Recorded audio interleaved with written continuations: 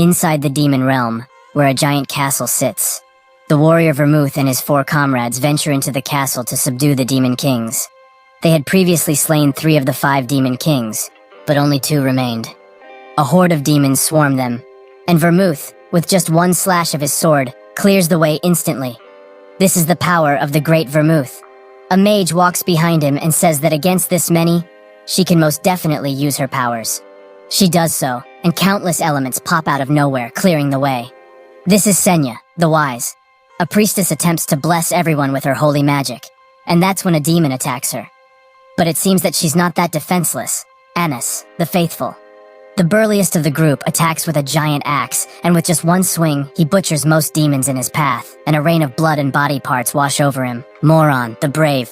The last person in the group, bearing quite a lot of scars, demands Vermouth stop going ahead and makes his way through the demons. This is Hamel, the Foolish. He was always jealous of Vermouth, and he considered him his rival. But nobody really recognized that. Having cleared all of the fodder, the party looks around for potential clues. That's when Hamel spots that Vermouth is in danger, and at the last second, jumps in front of him, taking the attack fully. The one who attacked seems to be a powerful demon, and Hamel falls down, as this attack has proved fatal. The demon attacks Vermouth in the same way, but now prepared, he dodges, and with 1 swift motion, cuts him in half. The party rushes to Hamel's side, and Vermouth looks down, noting that he didn't need to die like that. Hamel says that this death is honorable, and until this very moment, which would become his last, he regretted his past as he wasn't honest with his friends.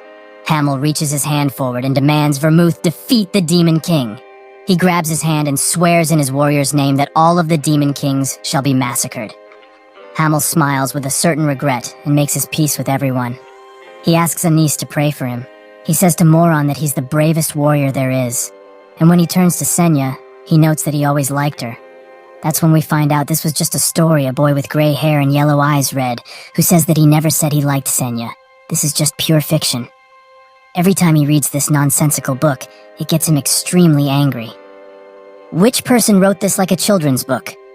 If only the author weren't anonymous, he would be able to show him a thing or two. He picks the book back up and wonders why everyone has such great titles, like the Wise or the Great, yet he was the Foolish. Was this perhaps written by some guy he pummeled 300 years ago? The same goes for his companions as well. Why didn't they do anything to this book? But it's fair, considering that they would never think the once-dead Hamel would reincarnate like this with all his memories intact. He, Hamel, died in the middle of subjugating the Demon Kings 300 years ago, and was reincarnated as a descendant of Vermouth. Now, he goes by Eugene Lionheart, and he's 13 years old. While he was still alive, Vermouth had many concubines aside from his first wife. Eugene finds this strange, as he wasn't the type to chase women needlessly. Did he perhaps change his mind? But it wouldn't be so bad, as everyone has needs, so he gets it. The only families considered direct descendants are the children of the first wife. Even with the same surname, which is Lionheart, Eugene's family is considered an indirect branch. These types of families are forbidden from training their mana and from using real swords before the blood sacrifice ritual. For a 13-year-old, he's quite buff, and he thinks that today is the last time he uses a wooden sword. He trains with his sword, and his movements are extremely fast. Not long after beginning to train, he snaps the dummy into 2. His father looks at this with a scared expression, and notes that this is not the first time he has broken one of these. Eugene turns to him, and his father notices how muscular he is. Quite scary for a 13-year-old. Eugene may be his son, but sometimes he's scared of him, as he doesn't act or speak like a child. There is no innocence left in those eyes of his, and even though he lost his mother at a very young age, he has not once missed her. Eugene says that the blacksmith in this town is utter trash, and selling low-quality garbage like this should be considered a crime and punished accordingly. His father coughs and says that he will give him a warning, but on the note of stuff to do, the blood ritual is tomorrow. Eugene thinks that this blood ritual of theirs is a dumb lion heart tradition held once every 10 years. Every child, between 10 and 15, whether from the direct branch or otherwise, gathers at the main family residence for the ritual. There, they compete in a sort of trial to find out who is really worthy of the Lionheart surname. But the main branches have an advantage. as they are allowed to train with real weapons and mana from a young age. So they are basically making sure the main family does better and that the branch families stay at their level. The father looks at the dummy and thinks that this son of his has such talent that he cannot imagine him being his son, and if only he were born into the main family. But no, if only he weren't this talented. Just like him, he wouldn't have to see and feel the difference between reality and his talents. Eugene asks what happened for him to have such a sad expression, but his father dismisses it as nothing. Eugene sighs and thinks that he's probably beating himself up for not being a good father. The father suddenly grabs him by the shoulders and demands he never compete with the children from the main family, as however talented he really is, he won't match the power of those kids, who have learned with swords and mana for a long time. Eugene smiles and says that he won't, but this is a lie, as this is just an easy win, considering he's basically fighting some 10-year-olds.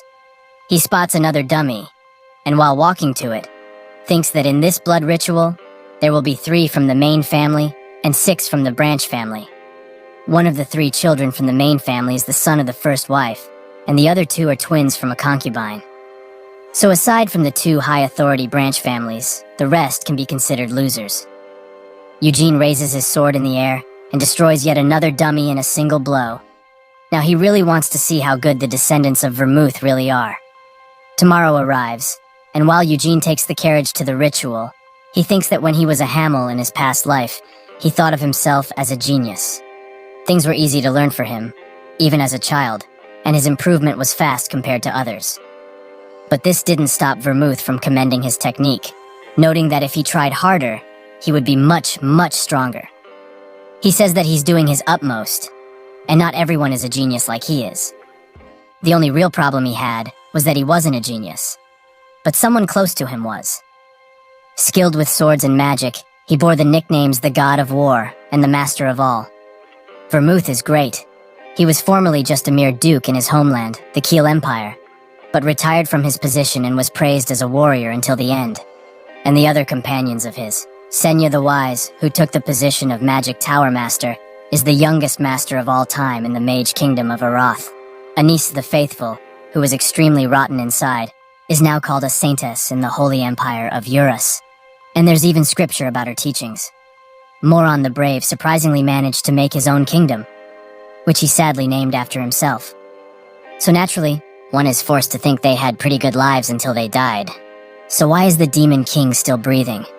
Back then, Vermouth definitely swore that he would destroy all of the Demon Kings, the shameless bastards. He originally died at the Demon King of Incarceration's castle, and Vermouth seems to have made a promise to that Demon King after his death. Because of that certain promise, the war with the Demon Kings came to an end, and the world was at peace, which persists to this day, 300 years later. A man who's also inside the carriage with him, Lord Gordon, notes that he must be quite nervous, but if he is, he will struggle when he actually meets the main family. Eugene thanks him for the advice, and Gordon says that from here on, it's all Lionheart property. But he doesn't need to prepare to get off, as the main residence is still quite far away. Eugene wonders why he's so smug, considering that this is not even his property. He says that it must be inconvenient if it's this large, and Gordon notes that there are several warp gates scattered about, so it's actually pretty okay. Eugene wants to ask why he wasn't allowed to use one of those, but he can already predict the answer, and would rather just shut up and smile. After a while, they arrive at the main family residence, which is quite big with shiny gold all around. But Eugene is prepared. They walk towards the main building, and Eugene isn't even surprised that he didn't get a welcome ceremony.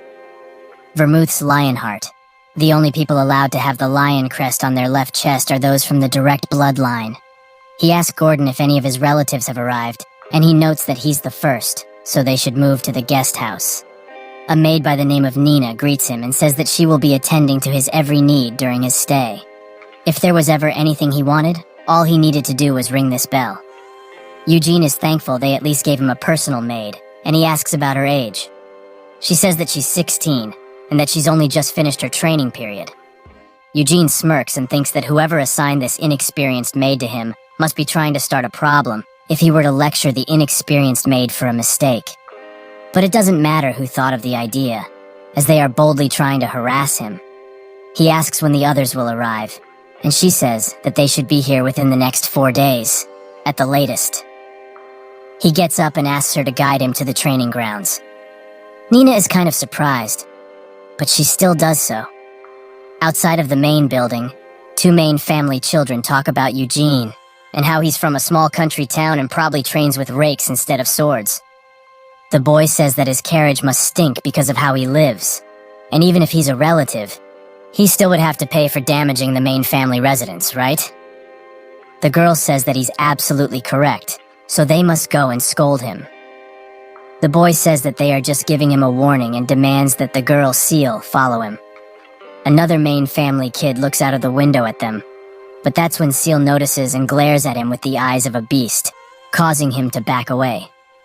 Eugene begins training with a spear, and while doing so, notes that he was in no way lazy in his past life as Hamel when it came to training. But this new body has been furiously trained since he reincarnated, and no matter how much he pushes his body, he hasn't gotten sick once, and his injuries heal extremely quickly. This body of Vermouth's descendant is capable of stuff he would only dream of. Nina looks at him training and is mesmerized.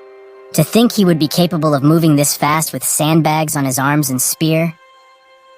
That's when she hears someone ask what this guy is doing, and she recognizes these as the siblings Cayenne and Seal, also asking what they are doing here. Cayenne repeats his question. What is that guy doing there? Eugene stops his training and says that it's very clear what he's doing, practicing the spear. He also calls him an idiot, and Seal pushes her brother to do something, as that country kid just called him, a main family member, an idiot. Cayenne gets angry and demands an apology. Eugene instantly apologizes, leaving him quite silent. He says that it wasn't sincere at all. He needs to bow down with sincerity, then apologize. Eugene says that they must be the same age, so why should he bow down if they are friends? Cayenne asks, who would dare consider them friends? And even if they are both Lionhearts, they are not equals. Seal reminds him about the carriage, and Cayenne begins berating him and demands he clean the carriage he came with, as it probably stinks from all the farm animals he must have taken care of. Eugene just looks at this excuse of an insult and asks Nina if she's his personal servant. She confirms this and says that she should clean the carriage instead of him.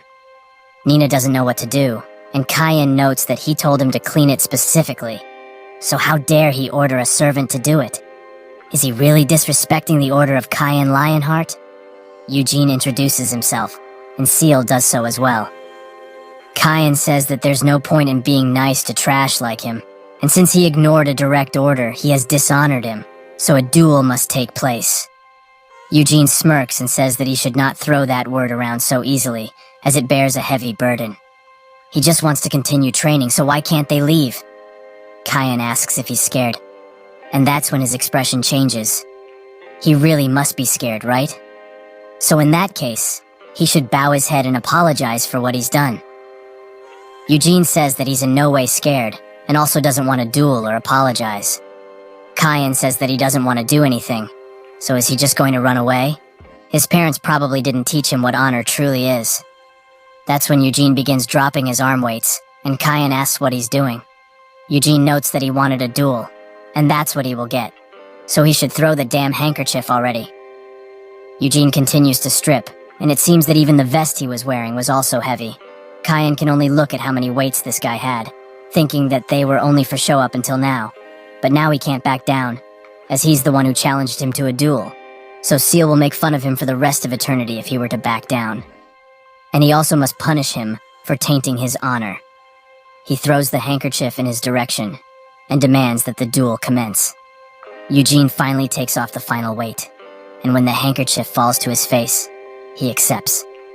In that very second, Eugene strikes Cayenne instantly in the gut, ending the fight in just one blow. Seal rushes to the side of her brother but backs away when she sees how much he's vomiting. She turns her attention to Eugene and says that he's a coward, and that was in no way an honorable duel. Eugene says that there was no cowardice there, as the duel started when the handkerchief was thrown, so it's his fault for letting his guard down. Ciel can't deny this, and instead says that he must have trained in mana, right? Eugene notes that the branch lines aren't allowed to train with mana until after the success ritual. Ciel doesn't believe it, and calls him a liar, as there is no way he's able to swing something so heavy without mana. And also, the attack that he performed was too fast. to the point where even if Kyan were to be on full guard, he couldn't have been able to do anything. Eugene smirks and says that his eyes aren't just for show after all. She notes that his mouth is quite foul, and he says that he has already heard that one plenty. But it's also not like her brother got beaten without putting up a fight, as when his attack reached him, he instinctively dodged backwards to reduce the damage. That's nothing short of amazing, given that he doesn't have any real experience just yet. Eugene notes that this guy has potential, but is not strong enough to be considered a descendant of Vermouth. Kyan gets up, and with heavy breath, calls Eugene a coward, who says that they really are siblings, considering they say the exact same things. He makes his way towards him, and notes that if he's an honor-bound descendant of the Lionheart family, he should humbly admit defeat after losing. Kyan becomes embarrassed, and Eugene thinks that he should have held back a little. As this is the child of a patriarch, won't they do something to punish him? That's when a man rushes to see what's going on with a stern face. Eugene notices the lack of a lion on his chest, so he's probably just a knight hired by the family and pretty skilled at that. Kyan calls him by his name, Hazar, and rushes to his side, noting that he lost to a country person like that guy. He challenged him to a fair duel, and lost. Hazar looks at Eugene, and introduces himself as the one in charge of instructing Kyan. Eugene also introduces himself and says that he's from Gidal. Hazar notes that is where Jahard's family is, and Eugene confirms that man is his father. Hazar demands to know what happened here, and Eugene says that Kyan simply picked a fight with him and also insulted his father. Kyan denies this, but Eugene says that he told him that he was not taught honor by his father, and also called him a coward. All of these insults to him, and also to his father. Weren't they enough reasons to accept the duel? Hazar thinks that all of these are valid reasons and takes Kyan away, noting that they should get his injuries treated as soon as possible. While leaving, Seal waves him goodbye, and he does the same. A few days pass, and while having a very big meal, Nina offers him the information that he requested. Deacon, Hansen, and Jules are planned to arrive tomorrow at noon, while Gargus and Desira are planning on coming that evening through a warp gate. Eugene thinks that they're coming faster than expected, and the succession ritual will commence soon. He walks out of the dining hall and apologizes to Vermouth as he's going to be messing with his descendants from now on, so he hopes he won't be upset about it. But it's not like he wanted to become one of his descendants. It's just a damn reincarnation after all. Kyan gets interrogated by his mother, the second wife of the main family, Anasilla, and asks if her son really lost against someone from a branch family. Hazar confirms it, and she demands Kyan come next to her. She strikes him with the fan in the same place he got hit, and asks if he really lost in a single strike. Kyan says that she's hurting him, and she demands that he stop complaining, as well as an answer from Hazar. Did that kid really not train with mana? He confirms this and says that Eugene doesn't possess an ounce of mana in his body. She asks Seal how her brother lost, and she explains that just as the duel started, Eugene hit him with the spear, and Kyan tried to retreat, but it was too late. The mother laments the duel being lost in a single blow, and Kyan tries to tell her something, but that's when she slaps him with all of her might and screams, demanding to know how he lost a duel in front of those lowly beasts, and to a child that lacks mana. Soon his father will be back for the ritual, so how's she going to face him then, huh? Kyan begins shaking and apologizes. The mother says that she would like nothing more than to cut Hazar's head off, but her husband favors him. He must train Kyan once more so that he may never disgrace her like this again. With that, they leave, and Hazar seems to be more of a parent to Kyan than his mother ever will be. She eventually calms down and asks Seal to befriend Eugene, or whatever his name was. Seal asks why, and her mother explains that right now, he's strong enough to win against her brother, so that's why. She thinks that if it were her way, she would kill that little cheat, but then she would become the first suspect. And if a feud were ever to break out within the family, the guardians of the familial law would come, and she must avoid that at all costs. The mother says that she just needs to become friends with him, and Seal says that she will do it, as she also has an interest in him, so she will befriend him. Her mother smiles, an evil expression running across her face. The next day, 3 boys from the branch families arrived at the family residence: Hansen, Decan, and Jules. While Eugene is training, Nina comes up to him with his clothes and notes that everyone has arrived. Eugene says that he thought they would have come at night, but they are here earlier than expected. Nina notes that the patriarch has also arrived, and he must quickly go. But he also needs to change his clothes. Eugene notes that he would be late if he were to do that, so he will just go meet him like this. They all wait at the front gate for the patriarch, and Eugene looks around. He spots the second wife, Anisilla, and the person in front of her is the first wife, Theonis. And that depressed-looking guy is the main family's eldest son and first in line for success, Iode Lionheart. The patriarch finally arrives, Gillard Lionheart, along with the younger brother, Keon. Gillard immediately goes to Iode and asks if his skills have improved. Iode tries to avoid eye contact and says that he's trying his best, as usual. This doesn't please Gillard, and he moves on to Cayenne and Seal, noting how much they have grown since he was gone. He also congratulates one of his brothers, Guilford, for having a son, and apologizes for not being there to see such a blessing. Guilford says that there's no need for such things, and Gillard moves his attention to the children of the branch families. He notes that they should have a meal together, and there they will discuss the blood succession ritual. They sit at the dining table, and Eugene spots the other two people who arrived, Gargus and Desira. He thinks that these were the people who came through the warp with the patriarch to attend the ritual. So are they perhaps of higher prestige in the Lionheart branch families? He also notices a man who is clearly not a Lionheart and thinks that only the patriarch and the ritual attendees are supposed to come to this meal. Seal also looks at him curiously and asks her father who that person is. He says that he was planning on introducing him at a later date, but they should do it now. The person gets up and introduces himself as Ian from the Red Magic Tower in Aeroth. Everyone is surprised, and Iode notes that he's the master of the Magic Tower, causing Eugene to spit out his drink. They all look at him, and Roberian asks if he's fine, to which he replies yes. Eugene thinks that if he's the Red Magic Tower master, he's Senya's direct disciple, or rather the disciple of Senya's disciple's disciple. 300 years ago, Senya attained the position of Green Magic Tower Master at the youngest age in Aroth's history. Not only had she improved all the spellbooks in Aroth, but she had also helped countless disciples of other magic towers, and even provided advice to the other tower masters. To this very day, the Green Magic Tower Master and Roberian still consider her their great master. But the most surprising thing is that he would meet someone related to his old companion so early. Gillard begins talking to Eugene, and notes that he heard about him from Theonis, and that his son dishonored him and his parents. Cayenne looks down in shame, and Eugene says that he did, but holds no real grudge against him. Gillard asks if it's because he won the duel, and Eugene notes that it would have been if he were to lose, because if he were unable to protect his honor, then it is his duty to at least accept this as fact.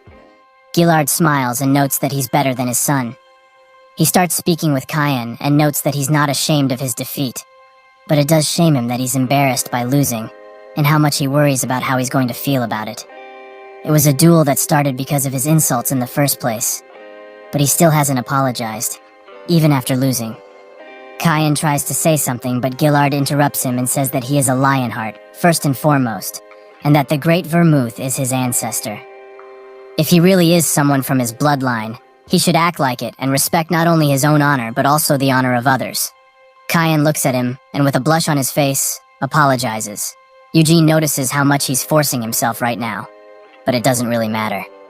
Gillard says that his father must be Jahard, and he apologizes, as he doesn't know him directly. Eugene says that it's only natural that he doesn't, as his family lives in a very rural area for someone like him to know about them. Gillard asks if his father taught him those moves, and he instructed him on the basics, but after that, he trained on his own. Desire is surprised he trained by himself, and Gargus is even more surprised that he managed to beat Cayenne now. Gillard notes that this succession ritual will be an interesting one this time, and the food comes.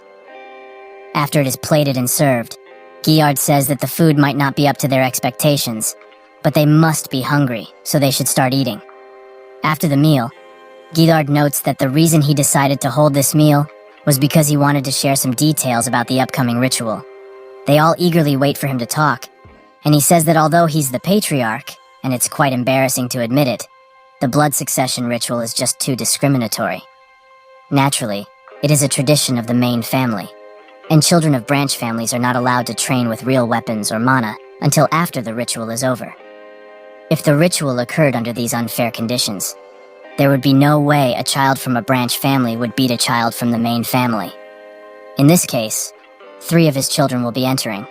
However, he believes that it's fair that he not only check on his own children, but also the potential of all the children who hold the Lionheart name. The ritual exists to prove to oneself that one is a descendant of the great Vermouth, so it doesn't matter if that person is from the main family or otherwise. Eugene smirks and notes that this descendant is much kinder than Vermouth himself. Gillard notes that, because of all of this, he asked for help with this ritual, and that's why Robarian is here. He gets up, and with a flick of his fingers, the table transforms into a map of a labyrinth. He says that the ritual will take place in here, and everyone will enter from a different entrance, and all they have to do is defeat the boss monster in the middle of said labyrinth. They will also have to avoid traps and defeat any monsters they come across. Naturally, everything that occurs inside of it is just an illusion made with magic, so it's basically just a big mind trick. But they shouldn't falter, as it will feel just like reality. Eugene thinks that he's not only summoning magic, but also using advanced illusionary magic. No wonder he's earned the position of Tower Master. Robertian continues, and says that if one of them manages to defeat the boss monster, the ritual will come to a close, and everyone will be assigned a point value based on how well they did. One of them asks if it's fine if they are unable to escape the labyrinth, and he confirms this. And if they are too scared, they can just stay at the entrance of the labyrinth. Eugene asks what they get for defeating the labyrinth boss, and Gillard smirks.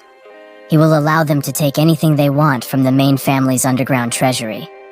Eugene is excited now, and finds this amazing. While walking away, he thinks that it still should be easy, and his only real problem is what to choose from the main family treasury. That's when he spots Desira and Gargus, who seem to have been waiting for him. Gargus asks if he really won against Kyan, and Eugene confirms this. And also, if they are done questioning him on useless stuff, he will be leaving. Gargus tries to stop him, but he just shrugs, not knowing what to say. Eugene makes his way to the training grounds and continues to practice, but he gets interrupted by Desira and Gargus, who are waiting for him to finish, with Desira holding spears in each of her hands. Eugene wonders why they haven't just gone to sleep yet, and that's when Gargus walks in front and, after a short second, rips out his shirt. He begins breathing heavily and pumps all of his muscles, making them glisten. Eugene wonders what just happened, and Gargus notes that he can touch it, but Eugene rejects this instantly. Gargus notes that his family has a secret muscle growth potion that accelerates muscle growth depending on training, while not accumulating mana within the body. And naturally, there aren't many side effects to this. Is he perhaps interested? Eugene asks if he's here to sell him the potion, and Desira says that there is one major side effect. If he were to consume it, he would start growing a beard, regardless of gender. She notes that she heard that he used a spear in his battle with Kyan, so why is he using a sword now? Eugene notes that he uses both swords and spears, making Desira think that he's just saying that he's good with most weapons. She throws him a spear, which he catches, and she says that her specialty is the spear, so they should fight. Eugene thinks that it would be easier to deal with her than that potion salesman, and he's also quite interested in how strong the high-ranking kids of the branch families really are, so he accepts the duel. They get into position, and Eugene asks what Gargus is still doing here. He notes that he's the referee, as even though this is just a simple spar, it still must be fair. Eugene thinks that he's acting the same way as Moron. Is he not secretly a descendant of that meathead? He notes that they will begin when he says start, and Desira urges him to do it already. She thinks about Eugene, and notes that his ability to use both swords and spears must be a bad joke. She will be the one to show him that the spear can't be mastered that easily. Gargus gives them the go-ahead, and she rushes in, thinking that the one who strikes first wins. But she suddenly stops, as Eugene is emanating a dangerous aura, and it's clear that he has no openings. He asks why she stops so suddenly, and this ticks her off, making her charge in once again. She strikes, but Eugene counters her attack. They continue to do this, and he thinks that considering the lack of mana in her body, she's actually pretty good, and she's still quite young, so the possibilities are infinite. But in her current state, she's no match for the likes of him. He continues to block and notes that she didn't hit him even once. She demands he shut up and thinks that if he thinks that he can block all of her attacks without dodging, it will cost him dearly. She charges in again, and they continue trading blows until she dashes behind him and prepares a mighty strike, thinking that he will not be able to block this one. Eugene raises his foot and catches the spear with it, making Desire desperately try to reclaim it. But it's already over, and this duel has already ended. Eugene Lionheart has won. Later that night, Gargus wakes Eugene up by noting that they should work together. Eugene wonders where he lives to wake a person up like that, and Gargus says that he just wanted to hear his response. Eugene notes that he heard the details of the ritual earlier, right? They are all coming from different entrances, so how are they supposed to do that in the first place? Gargus notes that they will end up at the same place, the center of the labyrinth where the boss monster sits. The twins from the main family will also most likely work together. Eugene asks if what he's suggesting is that they defeat the boss monster together, and he confirms this. Eugene says that he can probably do it by himself anyway, and Desira, who was leaning against the wall all of this time, says that he's just full of himself and foolish. But still, she can't deny his strength. And if he were to help them, they would surely defeat the boss monster with no real difficulty. He asks why they are so desperate to defeat that thing, and she says that in this ritual where both main and branch families participate, someone from a branch family hasn't even once. However, they have that possibility now, as they can work together. Doesn't he want to show defeat to the main family at least once? Anasilla looks out of the window and thinks that Robarian, who also came here to help with the ritual, is most likely scouting Iode as his disciple. Since he was young, he always liked reading more than being active, and because of this, he has shown aptitude for the magic arts. If Iode were to become Robertian's disciple, he would have to leave the family residence. In that time, Cayenne and Seal will grow up a lot, so Iode will basically give up on being the successor. The only real problem she has right now is with the ritual, as her children will forever be called the children of a concubine. They were only able to establish their position because she didn't let this bring them down. But to think her son would lose to a child from a mere branch family. She would rather have Eugene clear the labyrinth the fastest, as if he were strong enough to do this. The main family would be put to shame, and Cayenne's defeat would be covered up. 4 days later, the succession ritual is about to commence, and everyone is gathered up. Roberton prepares some magic, and gives each of them a blue orb. He notes that first they will create their weapons, so everyone should try to mold the light into the weapon they want. They all begin doing so, with Seal being the first to succeed, and creating a rapier. She begins testing it out, and asks what would happen if it were to break. Robertian laughs and says that both the sword and labyrinth are created with magic, so the sword she has right now can't break in the labyrinth. She asks if she can make something like an animal instead of a sword, and Robertian notes that she could make a doll or golem but never a living being. Iode asks why they can't, and he notes that it's considered taboo magic. Giving birth to another life is something beautiful, and it is a power that only living beings have. Iode is quite surprised at his response, and Gargus succeeds in creating his weapon, a giant greatsword. He notes that it's like the greatsword he uses back at home, but more real and less wadden. Desira wonders who asked and finally manages to make her weapon, a spear. Everyone also finishes creating theirs, with most being swords. Eugene, however, also creates a shield, and that's when Seal asks what he will do if they meet in the labyrinth. Will she perhaps fight her? Eugene asks the Patriarch if fighting is allowed, and he confirms this, as it was part of the ritual in the first place. However, good judgment and cooperation are also very important, as they are a family that all bear the same name. Seal thinks of the world's family, and begins smiling at Eugene, who is extremely creeped out by this. With this done, Roberton also gives them some necklaces and notes that they are connected to their minds. If they were to become distressed in the labyrinth, the necklace will react, and when that happens, he will consider it a dangerous situation and will intervene. Eugene notes that it's just a safety tool to prevent accidents. Roberton also says that if they ever want to get out, they can just tap on the necklace and ask for help. With that, everything is prepared, and they can now enter the labyrinth. They will enter from the same entrance, but will be split up the moment they walk inside. They all head towards the gate, and Seal wishes Eugene good luck, who reluctantly does the same. He walks through and finds himself in a corridor. He thinks that he went through something like this in his past life, and that the ceiling is blocked off. He takes a swing of his sword, and notes that this space is pretty tight, so it will be difficult to use a weapon with a long reach. And that's precisely why he chose a sword and shield, as this basic combination can't be beat in most situations. He doubts that this challenge will be of any difficulty, however, as it was just made for kids. With that, he takes his first step into the labyrinth. A few small slimes attack a participant, and he begins flailing the sword around with no rhyme or reason. After he gets stuck to the ground, he desperately asks for help, and Robertian appears, teleporting both of them out of the dungeon. An hour after the succession ritual began, 3 had already failed. Gillard looks at them with a certain disappointment in his eyes, and notes that they should go rest. He sits down with Robertian, and they watch how everyone is doing, specifically Gargus, who swings his giant greatsword around, and it often gets stuck. But because of his great strength, he pushes through and still manages to do heavy damage. Gillard notes that his movements are a tad awkward, but he's managing just fine, as he's not having any difficulty with the monsters he's facing.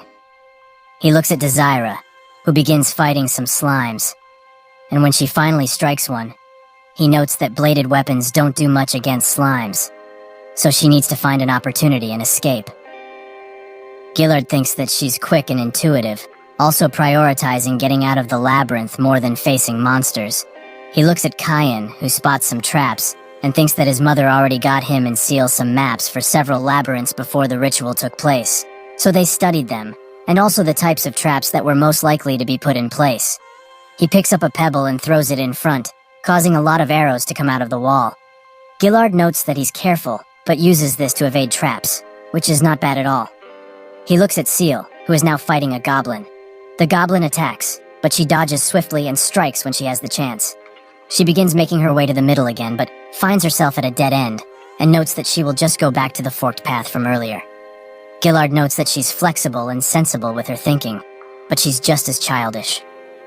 He moves on to Iode, who is confronted by a goblin, but instead of being scared, he's amazed at what magic can do. The goblin finally attacks, and after a few blocks, he manages to cut him, still amazed at what magic can really become. Robertian looks closer and notes that Iode seems quite interested in magic. Gillard says that he's loved magic ever since he was a child, and he used to be taught by a mage from the capital they invited, but he hasn't really tried to learn much since then. Robertian asks why that is, and Gillard notes that he gave up because of this harsh reality, as he has decided to become the patriarch because of his mother's wishes, and magic proves to be no advantage when competing for success.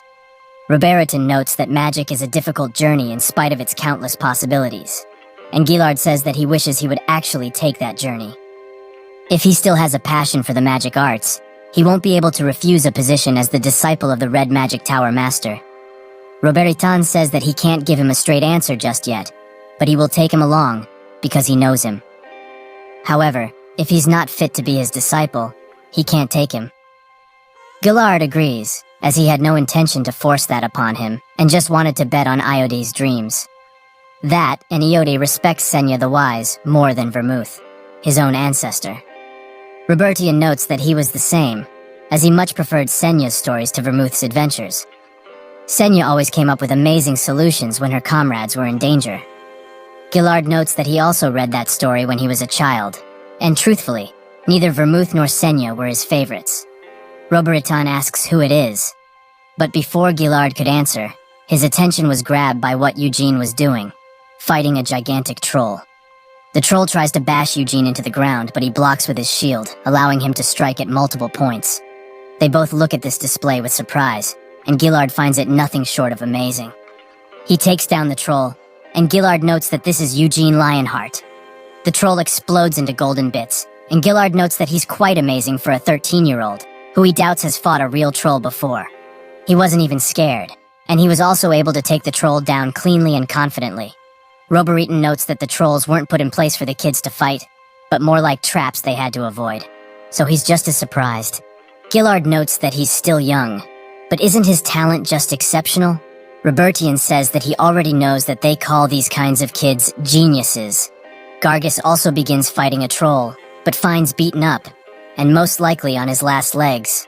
But he summons the strength to charge in, and with a swift dodge, manages to cut the trolls, giving him the opportunity to end the fight.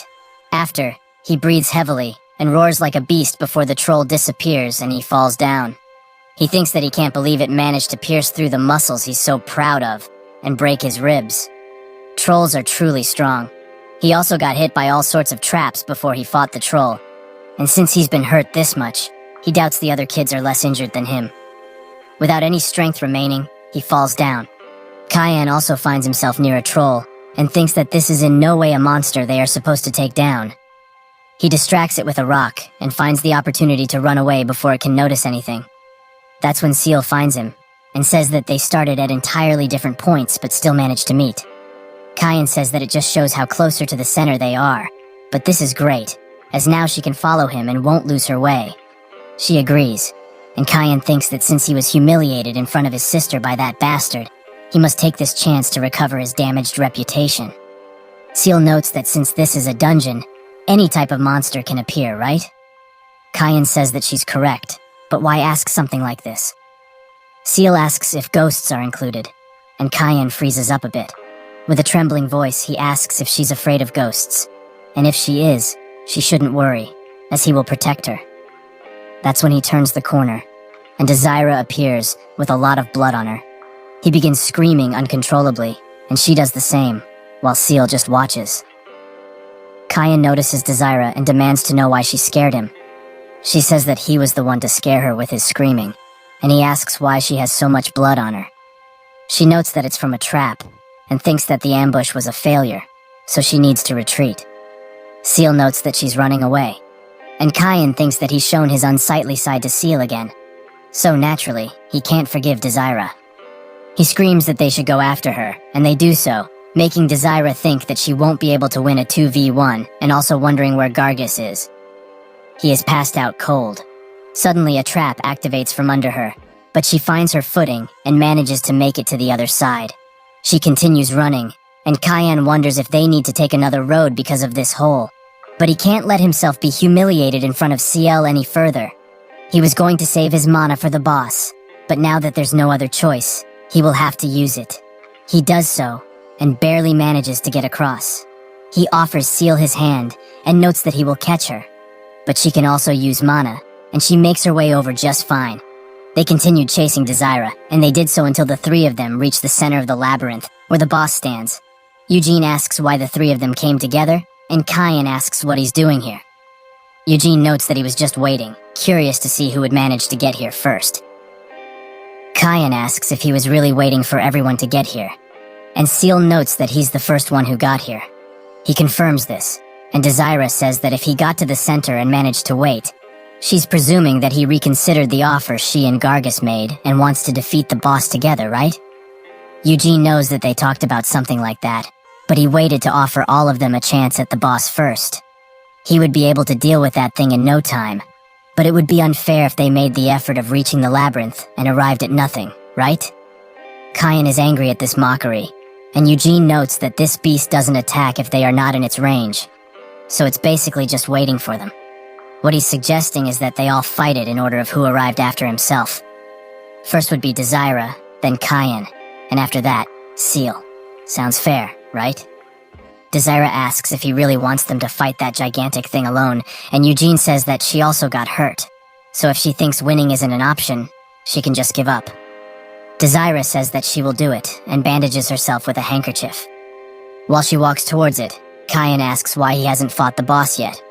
Eugene says that he will, after everyone else is done with it. Cayenne notes that he might not get the chance, as he will surely defeat the boss by himself. Eugene smiles, and says that if he really manages to do that, he will give him the utmost respect for the rest of his life. This makes Cayenne excited, and demands he not forget the promise he just made. He sits down, and thinks that the Minotaur is a common monster in the labyrinths, but it's way bigger than he imagined and is surely bigger than the troll he met. However, that's the only scary thing about it, as it doesn't seem hostile compared to a troll or ogre. With this, he should be able to defeat it in one fell swoop. The Minotaur's eyes open, and it slowly gets up. Desira looks at it and wonders how she can kill something that huge. However, she has come too far to give up now.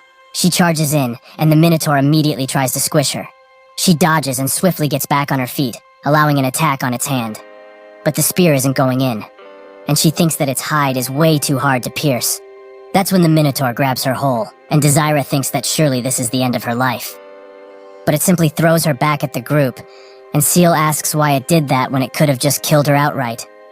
Eugene notes that it's not a real monster, and the battle was already over when she was grabbed, so it let her go.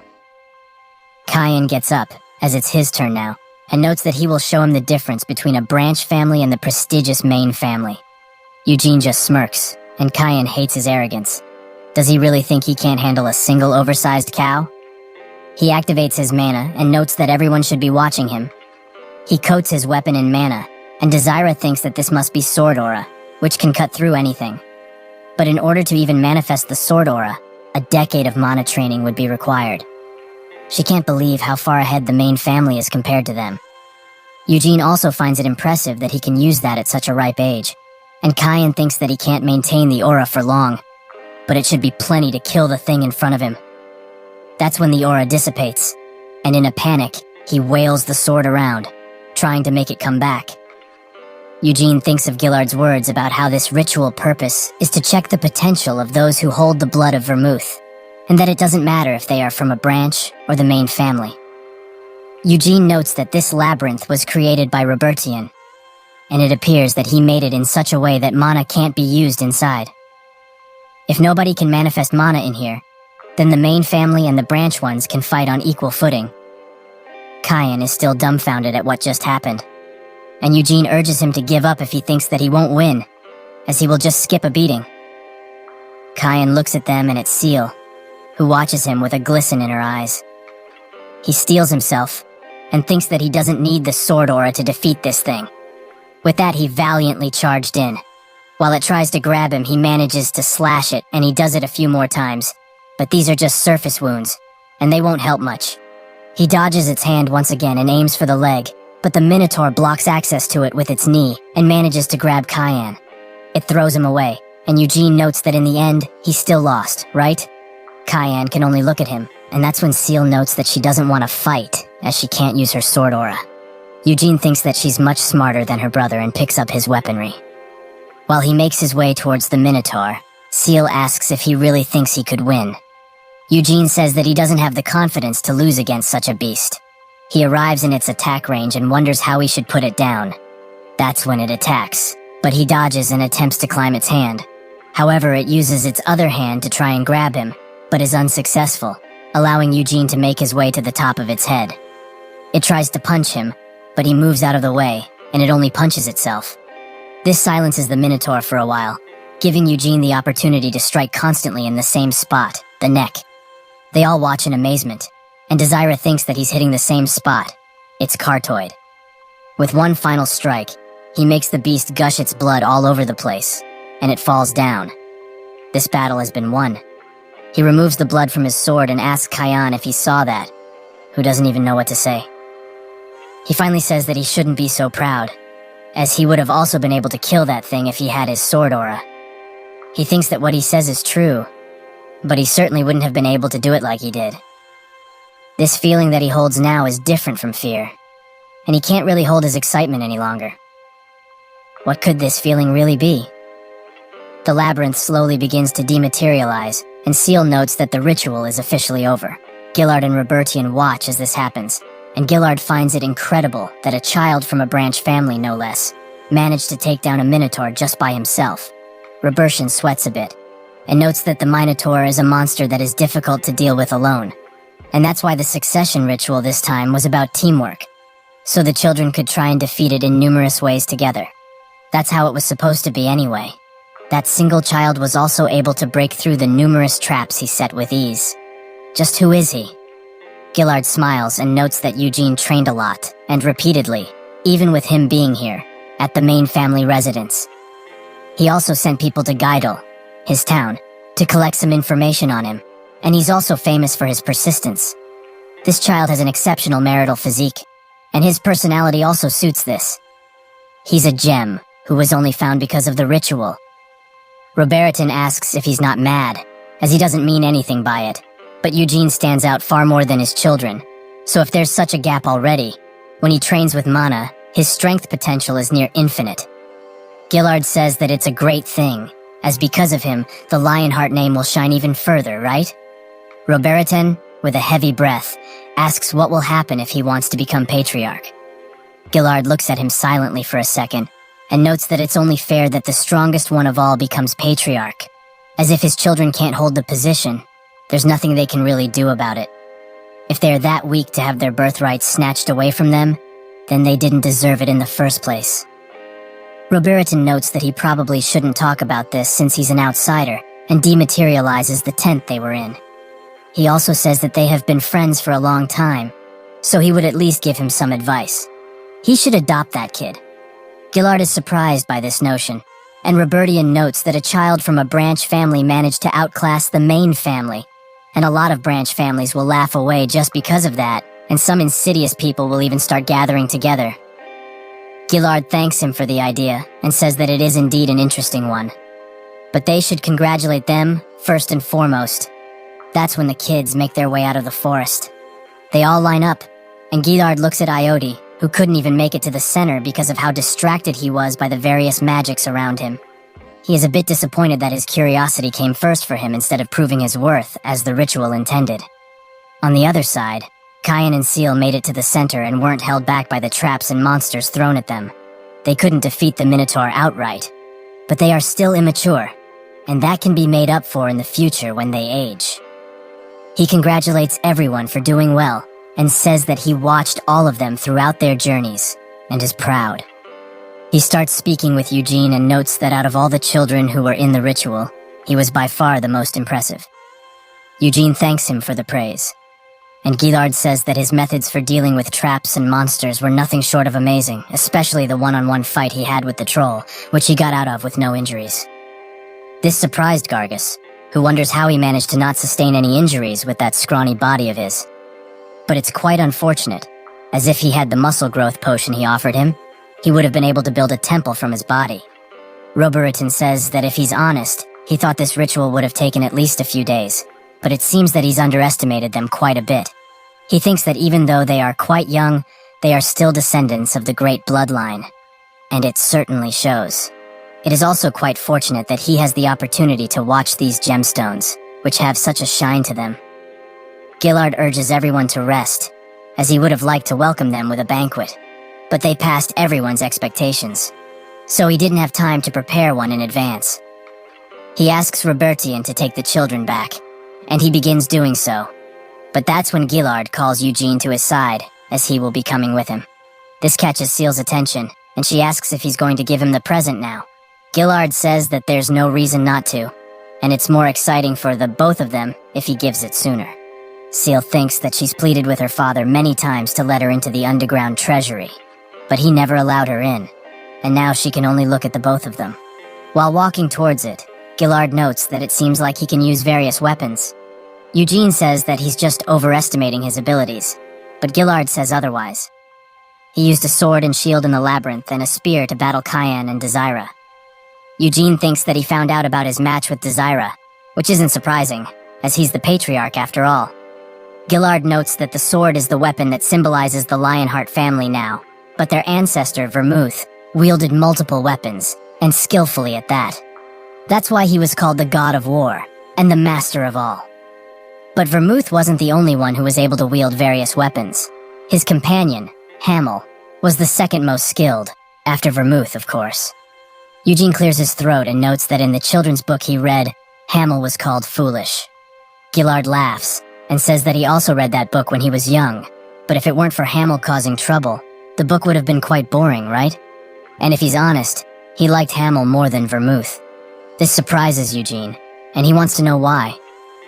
Gillard notes that he liked that Hamel was more human compared to the untouchable Vermouth, as it was shown in the book quite often. Hamel always felt inferior to Vermouth, but was never discouraged, and instead, he always overcame his shortcomings.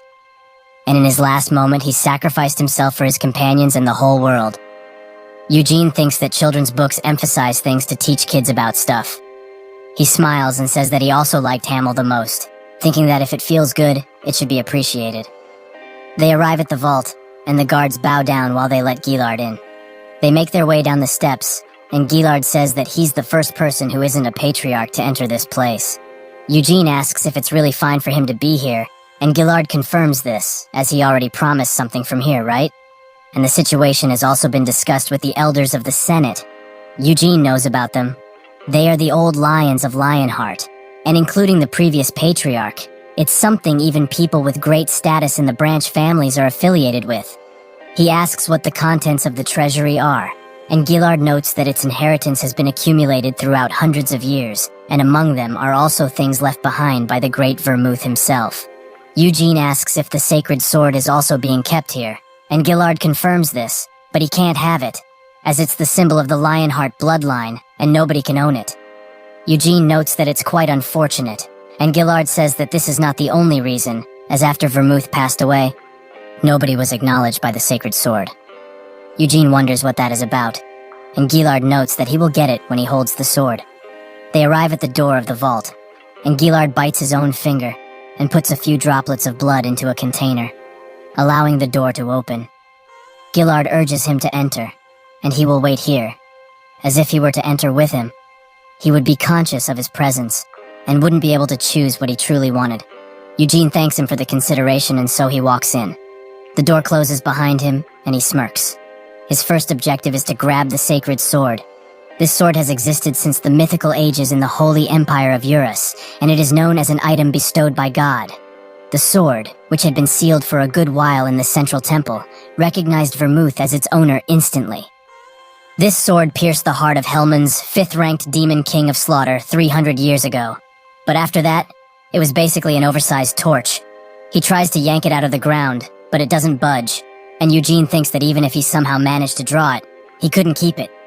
So he should give up and look for something else. He begins to look around and spots the Devourer's sword. It's a sword that devours the mana of what it kills and makes it its own. It can also split strong magic with one single hit, but the reason Vermouth was able to handle it was because he was also a talented mage. So it's too much for him currently, but there are many familiar weapons in here. The dragon spear, Carbos, is a weapon comparable to a dragon's breath, though quite slow to warm up. The windstorm sword, Winead, was blessed by the king of wind spirits. The lightning bow, Pernoia, which is able to call down a lightning strike no matter the distance. The sword of no return, Zabel, when imbued with magic, splits into pieces and forms a formidable whip. The shield of Gadeon can send any attack it receives into the void. There's nothing here that would really disappoint him were he to pick them. But is this really all they have? What about the demonic spear or the moonlight sword? But it has been 300 years, so they naturally took the most overpowered weapons for themselves, the greedy bastards. While thinking, he comes to the conclusion that the most suitable weapon for him now would be Winead, as he can summon wind spirits with it, and also their king, if he had enough mana, that is. Spirit magic is hard to get into, as without talent, not even a skilled mage can control a single low-grade spirit. However, with Winead, that shouldn't be an issue. But since he's in the treasury, he should look around more, as he might find something else. He gets to the place where accessories and jewels are being held, and spots a necklace, which he immediately snatches. This is the same necklace he wore in his past life as Hamel. It's a keepsake from his parents, who were both butchered by a monster. Of course, he had his revenge, but even so, he wore this necklace until the day he passed away. Why would this be here? Did Vermouth really recover his body? But he also wouldn't just leave it there to rot. The promise made between the demon of incarceration and Vermouth brought peace to the world. But the 2 remaining demon kings are still alive in Helmut because of this. They all promised to kill the 5 demon kings together. But just what kind of promise did they make? And also leaving his keepsake here. Just what was that Vermouth thinking? Perhaps it was his fault, as maybe there wasn't enough manpower to defeat the demon kings after his death. He doesn't need or want to resent Vermouth and his companions, as there must be a good reason they didn't kill the demon king. There are many weapons that he would like from this treasury, but he can't leave this, Hamel's keepsake, to gather dust in the Lionheart treasury. He comes out of the vault, and Gillard is surprised by his choice. Eugene notes that this is what he liked the most, and Gillard says that there are countless treasures in there, but Eugene notes that they are too much to handle for him currently. Gillard asks to have a look at the necklace and notes that it's just a simple, crude necklace with nothing special about it. So why would this be in the treasury? He points it at the lion's head, and it emanates red from its eyes. Gillard notes that this necklace isn't registered in the treasury and shouldn't have been there. Gillard says that this necklace holds no real value, and he wouldn't be able to buy a cheap sword if he were to sell it. Does he really want such a thing? Eugene says that he does, and Gillard notes that it can't be helped then, but he will have Robertin analyze it since it came from an unknown source and might be imbued with magic. Eugene asks if he can have it after, and Gillard promises that it will end up in his hands. He also says that since things turned out this way, and this item is technically not a Lionheart treasure, why doesn't he go back inside and choose another treasure? Eugene asks if he can really do that, and Gillard confirms it, as he promised he would let him choose one treasure from here. Eugene thanks him, and immediately goes in, while thinking that he's quite flexible, a surprising characteristic from a descendant of Vermouth. But this time there's no need to hesitate, and so he grabs Wined. He gets it out of its sheath, and thinks that now this sword is his. That night, Desira bashes him for not choosing a spear, as he's extremely good with that type of weapon. Eugene says that it was his choice, and he's good with swords, as she saw at the ritual. Gargus thinks that it's too light, and considering his strength, he should have picked something heavier, like a hammer or an axe. But now that the succession ritual is over, why doesn't he come back with him? As he will provide all of the muscle growth potions he wishes. Eugene screams that he doesn't need them, and Desira demands he stop talking with this meathead and draw his sword. Eugene does so, and she asks what kind of sword it is. He notes it's the Wyniad, and according to the Patriarch, the blessing of the Wind Spirit King is imbued within and can most likely summon him after he gains enough mana. Desira says that it is a cool sword, but she still thinks he should have gotten a spear. Eugene says that there were also a lot of spears in there, and she asks if he saw them. The dragon spear is Carbos, which apparently lets out a fire breath. Eugene lies and notes that he doesn't know what it looks like. She asks about the demonic spear Rustidos, which is the strongest weapon Vermouth used. Gargus says that he also knows of that spear, as it was used by the Demon King of Cruelty. This makes Eugene think about it. And 300 years ago, there were 5 Demon Kings in Helmut. Rank 1, Demon King of Ruin. Rank 2, Incarceration. Rank 3, Frenzy. Rank 4, Cruelty. And Rank 5, Slaughter.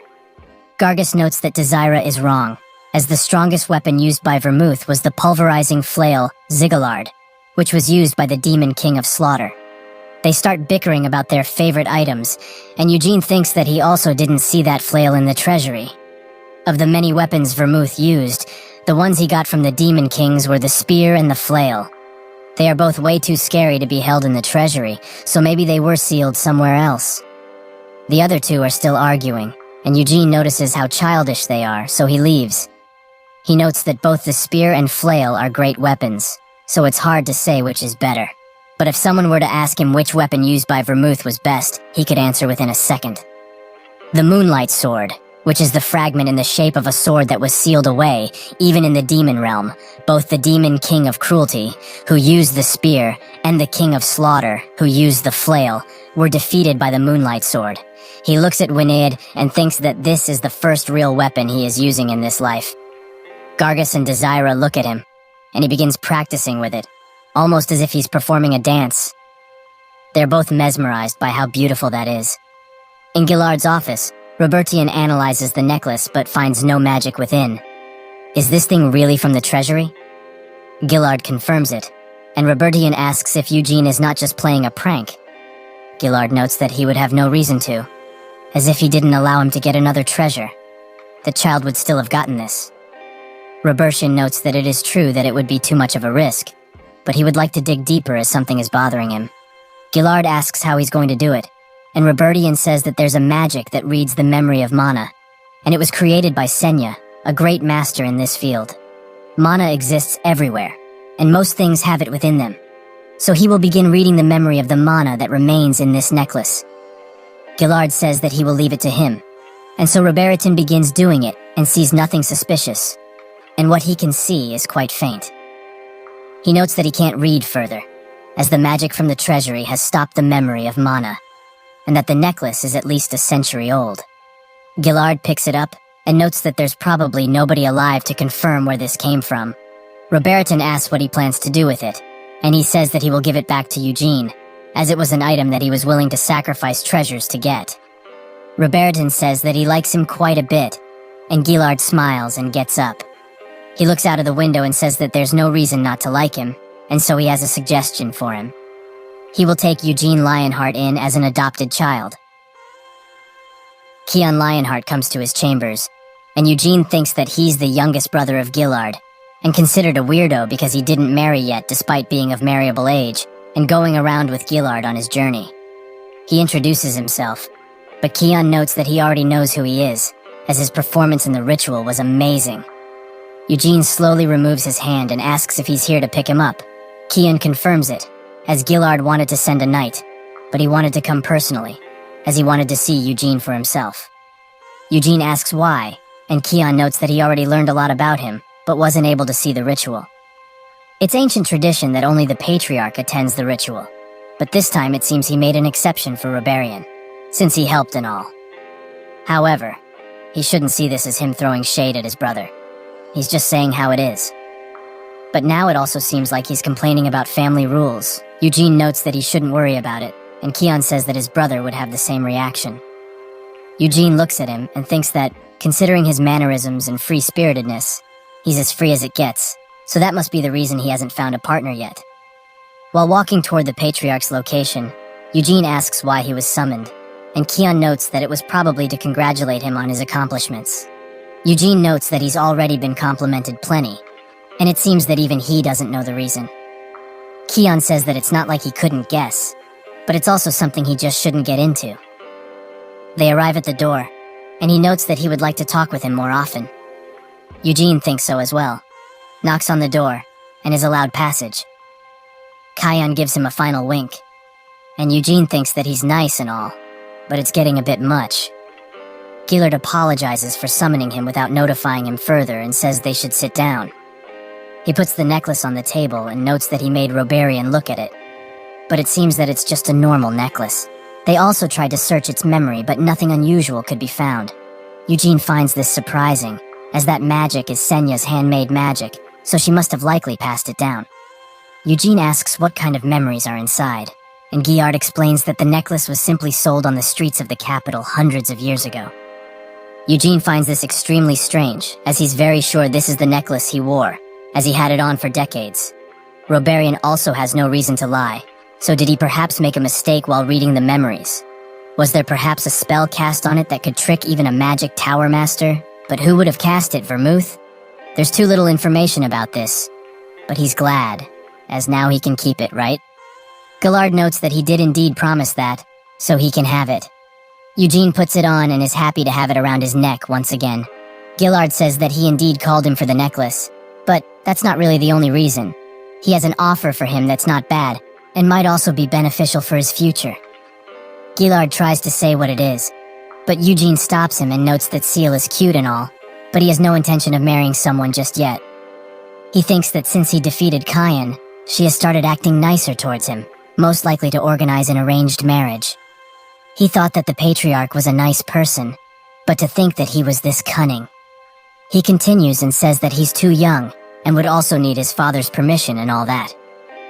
Gillard says that he misunderstood something, as he wasn't trying to force him into an arranged marriage with Seal. Eugene sits in silence for a second and blushes heavily as he makes the worst assumption ever. Now he just wants to beat himself up for just thinking of it. Eugene asks what this is about, and Gillard finally says that he wants to adopt him. Eugene finds this just as shocking, and thinks that it's not that bad of an idea to tie him down to the main family. Eugene notes that adoption is quite a surprising offer, and Gillard says that it's not as surprising as an arranged marriage, right? Eugene apologizes for that, and Gillard notes that if he wishes, he can also get his father, Jahard, into the main family. Eugene says that then he would have two fathers, but Gillard doesn't want this to become complicated and wants him to join the main family. He's a father of 3 himself, so he wouldn't dare try to steal a child from his father. And although he has never met Jahard before, he will respect him as one of his brothers. Eugene ponders heavily and wonders what to do. Eugene asks if he were to refuse this offer, would his father lose his respect? Gillard denies this and gets up. It's a bit embarrassing to say this out loud, but he's not petty, and if he were to refuse, that would be that. He will respect whatever his decision might be and wish him the best in the future. Eugene says that this decision is quite difficult, so he needs to talk with his father about it. Gillard notes that they will decide after the banquet, and he will have an envoy sent to Geidel for his father. Eugene thanks him, and is lost in thought once again. He suddenly asks what he meant by having a good future in the main family. Gillard notes that if he grows up in this main family residence, he would enjoy many benefits, and they also have a few knights under their employment who would be able to teach him quite a lot of things. Eugene says that if he's ever adopted, he wants to learn from the strongest person, so if he becomes his son, can he learn from him? Gillard looks at him, and Eugene thinks that this is the perfect opportunity to see how strong the patriarch really is. Gillard smiles, and notes that he could teach him, but if he really wants to learn from the strongest person here, there's someone else who fits that description perfectly. Eugene asks who it might be, and Gillard says that it's Keon, who has surpassed him for quite a while. He also asks if his father taught him anything about mana, and Eugene notes that he hasn't told him anything yet because he told him not to tell him anything yet, as he would have probably trained his mana without wanting to. Gillard notes that he's been training every day since he got here, without a skipped day. He thinks that mana stones are crystals of mana found within higher-ranked monsters, and it's customary to get started with mana with the help of a mana stone. However, the more efficient and big the mana stone is, the harder it is to obtain, and for a person to really get the most out of it, they also need someone capable. All of this would put a strain on Jahard's family, and that environment is just too lacking for Eugene's talent to truly shine. He sits down and thinks that he can't tell Eugene all of this, and cause unwarranted hatred towards his family. So this will be discussed further with Jahard.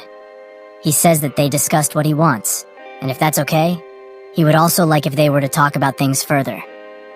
Eugene accepts this offer, and for a while, they talk about all sorts of things.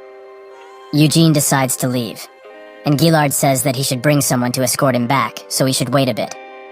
Eugene notes that it's all right, as the annex is not far away, and he will head back alone to get some fresh air. While walking towards his accommodation, he notices the scent of perfume coming out from behind a corner, and it's quite potent. It's not moving, so someone must clearly be waiting for him. He continues to walk towards that place, and that's when Anasilla pops up and makes it seem like she wasn't stalking him all of this time, which he notices. He plays along and introduces himself. She says that she heard him and the patriarch have a discussion, but it must have been quite long, as she didn't notice he was still inside. Eugene asks if she wants to say something to him, and Anasilla thinks that this child is already daring and quite arrogant to boot. But it's not in the least surprising, as someone from a farm like him won against the main family, and also claimed victory in the succession ritual. He will surely experience limitless growth in the future, so it's better to be friendly to him than an enemy. Also, tying him down to the family with an arranged marriage using Seal is not a bad idea, and that's precisely why she had Seal stick around him. She wonders what they talked about, and Eugene notes that he shouldn't share the matters he discussed with the patriarch privately. She forces a smile and says that it's true, but she's not interrogating him here, as she wanted to say something to him herself. Eugene waits for what she wants to say, and she apologizes for how disrespectful Cayenne was, and also apologizes once again for not apologizing earlier. Eugene notes that there's no need for that, as he's already made peace with Cayenne. She says that he's quite mature for his age, and is also relieved that he thinks this way. She also made sure to give Cayenne a stern warning, so now she can only hope they get along in the future. Eugene says that of course they will get along well. They are a family that shares the same surname, right? Anasilla stares at him intently and thinks that he's not entirely wrong, but it just feels wrong to be basically called family by this child. He asks if he can leave, and she allows him to do so, noting that he should take a rest. While walking away, Eugene thinks that this is the same woman that tried to persecute him from the start, because he was of a branch family, so he shouldn't get involved with her if it's not needed. 2 days later, Jahard arrives at the residence and looks around worrisomely. Did Eugene really win the success ritual? His only son won against the well-trained main family. He showed such talent since he was young, but he didn't have the ability to support that. He thought that at the ritual, he would have to face reality, that the gap between the branch and main families is stark and clear. That's when Eugene calls for him and waves, with the patriarch next to him. He immediately rushes over and embraces him tightly, He begins crying and says that he's extremely proud to have someone like him as his son. Eugene smiles and says that he already told him he would bring good news, right? Jahard notes that he indeed said something like that and apologizes for not believing him earlier. He also introduces himself to the patriarch, and Gillard does the same to him, also apologizing for the late invitation. Jahard shakes his hand and says that it's not an issue in the slightest, as he's just thankful he was invited in the first place. Gillard says that he doesn't want to take away family time, but could they both have a chat inside? Jahard agrees, and so he walks away. Gillard presents him with the offer of adoption and notes that if he were to adopt Eugene as his son, he would also be included in the main family. Jahard looks down for a second before getting up. He says that he's sorry if this comes across as disrespectful, but as his father, he can't help but worry about his son's future here. Gillard asks what kind of worries he has, and Jahard explains that he's worried the main family will harass Eugene. He already has 3 children, so if his son were adopted, he would be considered a freeloader. Gillard says that he understands, as he also doesn't want to limit Eugene's future. But the main family takes the legitimate bloodline extremely seriously, and he's almost sure they wouldn't just accept a child from a branch family so easily. And additionally, Eugene wouldn't be able to succeed in the patriarch position. But as long as Eugene doesn't become greedy, his talent will truly blossom if he were with the main family. As his child, Eugene would become closer to his other kids, and a better future would be made for him as a result. Jahard notes that all of this is correct, but he at least wants to talk with his son about this first. Eugene trains with his sword, and his father pops up, looking quite depressed. Eugene notes that the news must have been quite shocking, and he asks what that expression is about. Jahard looks at him, and spots that he has Winnet on his waist. So that must be what he chose from the family treasury. Even if he were to sell everything he ever owned, their family just wouldn't be able to afford that sword. He looks away and says that the patriarch wants to adopt him. Eugene says that he already knows that, since he told him first and foremost. Jahard notes that he would like for him to become his child, as it is in his best interest for a better future. However, he may have to go through hard times later because of this. Eugene scratches his head and says that it may be so, but he already knows him. Eugene Lionheart would never back down. Jahard grabs him by the shoulders and says that he and his mother gave him that name, and he should never forget that. Eugene says that he knows, and that even if he were adopted, his real father would still be Jahard Lionheart. Jahard hugs him tightly and thinks that it's quite a pain that he's being adopted, but he would be gaining quite a lot, so it's quite worth it. He also has no intention to become patriarch, but nobody will really believe him. So the first and second wives will surely try to keep him in check. However, there are 2 ways to deal with complaints and hostility. Ignore it outright, or destroy them. Gillard invited all the families of the children who underwent the ritual to the banquet, and it was mostly to bless the victory of a branch family, rather than focus on the shame brought upon the main family. Some people come up to Jahard and congratulate him on becoming part of the main family. Gargi's father also wants to give him their muscle growth potion if he's interested. Eugene looks at this and thinks it's best not to mingle there, as he would receive an annoying amount of attention. Anasilla and Kyan stand in a corner, and she pushes him to be more confident, as he will be compared to that person from now on, and when they look at him, they will only be reminded of the duel he lost. They will also laugh that a main family member, a direct descendant, lost the succession ritual to a branch child. Kyan looks down, and his mother says that it can't be helped, and he needs to feel this embarrassment but shouldn't despair, as even if people laugh and bash him, he's still her son and a direct descendant. She leans towards him and notes that Eugene can't become patriarch, but he shouldn't feel relieved about this, and instead try even harder, while also becoming friends with Eugene. Kyan is surprised by this, and asks if it's because they're siblings. Anasilla notes that this is exactly why he must treat him like a brother, so that he can help him later. Kyan agrees with his mother, but is a little shy and wonders how to become friends with him. While eating some cake and following him around, Seal notes that they are siblings now, so shouldn't he call her big sister by now? Eugene notes that she's only a few months older, and she says that she's the little sister because she was born seconds apart from Kyan. Eugene says that is entirely different, and while she nags him to do it, he thinks that he would rather bite his tongue and die than call this brat his big sister. In the Patriarch's office, Robarian says that he can't take Iode as his disciple unconditionally, as at the Red Magic Tower, summoning magic is the specialty, and he will be tested for aptitude on that.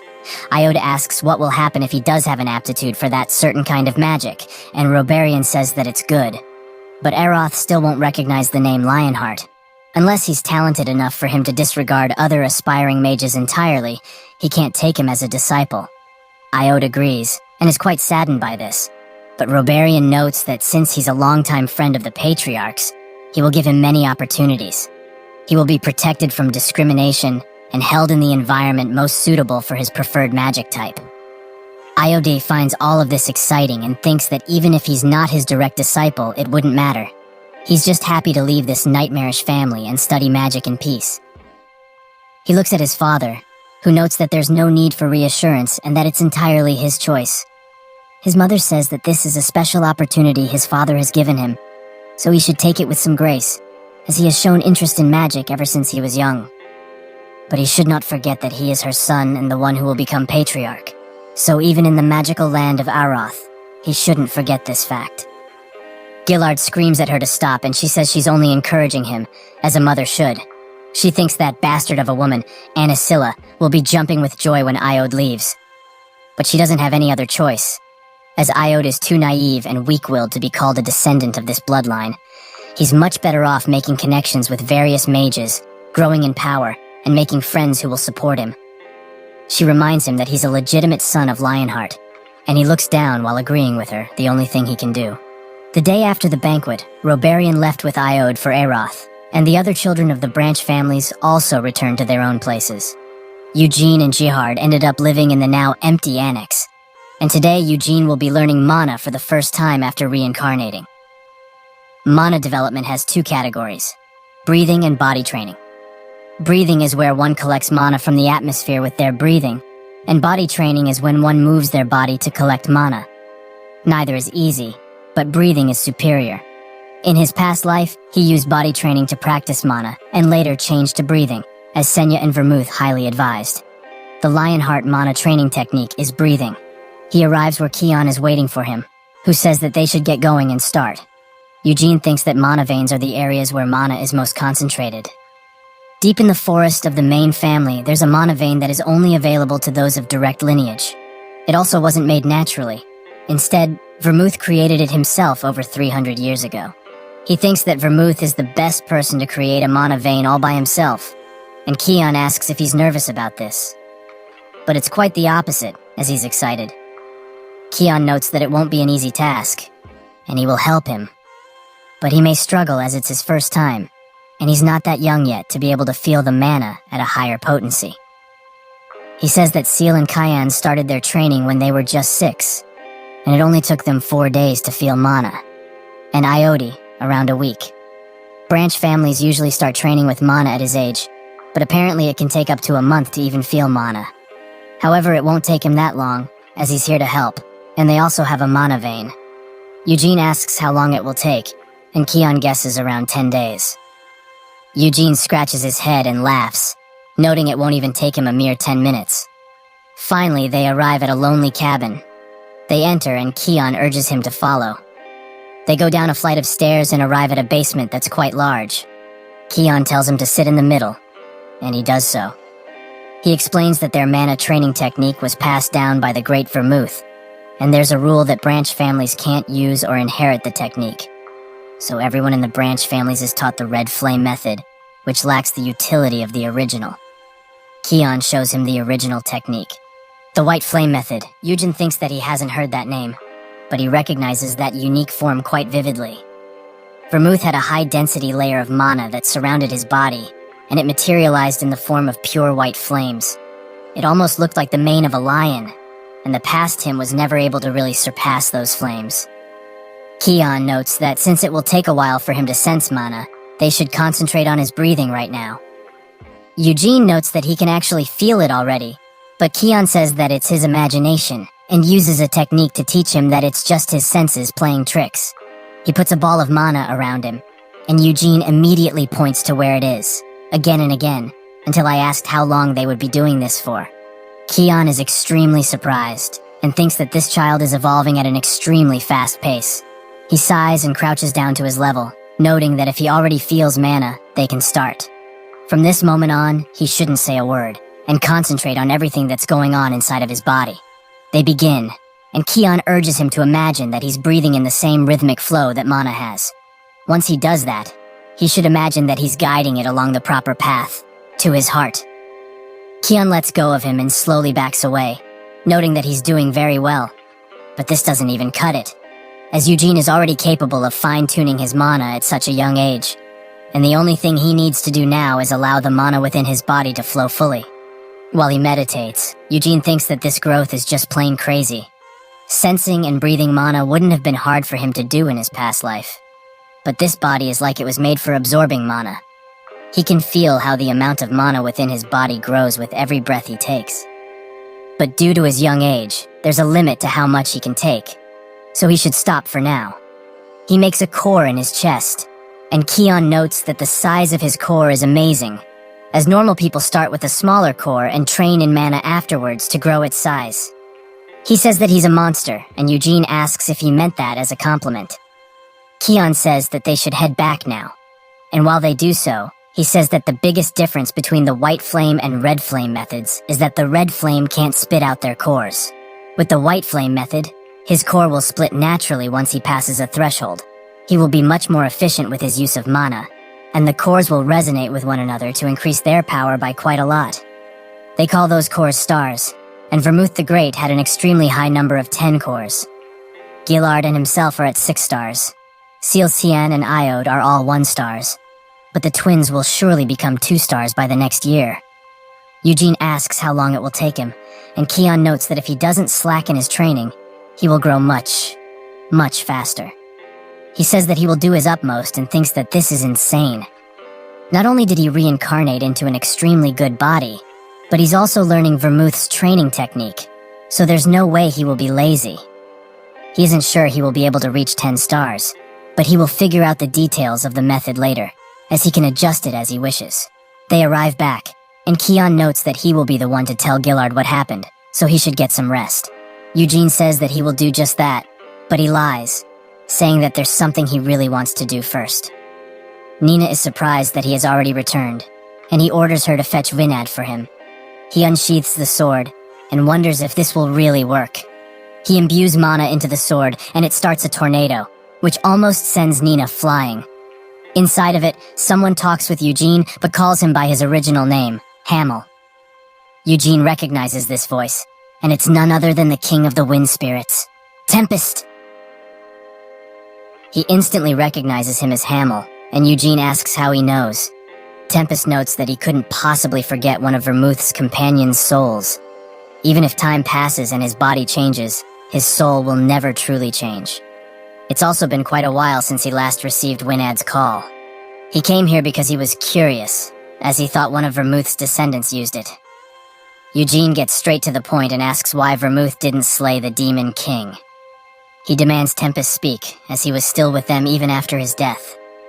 Tempest says that he can't hope to decipher Vermouth's mind, but in the battle against the Demon King of Incarceration, Vermouth unexpectedly sheathed his sword. Eugene is quite shocked at this fact, and Tempest says the battle was the fiercest of all, but the ending was lacking in that regard. The only ones left standing were the Demon King of Incarceration and Vermouth. That's when he chose to sheathe his sword. He did not slay the Demon King, and he left. Eugene sits in silence for a second, but he just can't believe that. He notes that everyone here says that Vermouth made a promise to the Demon King, so what was it? Tempest notes that the only ones who know about said promise are the ones who were present when it occurred.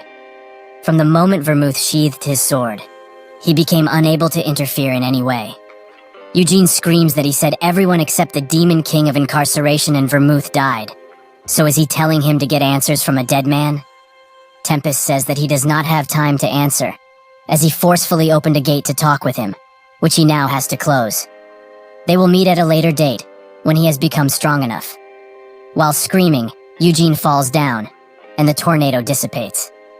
Nina sees him passed out and is extremely horrified. Later he wakes up in bed, but a headache instantly rises.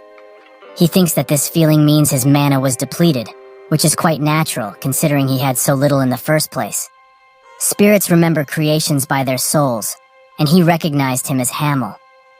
There's always been the thought in the back of his head that he's not really Hamel, but just a creation from his memories. But now he's certain of who he is. Nina comes inside and notices that he woke up. Eugene asks how long he was asleep for, and she notes that it was about half a day. She also says that the Patriarch and Kian are in the annex as they speak, so she will bring them here. They arrive, and Gillard says that he heard everything from Nina about how a great wind blew around him the moment he held Winad. Did he perhaps summon a wind spirit? Eugene looks at him and thinks that he can't lie, considering the size of the storm that a lot of people saw, so he will have to tell the half-truth. He says that the King of Wind Spirits descended, surprising Kian quite a bit. Eugene notes that he said he just wanted to see who called upon him, as it's been a while since anyone truly has. Kian says that nobody has been able to summon the King of Wind Spirits since Vermouth passed. Eugene confirms it, and also adds that he said he lacked power, so he was looking forward to when they would meet again. Gillard laughs and finds all of this nothing short of amazing. He is truly an amazing child, as he also heard from Kian about how he felt mana instantly, and his fast use of the white flame method. That alone can be considered a huge achievement, but to know that he got some attention from the great King of Wind Spirits? Amazing. Eugene smiles, and Gillard notes that Kian will teach him once he has rested for a few days. Originally, he wanted to begin training after the blood sacrifice ritual. However, right now, the most important thing they should do is support his growth as much as they can. Eugene says that he appreciates it deeply, but also doesn't want to bother Kian that much. He notes that it's no bother, as he wants to teach him personally.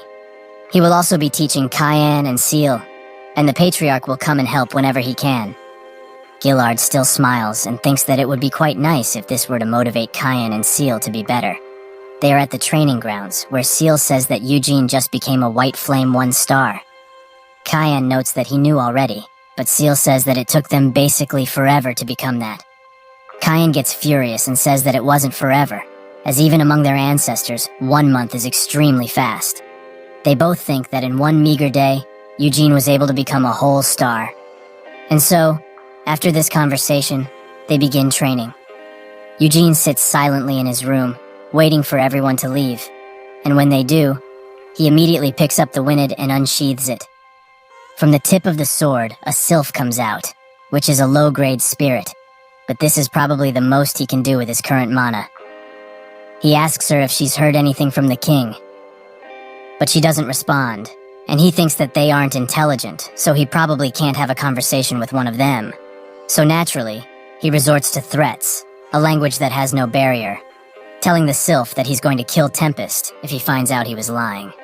The fairy doesn't like his attitude one bit, and she flies away through his hair. Eugene thinks that he was the only one to die in the Demon King of Incarceration's castle, as all of his comrades, excluding Vermouth, were revived in the Demon Real Helmut. The only ones who truly know about the promise are either the Demon King of Incarceration or Vermouth. He will have to visit Helmut someday, but not just that. Aroth, Eurus, and Luhar. Maybe in these places, he will be able to find traces of his long-lost companions. However, in his current state, he can't, as he still has a child's body. But one day, he surely will. While looking into the mirror, Eugene notes that time sure does fly fast, as he's now 17 years old. He thinks that it's quite nice to have such a pleasant body, but he did train in mana every day after all. He's also a 3-star White Flame. But this isn't really enough, as to use this temple of a body, he will have to learn things that he didn't in his past life. While doing their daily training, Eugene tells Cayenne that he will go to Aroth to learn magic. Cayenne wants to know how he can spout such nonsense out of his mouth, and Eugene says that this very morning, he was training as usual with the White Flame method, and suddenly, he could do this.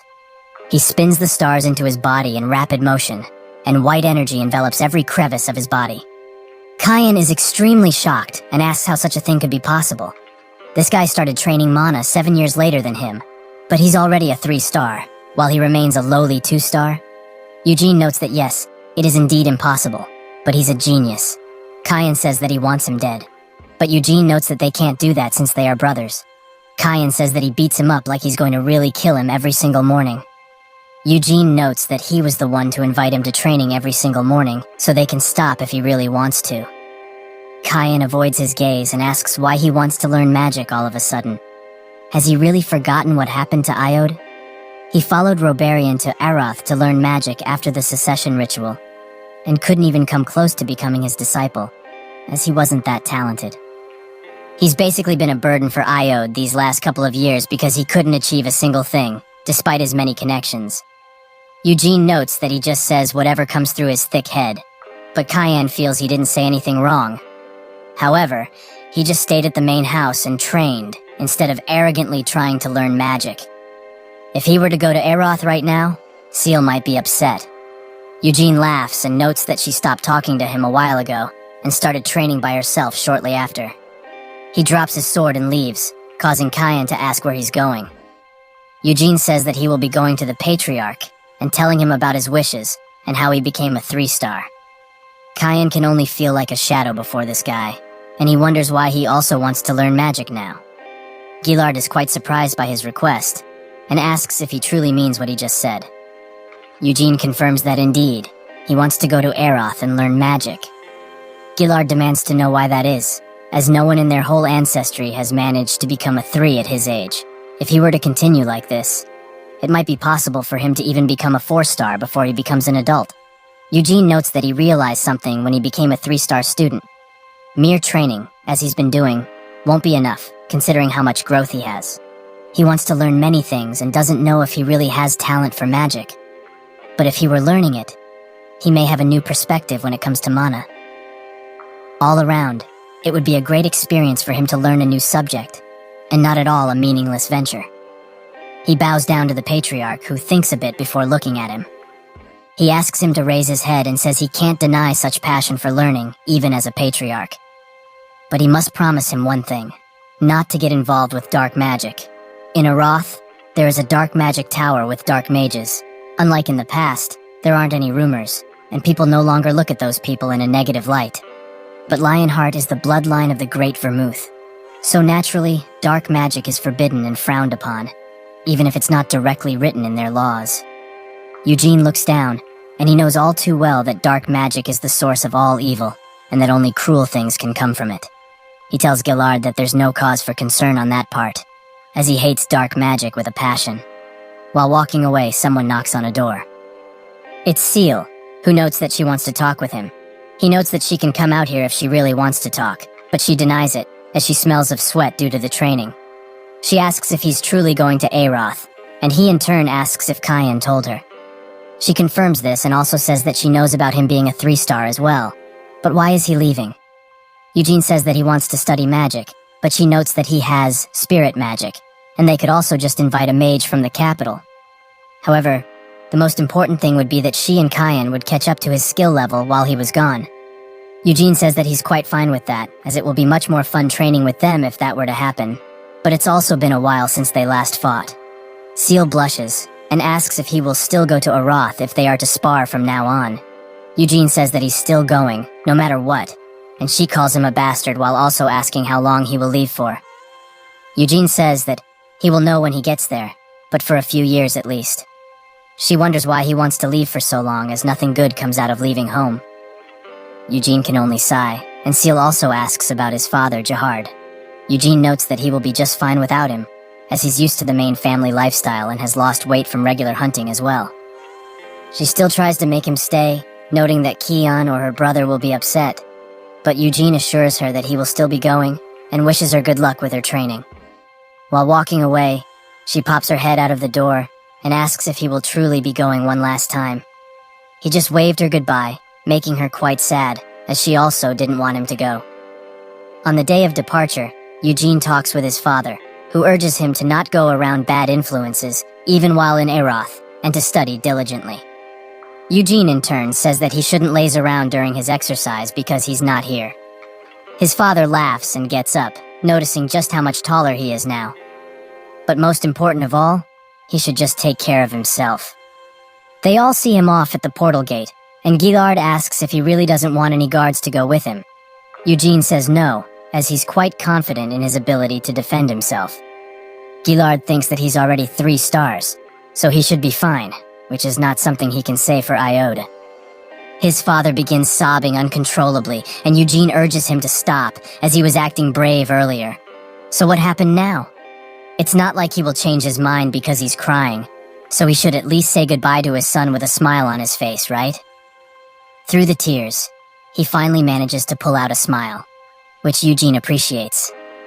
He turns to the gate, and with a last farewell, leaves. He arrives at the Mage Kingdom of Aeroth's capital, Pentagon. The 5 magic towers here create a pentagram with the castle at its core. Eugene rides around in a flying vehicle of sorts, and thinks that he's been to Aeroth in his past life as well, but it's much, much different. For starters, it has a floating station, and out of all the kingdoms, Aeroth is the only one that keeps a warp gate in the sky. The stations, held up by lots of different and unique magics, symbolize the greatness of Aeroth's magic, while also being convenient and very marketable. His tour guide notes that this view is the best part of Aeroth, to him at least. He also notes that the Pentagon has 15 floating stations, and all were made by the great and wise Senya. Eugene fakes a reaction and asks if this carriage is also made by her.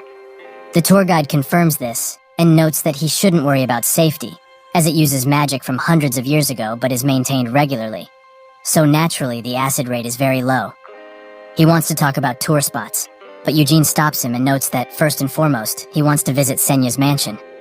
The tour guide says that he made a great choice. As in the Pentagon, one must see these 3 things: Senya's mansion, the magic towers, and the stunning view at night. They make their way there above the streets, and the guide notes that 300 years ago, Senya was able to become the youngest magic tower master after coming back from the demon realm. Due to that, there's a big statue of her in the Green Magic Towers Square. The mansion they are going to is where she stayed until the very end. 200 years ago, she left her mansion, leaving behind only a letter that said that she was retiring. Eugene notes that it mustn't be known where she went, and the guide confirms this, as countless mages, including her disciple, tried to desperately track her down, but none were able to find her whereabouts. The worst part of this is that she went missing on her birthday, and this is only his opinion, but he thinks she went to the demon realm with Helmut. Eugene asks why he thinks so, and the guide notes that 200 years ago marked the 100th year after she regrettably left behind Hamel's body to rot. So he must have gone to that exact same spot. Senya was just thinking of her dead companion, and she wanted to avenge him. That's what really made her leave. He knows too well about how Hamel, on his deathbed, confessed his real feelings to Senya. Eugene gets extremely mad and demands he stop talking crap. The guide is quite surprised by his reaction, and Eugene tries to recover the situation, as he lashed out quite harshly. The guide says that he must not like the romance side of the story, but there are many other theories as to where she went. It's known quite well that she hated anything that was related to dark magic and demons, as she was against the dark magic tower being built until she left. Some speculate that dark mages, who wanted to see that project done, assassinated her. Eugene says that a lowly dark mage couldn't hope to kill Senya. The guide agrees and notes that this theory was also widely rejected at the time. Eugene thinks that a dark mage is nothing against her, but a demon king is a whole different story. Helmut is still sponsoring Aeroth through the dark magic tower, so Senya's being alive most likely bothered them quite a lot. Enough to want her death, that is. They arrive at the mansion, and Eugene can't help but wonder if his comrade is truly dead. At the entrance of the mansion, countless students pray to pass their tests, as even in the magical world, one can't escape the hellish reality of exams. Eugene is surprised at the number of people gathered here, and the guide explains that these are students ready for the magic recruitment test. But none of them can go in because they are, to put it bluntly, poor. Just entering the mansion costs thousands of cells, and that's only for the garden. You have to pay much more than that to go inside. Eugene wonders why it's so expensive, and the guide says it's because there's demand for it, as people really want to see it. There's also a myth that if one prays to Senya's portrait in the center of the mansion, they will surely pass their recruitment exam. Eugene gives the guard his ID, and spots that he's from the Lionheart family. They immediately let him inside, and the guide waited for him at the door. It closes behind him, and Eugene can now freely see just how that bastard of a woman lived. While walking through the mansion, he thinks that it's quite huge, and it's said that Senya lived here for 100 years. He remembers the day when she asked what he wanted to do in the future, and it surprised him quite a lot. He wants to know why she wants to know, and she notes that just because they have basically the worst jobs for their age, so he needs to find something to do that will bring him happiness once all of this is over. Hamel says that he never really thought about it, and Senya notes that Moron said he wanted to become a king, of all things. Hamel says that he's just a crazy guy, as you can't just become a king like that. Senya notes that they should leave them be, as people are allowed to dream about what they want. Hamel asks if she's drunk to say such cringy things with such a straight face. Senya curses at him, as she was trying to be serious for a moment here, and he asks what her plans are for that peaceful future. She's hesitant to answer, and while Eugene stares at her portrait, he thinks of it.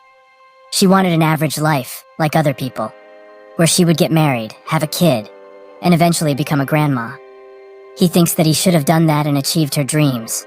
So why did she decide to live for so many years? He tries to touch the portrait, but a keen-eyed guard spots him and says that touching is not allowed. Eugene curses at him for ruining his emotional moment and walks away, thinking that he's not only here for portraits, but for the huge library that she has. He arrives there and touches the countless books, noting that there might be a clue somewhere around here. The guard followed him and says that isn't touchable either. Eugene scratches his head and thinks that the only clues he will be getting will be from the book titles. He also thinks about his necklace, which shared countless memories with him but was just locked up, unregistered in the treasury, and it just happened to catch his eye. There's no way it's just a coincidence. Perhaps, just as the Tempest recognized him, so did the necklace show up because of his soul. Someone messed around with his reincarnation, and if it was Senya, she would have left something, right? Later, he makes his way back to the portrait and thinks that he scoured every nook and cranny of this place, but nothing was found.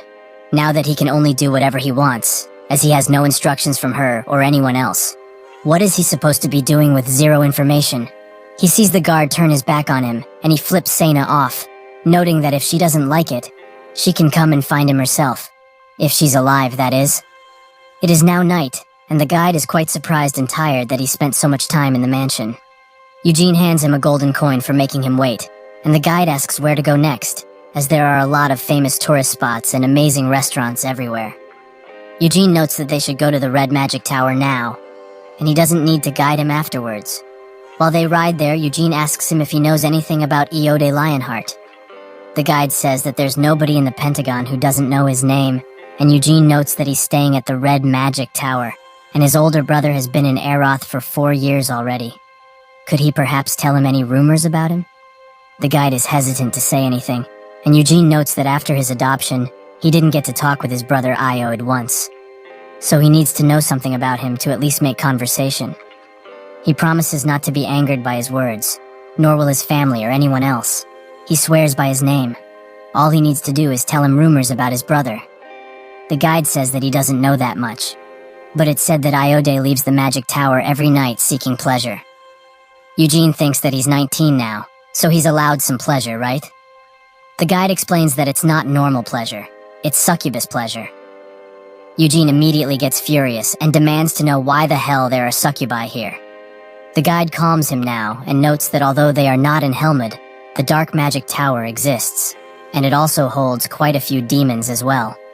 Eugene finds his brother shameful and asks if his older brother is really playing around with a succubus. The guide explains that it's not for fooling around, but rather for pleasure. Like any other city, Aeroth also has a dark alleyway that acts as a necessary evil.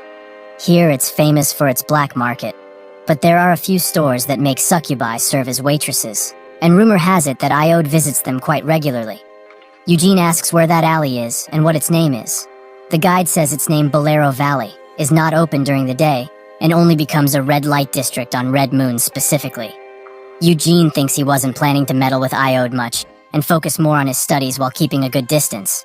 But this rat bastard, who calls himself Vermouth's descendant, is fooling around with a demon? Just how low has he stooped? The guide asks him to keep what they talk about a secret, and Eugene notes that he already swore on his name, so he won't tell anyone, not even that excuse of an older brother. Eugene notes that these are rumors for now, so unless he comes across clear evidence of this, he has to refrain from slapping the snot out of him. On the night of a full moon, in Bolero Alley, he will be there. Eugene arrives at the doors of the Red Tower, and a woman by the name of Hera greets him. She notes that the owner, Robertian, is waiting above, as he had planned to come greet him. But something really minor occurred. That's when an explosion happens from above, and Eugene asks if there's something going on. Hera says that he probably knows this, but the Red Magic Tower focuses mostly on summoning magic, which is, by and large, the magic with the highest possibility of failure. Two dark spirits come out of the blown-out window, but two red hands catch them and squeeze the life out of them. It was Robertian who looked in disgust at his students, noting that they were really geniuses. How did they even manage to summon shadow beasts from a lava shark summoning circle? Do they even comprehend what would have happened if those creatures ran loose? Shadow beasts hold a real form of intelligence and are mostly driven by instinct, so they would have started hunting people instantly. They try to apologize, but Robertian demands they pack their bags and leave now. That's when he spots Eugene and slowly descends to the ground. As if he were another person, he greets him warmly and notes how much he's grown over the years. Eugene says he looks the same as always. Robertian notes that it's because he's preserving his youth with magic, and Eugene takes a closer look at him, as he must have been training with mana up until now. He's strong, not even close to Senya though, but definitely for a tower master. Robertian says that he heard from Gillard that he's quite interested in magic. Is that correct? Eugene confirms this, and Robertian notes that it's truly an interesting and charming subject, but it's much harder to learn than most things. That's when he notices something's wrong, and swings the tower doors open with just a glance. It seems that the rat, Iode, is spying on them. Eugene has to contain his anger, as that bastard was going around town, bragging that he fooled around with a damn succubus. Robertian urges him to come and greet his brother, and he's quite hesitating, as he doesn't know what to say. Eugene coldly greets him, and says that he's looking forward to working together. Iode can only utter a simple reply, and Robertian notes that if he's done, he can go upstairs and read a book or something. He retreats back into the tower slowly, and Robertian apologizes for letting him see such a sorry sight. Eugene says that it's all right, and Robertian notes that, according to Gillard, he didn't want to learn magic from him, right? Eugene confirms it, as he doesn't want to bother the tower master, and if he were to learn directly from him, many people would start to complain about the Lionhearts using their authority. That is precisely why he wants to learn magic on his own. Robertian says that if he wishes so, they will do it like that. He won't intervene at all or make exceptions, but if he ever needed anything, he should ask Hera. He says that he welcomes him inside the tower while he's in Aroth, and it's not as luxurious as the family residence, but it's pretty decent all in all. 1 month after being at the Red Magic Tower, Eugene went to the library every single day, not missing one. He went to the library early to read up on magic, and returned to his chambers late at night. That doesn't mean he only focused on magic, as he woke up extremely early to train his mana before his trips to the library, and trained his body every single night until he started sweating profusely. Naturally, he was getting little sleep, but his body somehow got rid of all the fatigue in just a few hours of sleep. He thinks that he has read all of the books in the library, so he should get started. 300 years ago, Senya told everyone the steps of magic very clearly. They were her own steps, but after she became the Green Magic Tower Master at such a ripe age, countless mages imitated her methods. The first step was a circle, manipulating the mana of the body into a ring and circulating it to manifest magic. When the mana of a circle hits its limit, the circles automatically increase in number. Even after these 300 years, most magi are still using this circle method. The only people who don't are dark and spirit mages, who use completely different methods. He arrives in a room where Hera is waiting for him and asks if they are starting with a circle. Hera confirms this, as it's the most effective way, even after 300 years. Eugene notes that he wants to change it up a bit, and Hera says that changing a method is not advised. So how does he plan to do it? She looks at him and notes that the mana management used in magic and martial arts are worlds apart. So without the proper technique and chant, magic won't manifest. And he won't tell him this, but if it fails, he could get injured or, worse, die. Eugene says that this is why he wants to try it in the first place, and he thinks that this is why he read all of those books in the library. Hera thinks that he's young, so he won't get it unless he sees that it's not working for himself. He can try it, but if she feels that something dangerous will occur, she will have to intervene. As if he were to get injured, it wouldn't just affect her reputation, but the entire Red Magic Tower. Eugene agrees and starts emanating mana from his body. He thinks that the white flame method and the circle method have different ways to do them, but in essence, they are the same. With the white flame method, mana is handled through the stars of the heart. With the circle method, mana is handled through a hook. If he were to replace the circle with stars, he could increase his mana. He can also control the mana depending on what he needs, so it'd just be a bother if he tried to predict how it would go, and happened to be wrong. Hera looks at him and can't believe her eyes. He's controlling such an amount of mana perfectly. It should just disappear, but it doesn't. How is that even possible at his age? Eugene summons a fireball and slowly transforms it into a magic missile. Hera thinks that he just did magic that would require calculations in his head without even channeling it. And he also manages to change the type of magic without dispelling it first. Eugene thinks it's not that bad for his first try, and he asks Hera if she can summon a monster so that he can test the strength of his spells. Hera thinks for a minute and says that a golem should be fine, and so she summons a golem made out of cabrium. It won't defend itself, but its exterior is quite tough, enough to act as a natural defense mechanism. Eugene finds this target great, and he shoots the golem with his magic missile. Later, Roberitan comes to look at the scene and asks if Eugene really used the white flame method to make a circle using magic. Hera confirms it, and there were no impurities in the mana.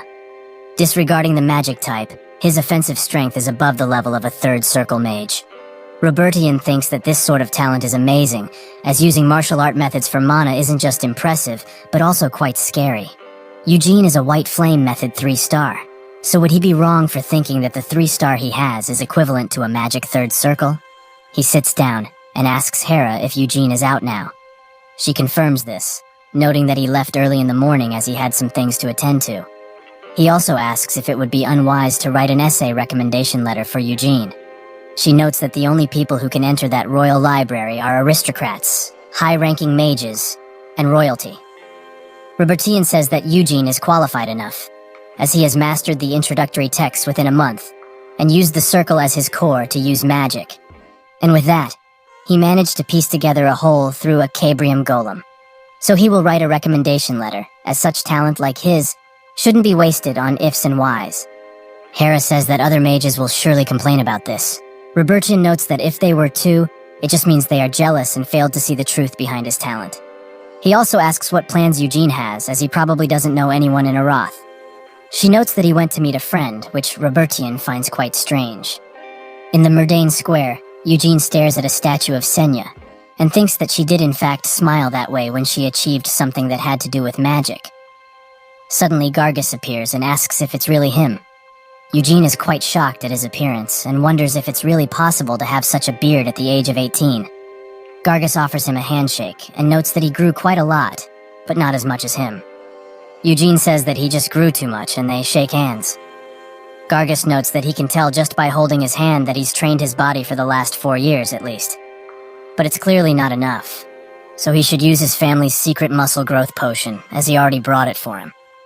Eugene immediately rejects it, but he still tries to give it to him, as his father lost so much weight because of their methods and this potion. He knows, right? Eugene just demands he stop trying to send that weird potion to him through his father, and asks why he wanted to meet, as he presumes he didn't just come all this way to give him the potion. Gargus asks if he knows anything about Bolero Alley, and Eugene says that he knows a bit, thinking that is the place Iode visits to have his little fun.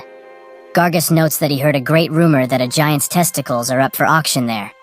Eugene can't believe what he just heard, and Gargus, unfortunately, repeats himself. Eugene asks why he would ever want those things, and Gargus says that a giant's gems have great value among mages, so he wants to take them and make a custom muscle growth potion from them by giving them to a famous alchemist in Aeroth.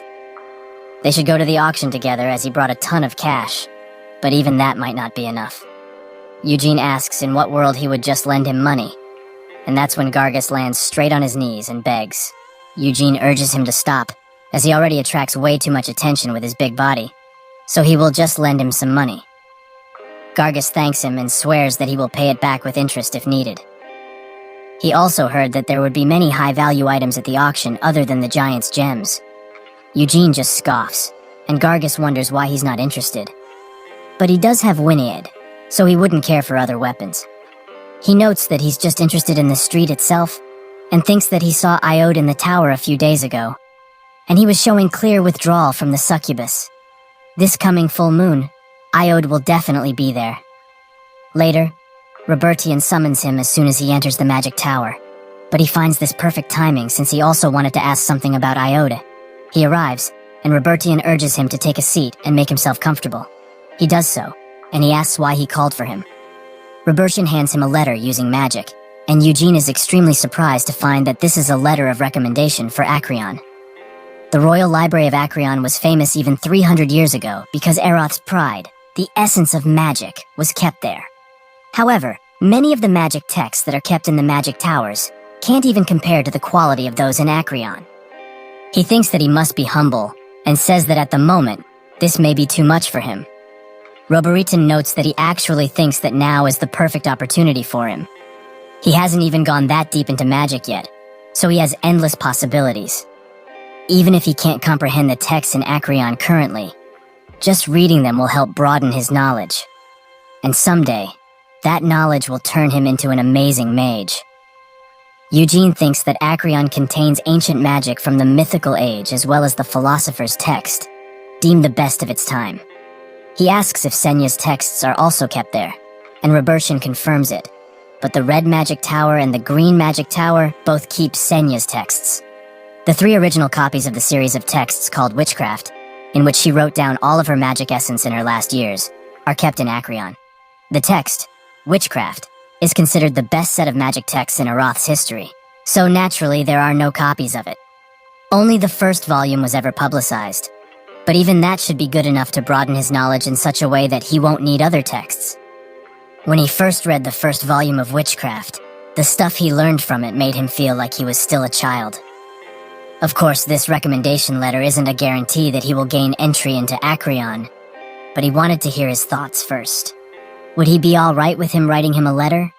Eugene thinks that it's very alright, but in reality, he sheepishly accepts it and acts like he doesn't want to create any issues. Robertian notes that he shouldn't worry about stuff like that, as this much shouldn't be a problem for him. Eugene thinks that this man is willingly writing him a letter, so it shouldn't change his mind if he says something that might upset him, right? He hopes that a Tower Master won't be that petty, and finds the courage to ask. He notes that he wants to inquire about something involving his brother, Iode. It's something that he heard when he first arrived here. That his brother is not focusing on his studies, but indulging in pleasure with all kinds of succubi in the Red Light District. Robertian reacts in a certain way, making Eugene think that he surely knows something.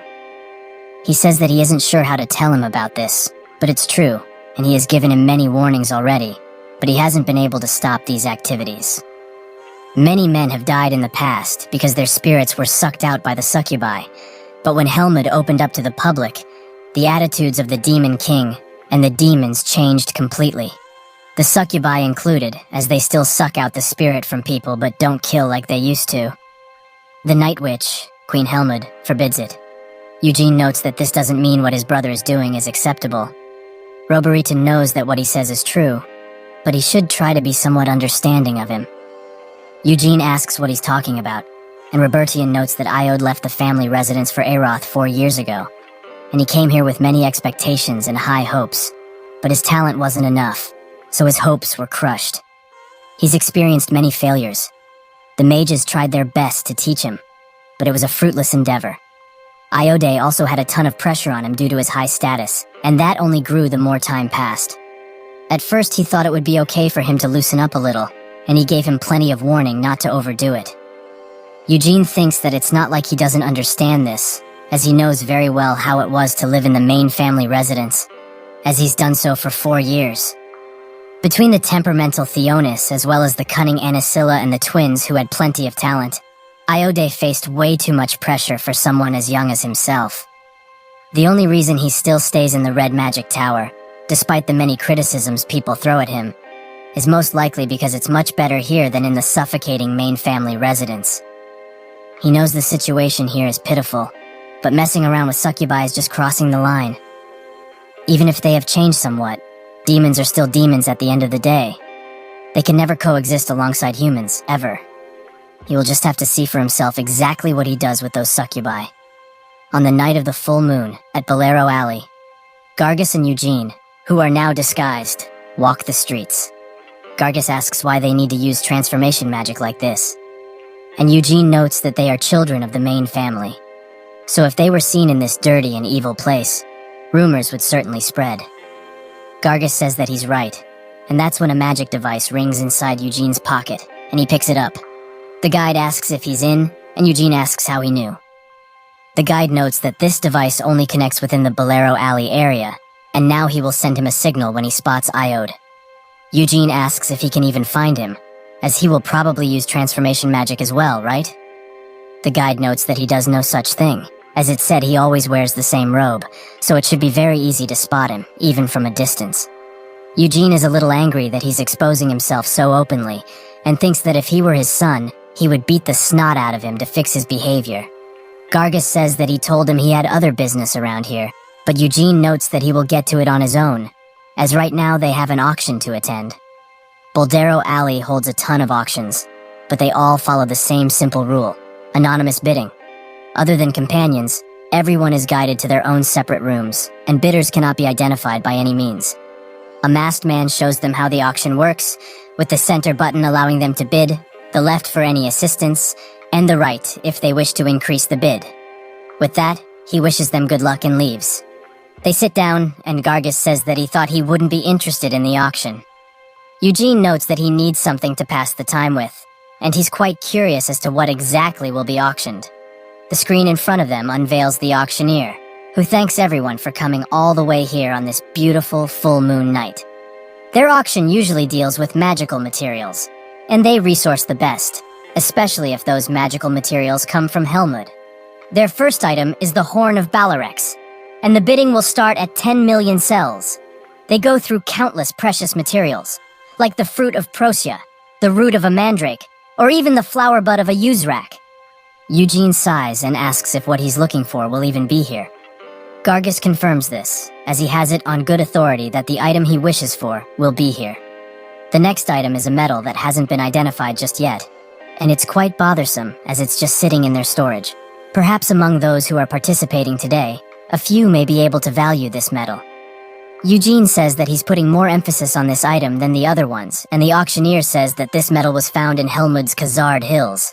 When touched by the moonlight, it emits a beautiful light.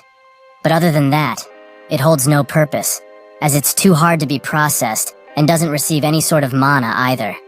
If one has a bed placed by the window, it may serve as a great piece of decor, as the light it emits when it touches the moonlight is very beautiful. The box with the item slowly opens, and Eugene notices what it is, so he instantly smashes the bidding button.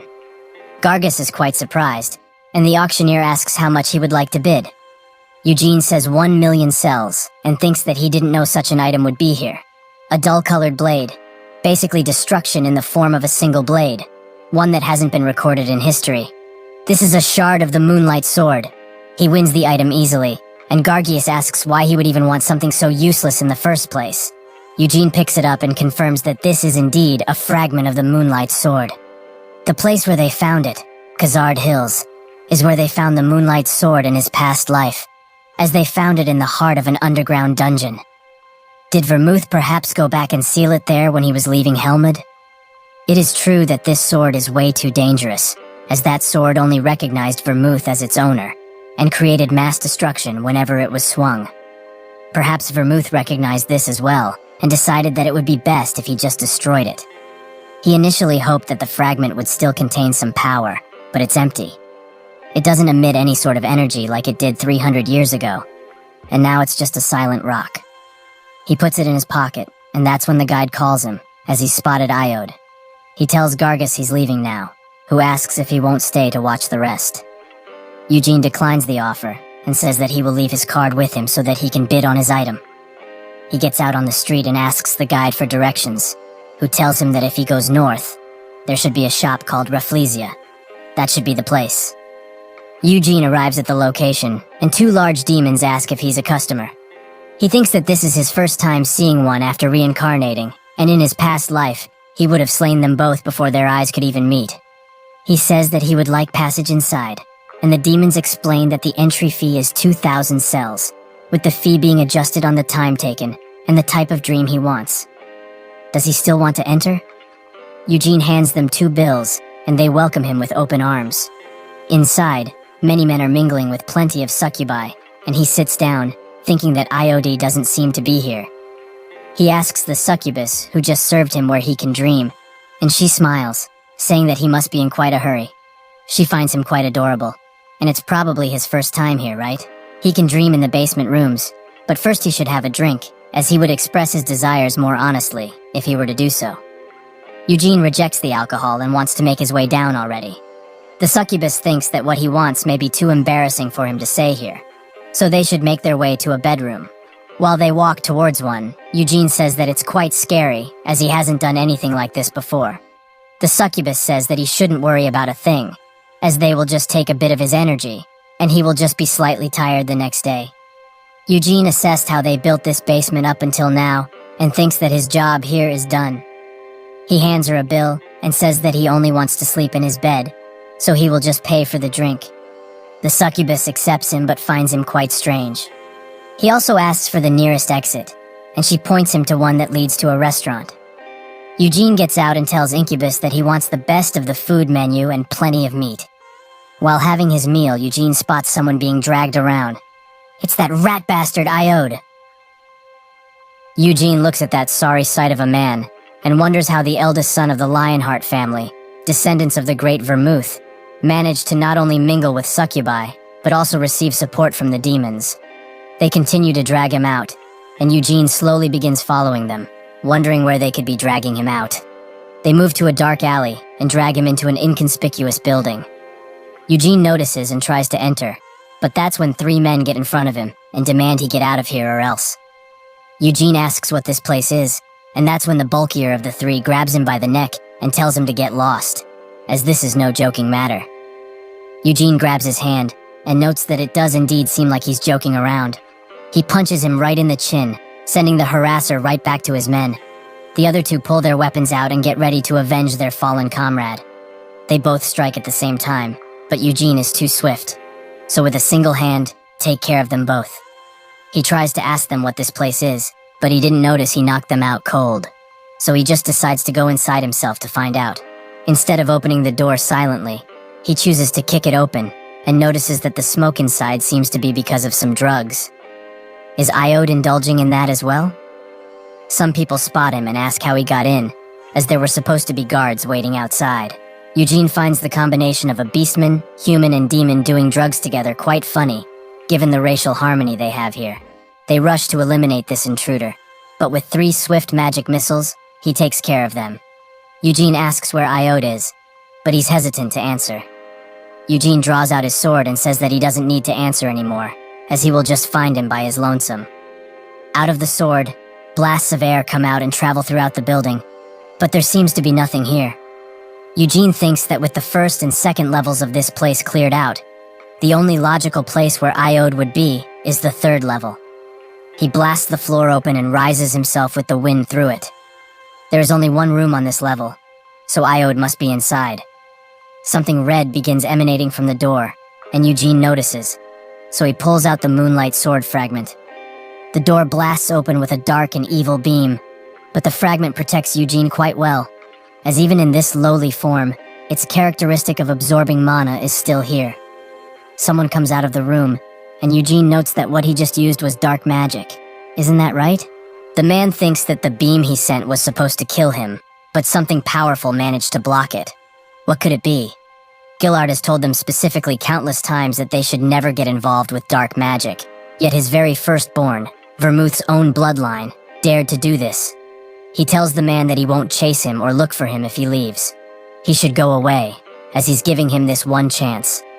Eugene starts spinning his stars into a circular shape, and white flames emanate from his body. The Dark Wizard didn't expect to see such a technique here, and suddenly the demons that dragged Iode in came out.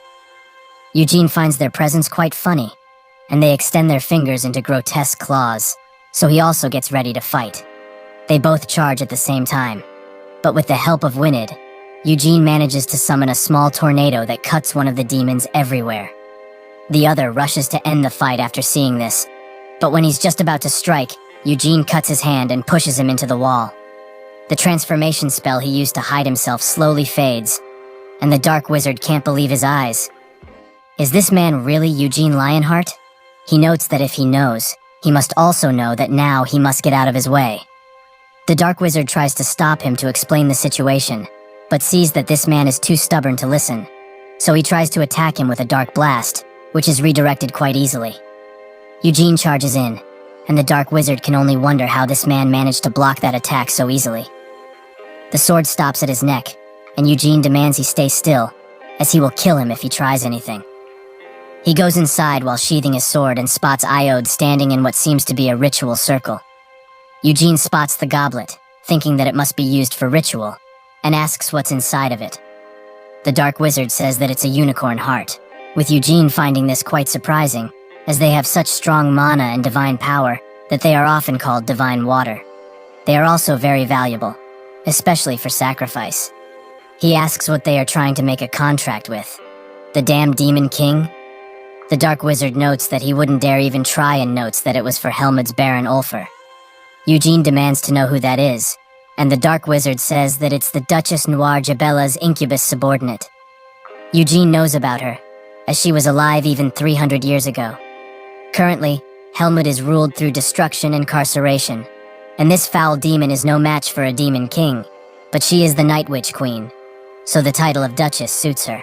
So, is Iode really trying to make a contract with one of her subordinates? A mere incubus? He's even sacrificing a valuable unicorn heart, and is also drugged and drunk out of his mind. Is all of this correct? The dark wizard falls to his knees instantly and says that all of this was under Iode's direct command. The large sum of money was also given by him, so he couldn't just ignore his request, or rather, order. Eugene says that he must have been so overjoyed to not be able to, right? The eldest of the Lionheart family was giving him money, and also asking him to make a contract with his master. If this contract came to fruition, he would have received a lot of power from that Ulfer bastard, and perhaps Noir Scamp might have made a contract with him too, right? It was because of his endless greed that he wanted to do this, so he should stop blaming others and be obedient if he doesn't want to suffer an unfortunate fate. The dark wizard trembles and sweats profusely, while Eugene looks at the sorry excuse of a Lionheart. He can't control himself any longer, so he wakes him up by slapping him so hard that he recoils on the bed. Iode wakes up with a scared expression, and Eugene asks if he has finally come to his senses. Iode asks what he's doing here with a lowly voice, and Eugene notes that he simply followed him. He heard that he was having a hard time, and that his situation was dire, so he tried to understand him, as everyone needs breaks now and again. However, messing with dark magic is simply taking it too far. As one of the direct descendants of the Vermouth bloodline, he dares try to form contracts with lowly demons and with an incubus. Iode says that it's not something he could really control, and Eugene headbutts him out of anger. What does he mean by not being able to control it, huh? Does he even know what happens when you contract with a demon? His very soul would have become the demon's plaything. If it told him to die, he would. And if it told him to kill, he would. Does he really not think of his family? If he became a dark mage, the entire Lionheart bloodline would be shamed. But that's not even the half of it, as the demon he contracted with could have simply ordered him to kill his own family and steal their treasures. Iode notes that they said he doesn't need to follow orders that go against his ethics. They promised this after all. Eugene asks if he was dropped on the head while he was little, as demons are not dragons or elves, so promises mean jack to them. Yes, he doesn't need to follow every order if he's willing to risk his life to disobey them. But could he really control that? He, who couldn't even get his act together, escaped reality by indulging in alcohol and dreams. Iode sits in silence for a second and, with teary eyes, asks what he knows for him to insult him like this. Eugene finds it funny that he stood up for himself and says he should just tell him about his worries. Iode explains that he doesn't know what it's like, as since 4 years ago, he's been the center of attention. As the adopted son, he got the support of the patriarch with everything he did, so he shouldn't talk with him like he knows. Eugene notes that he must think that he was discriminated against, but actually, they got the same amount of support.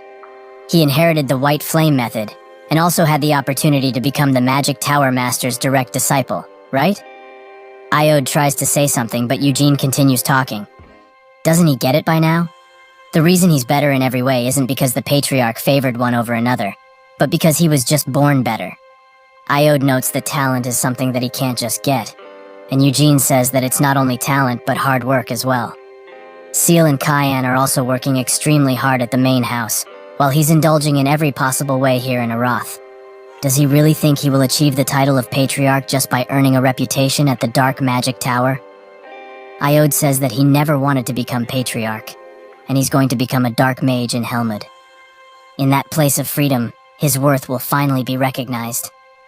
Eugene punches him so hard that it sends him flying and demands he repeat what he just said. A Lionheart, Vermouth's direct descendant, recognized by demons in Helmut. Does he really want people to recognize him over his own family? Does he think that's worth anything? He must be misunderstanding something here. Besides being the first son of Lionheart, he holds absolutely no value. He's been given countless things others would kill for, and he dares to feel bad for himself. He has had enough of this facade, so he will have to talk with Roberian about it. He arrives with some guards, who take the Dark Wizard away. Roberian looks at Iode with disgust and pity. Iode tries his best to defend himself, noting that he didn't do it, and that he didn't get into dark magic.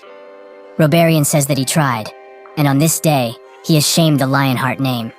He has also insulted Lord Gillard, who entrusted him to the Red Magic Tower, and the mages from it, with him included.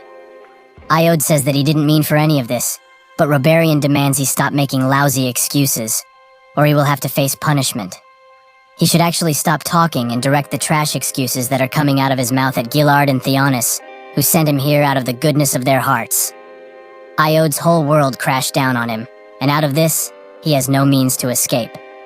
After midnight on that day, Roberian called Gillard and Theonis to Aroth, as well as one additional person. Balzac Ludbeth, the Dark Magic Tower Master. Eugene, who is also there, thinks that this man held his position for decades and is one of the 3 legendary Dark Mages who actually managed to sign a contract with the Demon King of Incarceration. Such a man is truly dangerous. Theonis asks how this man even dares to face them, and Roberian calms her down, as he's not related to this incident. She screams that she knows he tried to introduce Iode to dark magic before, but now he is just not involved. How can she believe something like this? Balzac says that the Dark Magic Tower isn't directly responsible for all the Dark Mages in Aroth. The Dark Mage responsible for this very unfortunate incident was Gevid, and he's not with the Dark Magic Tower, but with the Mages Guild. Theonis still tries to confront him, but Gillard shuts her up and notes that if the Dark Magic Tower really isn't involved, why is their master here? Balzac says that they must take at least some form of responsibility. A few centuries ago, even trying to learn about dark magic would get you executed on the spot. But after the Great Vermouth came to an agreement with the Demon King of Incarceration, people were allowed to do as they pleased. The present is much different than the past, as introducing black magic and making contracts are no longer crimes, so he simply wants to respect the Lionheart family's wishes. Gillard says that his words came out as unpleasant, as it sounds like he's humbling himself before them, even though he doesn't need to. Balzac agrees, but he also doesn't want to have the Lionheart family as an enemy because of a simple incident, so he's here to take responsibility. The drug charges will be judged by Aroth's laws, with everyone at the drug den being imprisoned, and sanctions will also be imposed on the succubi. Theonis asks what kind of responsibility this is, and Balzac notes that for his crimes, Baron Ulfer, the incubus contracted with Gevin, will have his head cut off. He summons a ball of dark energy and says that the Demon King of Imprisonment has something to say. Eugene's eyes widen at this information, and Balzac applies some runes all around him. He notes that the Demon King is greatly displeased that Vermouth's direct descendants, who he cherishes very dearly, have become the target of objections. That is why he has decided with heavy heart that Ulfer's head will come off. Eugene begins to shake uncontrollably, filled with rage. Did that bastard of a Demon King really act like he cherishes the Vermouth family? Gillard is filled with the same rage, and Balzac bows his head and apologizes again as the Dark Magic Tower and the Demon King of Incarceration are trying to appease their displeasure. With a final bow, he wishes them farewell, but before leaving, he looks at Eugene and smiles.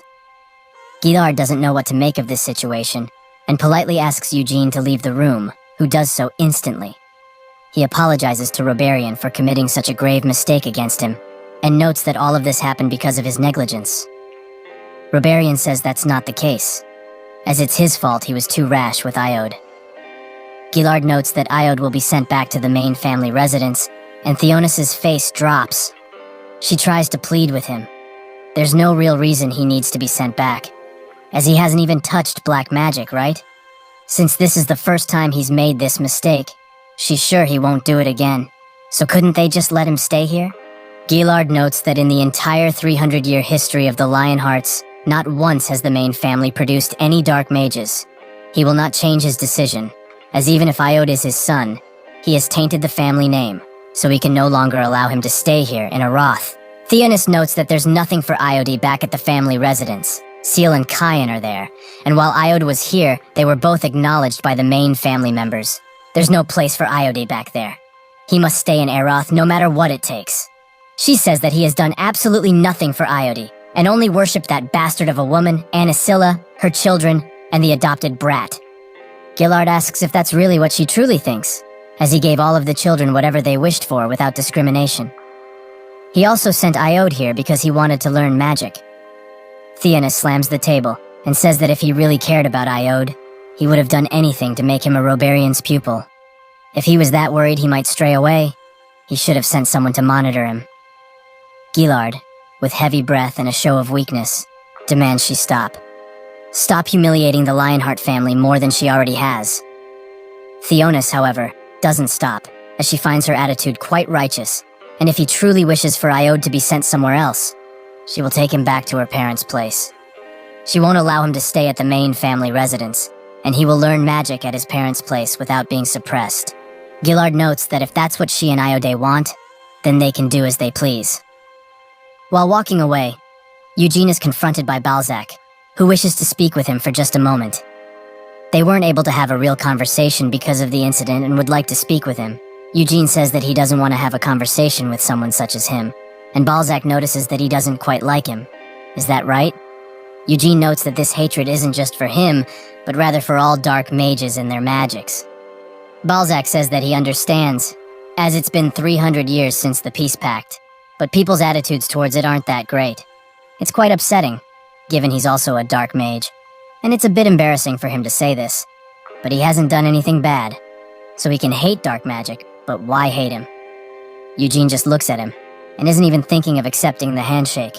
So Balzac gives up, and notes that he heard about him and his achievements during the succession ritual. And recently, he has also done great with magic, which warranted his receiving a recommendation for Acreon. He couldn't tell him what he's about to say in there, but with the responsibilities he agreed to bear, there's something that might benefit him. Eugene demands to know what he was talking about, and Balzac says that it's hard to get into Acreon even with a recommendation letter from anyone, as other magic tower masters and mages will reject it should they find him unqualified.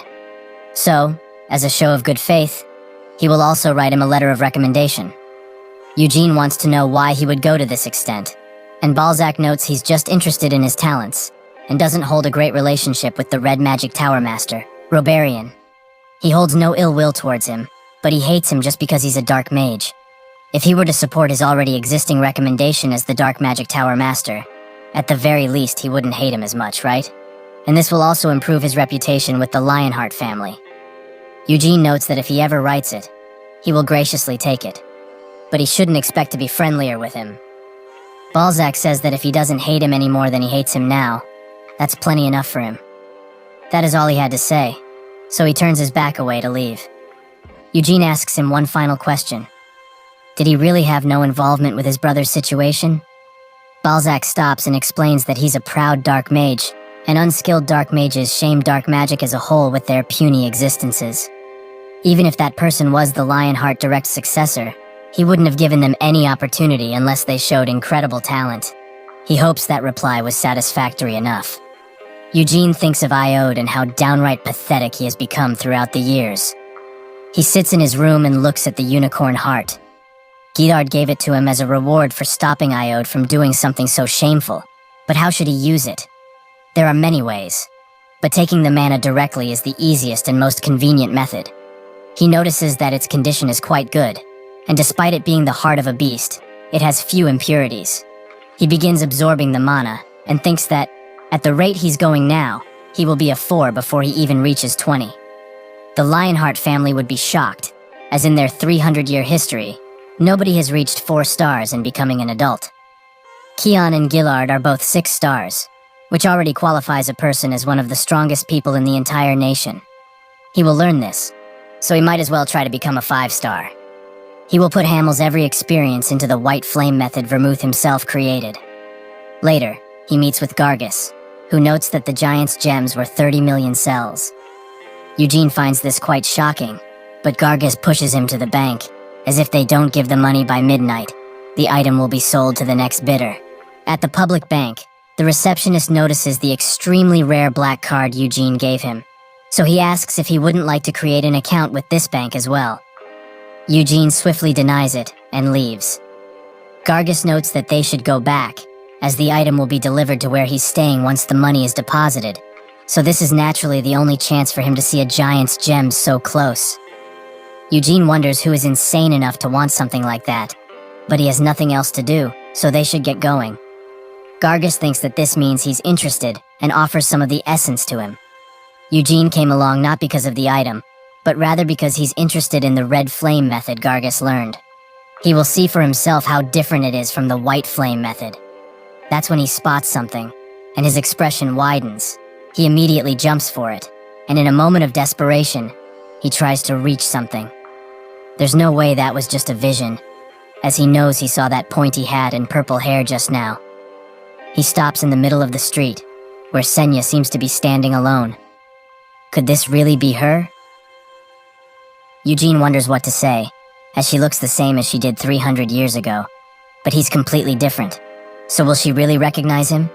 If he tells her he's actually Hamel reincarnated as one of Vermouth's descendants, she won't believe it one bit.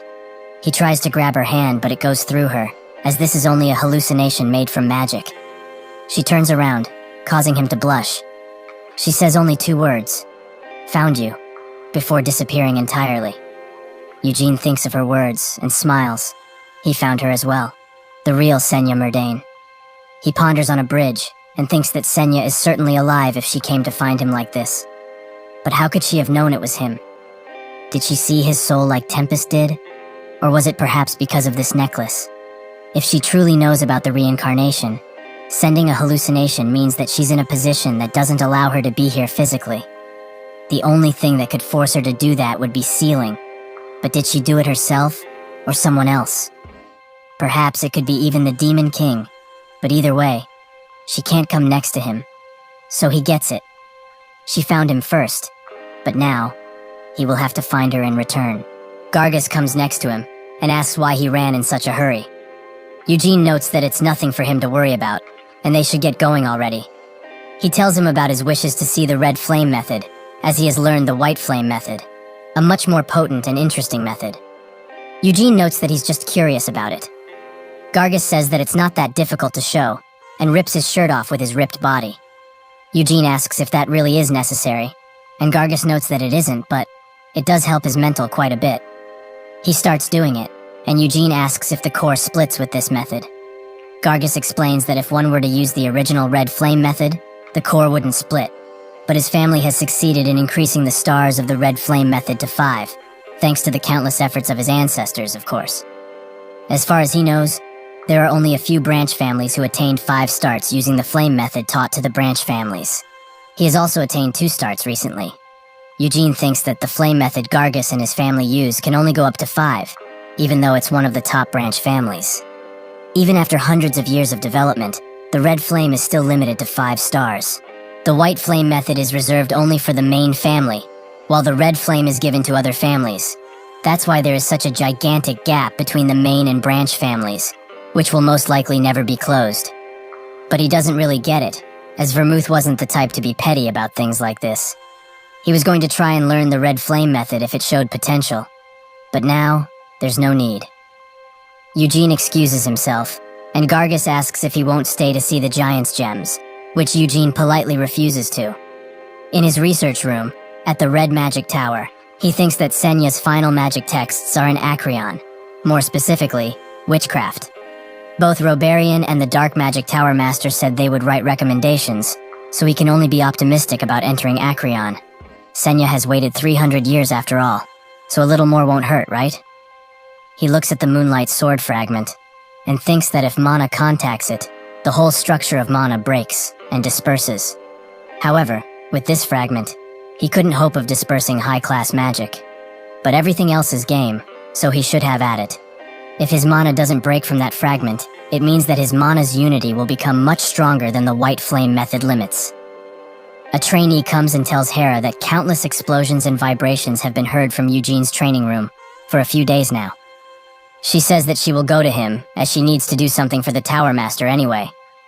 Hera arrives at his door and knocks, but that's when the whole room shakes. She rushes in, but she finds out Eugene is safe and sound, also shirtless. She asks what he's been doing, and he explains that he's only training mana along with his magic training. Hera finds it strange that he's training magic, as there is no magic circle in size. And what about that fragment, as the door is broken and the walls are cracked, but it stands firm? Eugene shows her how he's been training, and summons a fireball alongside a few magic missiles. He shoots them at the fragment, which disperses them throughout the room. Hera is quite shocked, as he's using his core like a circle, almost perfectly at that. His mana unity has also become very strong, with his magic abilities being even more potent. She asks if he's practicing warfare magic, and Eugene explains that he's actually focusing on training the mana itself, and he's made some progress. He thinks that when he started, his mana would disperse before it even burst. But now, he can force the mana to stay together in order to create an explosion. Hera says that it's great he's training so diligently, and she came because someone told her there were explosions in the research room, so she came to check his condition. Eugene asks if she really came only because of that, and she says no, as the Tower Master wants to see him. Eugene picks up his clothes, and asks if he's on the top floor, as he will go to meet him right away. Hera tells him that he isn't there, but actually inside of the Royal Library. Acreon. In Eroth's capital, Pentagon, the center is shaped was created by the 5 magic Tower Masters. That's also where Eroth's castle, Abram, sits. It is built in the middle of a big lake, so it cannot be reached without a boat, as magics have no effect in this place. This is because of the demon sealing circle that surrounds the area, which was gifted by Senya to the royal family as a token of friendship, and it stands even now, hundreds of years later. Eugene thinks that this is plain crazy, as he has come to understand a bit of magic since he came to Eroth, but it feels downright impossible to create such a gigantic circle. Hera asks if he would like to visit Abram, and he notes that he was just looking because it looks nice, as it's not a place one would visit only because they wanted to. She notes that his words are correct, as only the magic Tower Masters and high nobility are allowed inside. Even the Tower Masters can't use magic in there, and the only ones who can would be the royal family and the castle mages, who have sworn absolute loyalty to them. Eugene asks if the Tower Masters also didn't swear loyalty to the royal family, and Hera says they have, but they don't obey unreasonable orders, so the Magic Towers and Eroth have a mutual cooperation agreement. It's not the castle that holds a deep relationship with the Magic Towers, but rather, the Parliament. The castle has its own group of mages, so the Tower mages are typically for the Parliament. But he shouldn't take this as the mages having something against each other or something, as they do not. They arrive at Acreon's doors, and Hera notes that 3 people disagreed with letting him inside. The Blue Tower Master, the Green, and the Mage Guild Tower Master. If he can somehow gain their recognition, he will be able to enter into Acreon easily. She also notes that this is as far as she can go, but she still wishes him luck, and urges him to not be nervous. Eugene thanks her for the kind words, and shortly after, he presents himself to everyone. The captain of the castle mages, Tremple Wizardor, Roberian, Generique Osman, the Green Magic Tower Master, Hiraduth Uzlan, the Blue Magic Tower Master, Melkith Elhaya, the White Tower Master, Balzac, and the Magic Guild Master, Edgard Gyron. Honain Abram, the first successor of Eroth, tells him to raise his head, and notes that he heard his name quite a lot these past few days, and always wanted to meet him. Eugene looks at him, and thinks that he's heard about him, that he is the first successor and a genius that reached 5 stars before reaching adulthood. The Blue Tower Master notes that he's heard plenty about him, but the Dark Magic and Red Magic Tower Master have also been advocating for him, quite aggressively at that. He is quite aware that he's talented, but magic and swordsmanship and magic are entirely different things, He thinks that this kid is only 17 and has only gotten into magic. So how does someone like that receive an Acreon recommendation? There is something behind this, surely.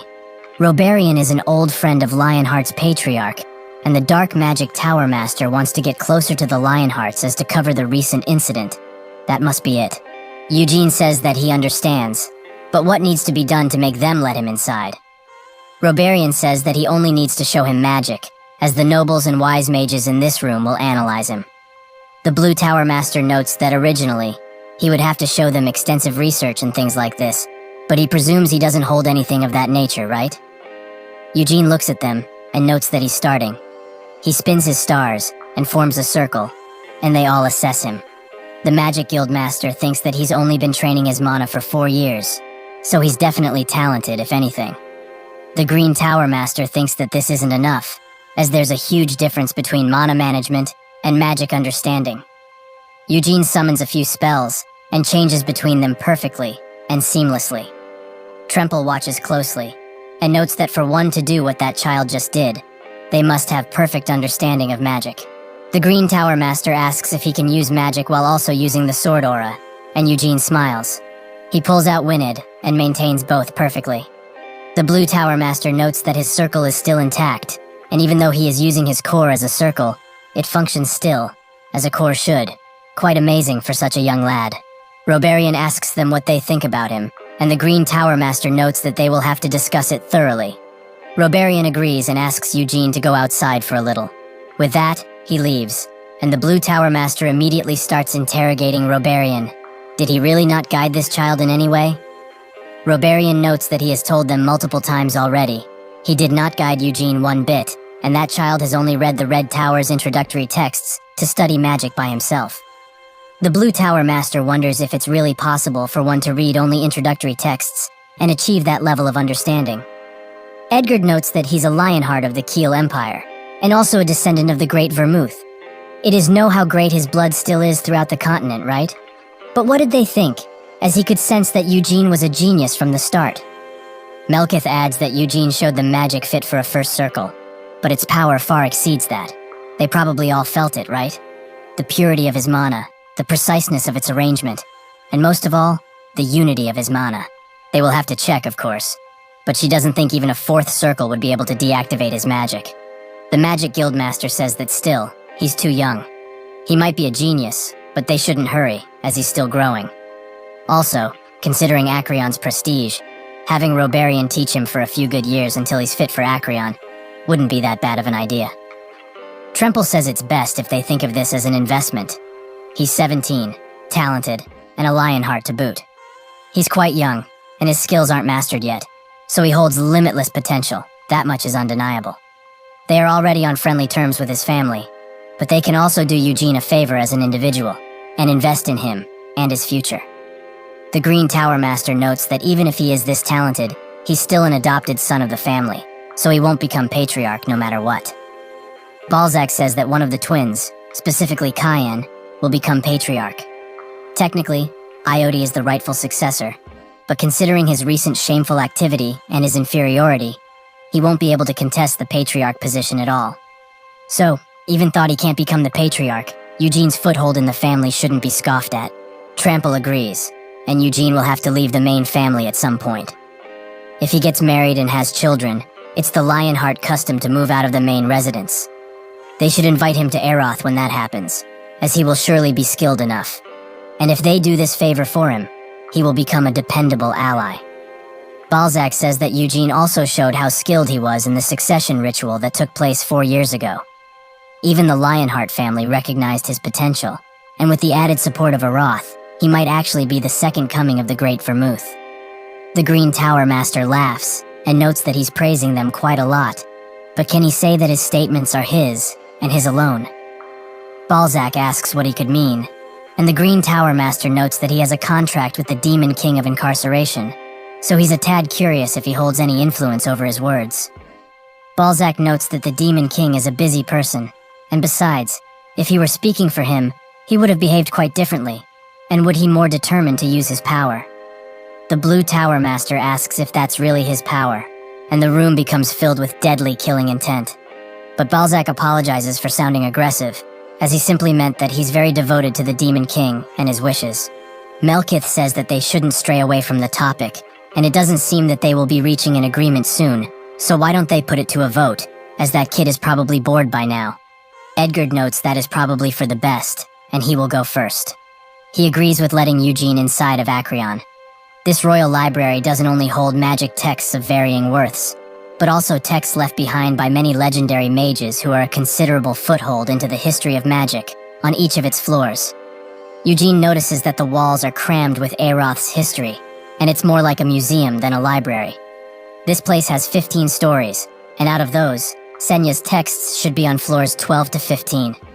Melkith comes next to him, and he thinks that she's the best spiritualist of this time period, and the person who signed 2 simultaneous contracts with the 2 spirit kings for the first time in history. Even without the spiritual magic, she's still considered very great at normal magic. Eugene asks if they are done debating, and she notes that it is indeed over. As if they had to reach a unanimous agreement. This would have taken days. So, they voted. 5 people have agreed to allow him entry, and 2 did not, with 1 being neutral. Eugene notes that the majority agreed, so he can go to the upper floors now, right? Melkith says that he can, but doesn't he want to know who agreed and who didn't? Eugene notes that he's not really interested, as all that matter is that the majority agreed. Melkith says that he's quite boring, and tells him that she was the one that was neutral. That doesn't mean that she disagrees with his entry, but she didn't want to be swept up in the argument. He sees their faces now, right? They look very pissed off. And it's true that they decided on votes, but they are going to be having another argument very soon. The Blue Tower Master looks at them and shakes his head. She notes that even though he's acting like this, he was one of the ones who agreed, which is quite unexpected, as he was very aggressive at first, wasn't he? But now, does he want to know who disagreed? Eugene notes that he doesn't really care, as he told her before. She still tells him. The Green Tower Master and the Mage Guild Master were the ones who disagreed. Eugene still doesn't care, which causes Melkith to be quite annoyed with him, as his reactions are too boring. Doesn't he want to be mad that they dared to reject a Lionheart, or something like that? Eugene says no, and walks away. She stops him, and says that the sword on his hip is Wynid, which is blessed by the kind of wind spirits, right? Eugene confirms it, and Melkith notes that she always wanted to form a contract with him, but he won't come to her no matter how much she begs. She tried really hard, and even called upon the King of Thunder Spirits, and the King of Earth Spirits as well, but the King of Wind Spirits won't even think of signing a contract with her. She even sent a letter to the Lionheart residents, but apparently, they are too pompous to lend family treasures. She was treated like a thief, but the only thing she wants to do is sign a contract. Eugene says that he can't lend her the sword, not matter what she tells him, as technically, it's not his, and he's just borrowing it with the Patriarch's permission. Melkith says that it's fine, as she won't tell anyone, and she only needs to lend it to him for just a bit. It won't take long, and he can watch if he wants. Eugene thinks that the King of Wind Spirits, Tempest, is quite the annoying bastard, as he has tried to summon him again this past 4 years, with no luck. It's probably because he doesn't have enough mana now, but if it's her, the only spiritualist who signed a contract with 2 spirit kings at once, it might be possible. However, there's no need for him to accept her offer, no matter how good it is, as if he lets her desperation build over time, she will be willing to give more. He asks where he can get his entry card, and she guides him. He eventually gets one, and thinks that it's quite simple, and ID with his seal. Melkith notes that the familiar spirits in here were left by the great mages who left their marks on Acreon throughout its history. The Mage King, who established Aeroth, the battle mage who is called the Father of Battle Magic, and Senya, all of their familiar spirits are in here. Eugene says nothing, and she notes that his reaction is quite boring, as she thought he was very interested in Senya. Didn't he look for her floors earlier? She also knows that on the first day he arrived here, he toured her mansion, and last time, he met a friend from an indirect branch at Murdain Square. Eugene asks how she knows so much, and Melkith says that he's probably not aware, but he's very famous around these parts.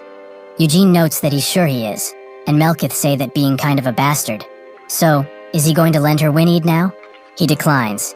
She guides him to the elevator and teaches him how to use it.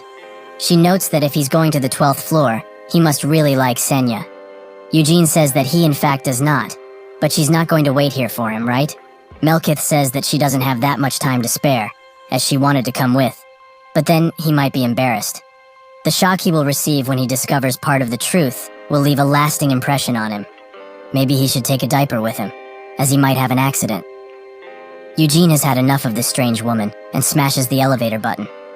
The elevator slowly makes its way to the 12th floor, where what seems to be a small Senya welcomes him to Senya's hall. Eugene is quite puzzled, to say the least. Eugene asks if this really is Senya he's speaking with, but she denies this, as she's her familiar spirit, tasked with managing her hall. Eugene remembers that Melkith said that Acreon holds Senya's familiar spirit inside, so this must be her. He also asks how she knows his name, as he hasn't told her yet. She explains that C registered his name into Acreon, and not just her, but all familiar spirits are connected to Acreon and its magical system. Eugene asks what she would like to be called, and she says that Senya used to call her Mare. Eugene asks if that isn't the Mare, from her surname, Murdane. Mer says that he's right, and it's a nice and honorable name. Eugene thinks that making a familiar spirit that looks just like her, and also giving it part of her name is quite weird. What is she planning? Eugene notes that he doesn't know much about this place, but our familiar spirits usually like her, human-like, he means. Mare explains that the other familiar spirits don't look like her, but she's quite special, as her creator, the wise Senya, made her with her personality at the base. Eugene remembers that Robarian said that making a living thing is forbidden, and asks Mare if that isn't the case with her. She says technically she's not alive, as she doesn't have a soul like other beings, and her body was made from Senya's magic, with her real body being that giant ball. Eugene asks what that is, and she gets ready to explain diligently, before her hat falls off, so she embarrassingly crouches to pick it up. This thing is the essence of magic that Senya the Wise dedicated her whole life for, witchcraft. Eugene thinks that the magic texts are split into 3 parts, high, intermediate, and low, and they were finished right before she retired. But just how is that a book? Mare notes that books don't need to look like books, as that is just a common prejudice. Eugene finds her words quite annoying and confusing, but she finds it only natural that he doesn't understand, as even the magic tower masters failed to comprehend Senya's magic. Eugene stares at her, and thinks that she's fully of pride, accompanied with a sneer on her face, and that condescending attitude. She really took perfectly after Senya's personality. Eugene asks if Senya was like this until the very end, and Mare explains that she changed quite a bit, as this personality of hers is based on Senya's younger years. She became much more elegant and refined. However, she also didn't smile much, and only focused on researching and developing magic.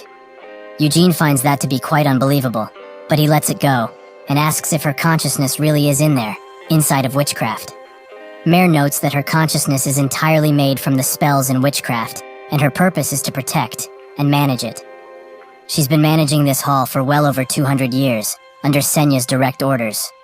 Eugene approaches witchcraft, and thinks to what Robarian told him, that his magic felt like that of a child's after he read it. It is true that it's outside the scope of known and common magic. Eugene asks if she wouldn't happen to know where Senya retired to, but she confirms that she indeed doesn't, as her retirement was so discreet. Her students, mansion servants, and even she don't know a thing about her whereabouts.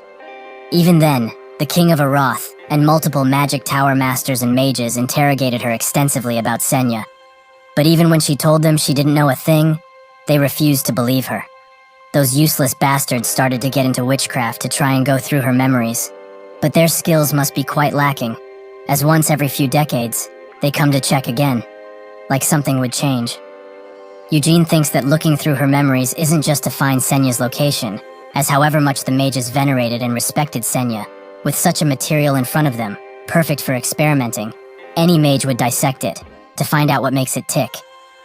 Eugene says that he heard the only public witchcraft in Acreon is the high one, so are the other 2 here as well. Mare explains that this one's definitely the original. However, Senya extracted the intermediated and low ones from that original, and donated it, with only the high part left over, to Acreon. Mare finds his curiosity about Senya quite interesting, and Eugene asks why he wouldn't be. Mare notes that while this is true, he's not even a traditional mage, as he's from the Lionheart family. So this is her first time seeing one of Vermouth's descendants, and he has her quite intrigued. From what she knows, Senya, after returning to Aeroth, didn't meet with the Lionheart family a single time, not with Vermouth either. Eugene thinks that according to Lionheart's written records, Vermouth didn't meet with his old friends ever again, after returning from Helmut. Senya, Anise, and Moron met up again just once, because of Vermouth's death. Even if Vermouth wasn't really the sociable type, the fact that they didn't meet at all after leaving Helmut and establishing the Lionheart family is quite weird to say the least. He asks Mare if Senya ever spoke about her companions, and she explains that she called Moron a dumbass, and Anise a snake. Eugene sheepishly asks what she said about Hamel, and Mare starts numbering off a bunch of very hard swears, which Eugene finds as quite inelegant for such a refined lady. Mare notes that an elegant lady can still swear from time to time, but whenever Senya spoke of her companions, she looked like she was going to cry, especially when she talked about Hamel. That made her suffer the most. Eugene asks what she said when she talked about Vermouth, and Mare notes that when she did talk about him, she didn't praise, judge, or insult him in the slightest. Eugene stares at a portrait of Senya and thinks that it's the same one as in the mansion.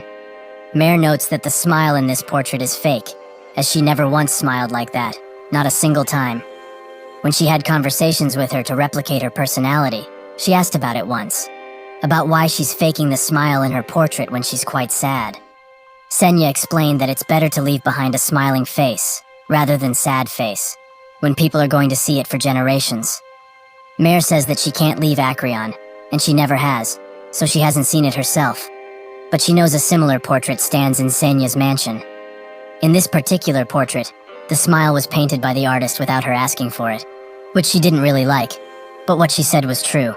It's better to leave a smiling face behind. Eugene feels sorry for her and tries to pat her on the head, but she slaps his hand away and notes that he shouldn't cross the line, as she's been alive for 200 years, so she doesn't want to be treated like a child. Mare continues to guide him through Senya's hall and shows him the magic equipment she used and her favorite staff, Acacia. Eugene recognizes it instantly, and Mare notes that she knew he would recognize it. There's a fairy tree said to only grow in the Great Samar Forest, the homeland of the elves. Acacia is the world's most powerful known magic staff, made from the roots of the 1,000-year-old tree in the center of the elf forest. The elves strongly believe that the tree holds the spirits of their predecessors, and that it's holding up the whole world. Does he really understand that those might elves cut one of the tree's roots to make Senya a gift? Eugene thinks that Senya is human, through and through, but she was involved with elves quite a bit. Senya didn't know who her parents were, as she was abandoned in the Samar Forest, a great jungle in the southern region of the continent. An elf who just happened to be passing by heard her cry and raised Senya. That is how she came to grow up in the elves' dominion. At first, they weren't that fond of her, but when they realized she possessed great talent, they recognized her as one of their own, and taught her elven magic. Mare explains that Senya is the only person to own a staff made from the tree's roots, but that's not all, as the red jewel at the end of the staff is a dragon heart. As far as they know, there are only 2 magic staves in the world that used a dragon heart as an ingredient. Senya's staff, Acacia, and Eugene finished her sentence. Blood Mary. The person who is currently holding Blood Mary is one of the 3 dark mages singed with the demon king of incarceration, Count Edmund, Kodreth of Helmut. 300 years ago, the staff's owner was a lich by the name of Belial, a direct subordinate of the demon king, and the one who killed him.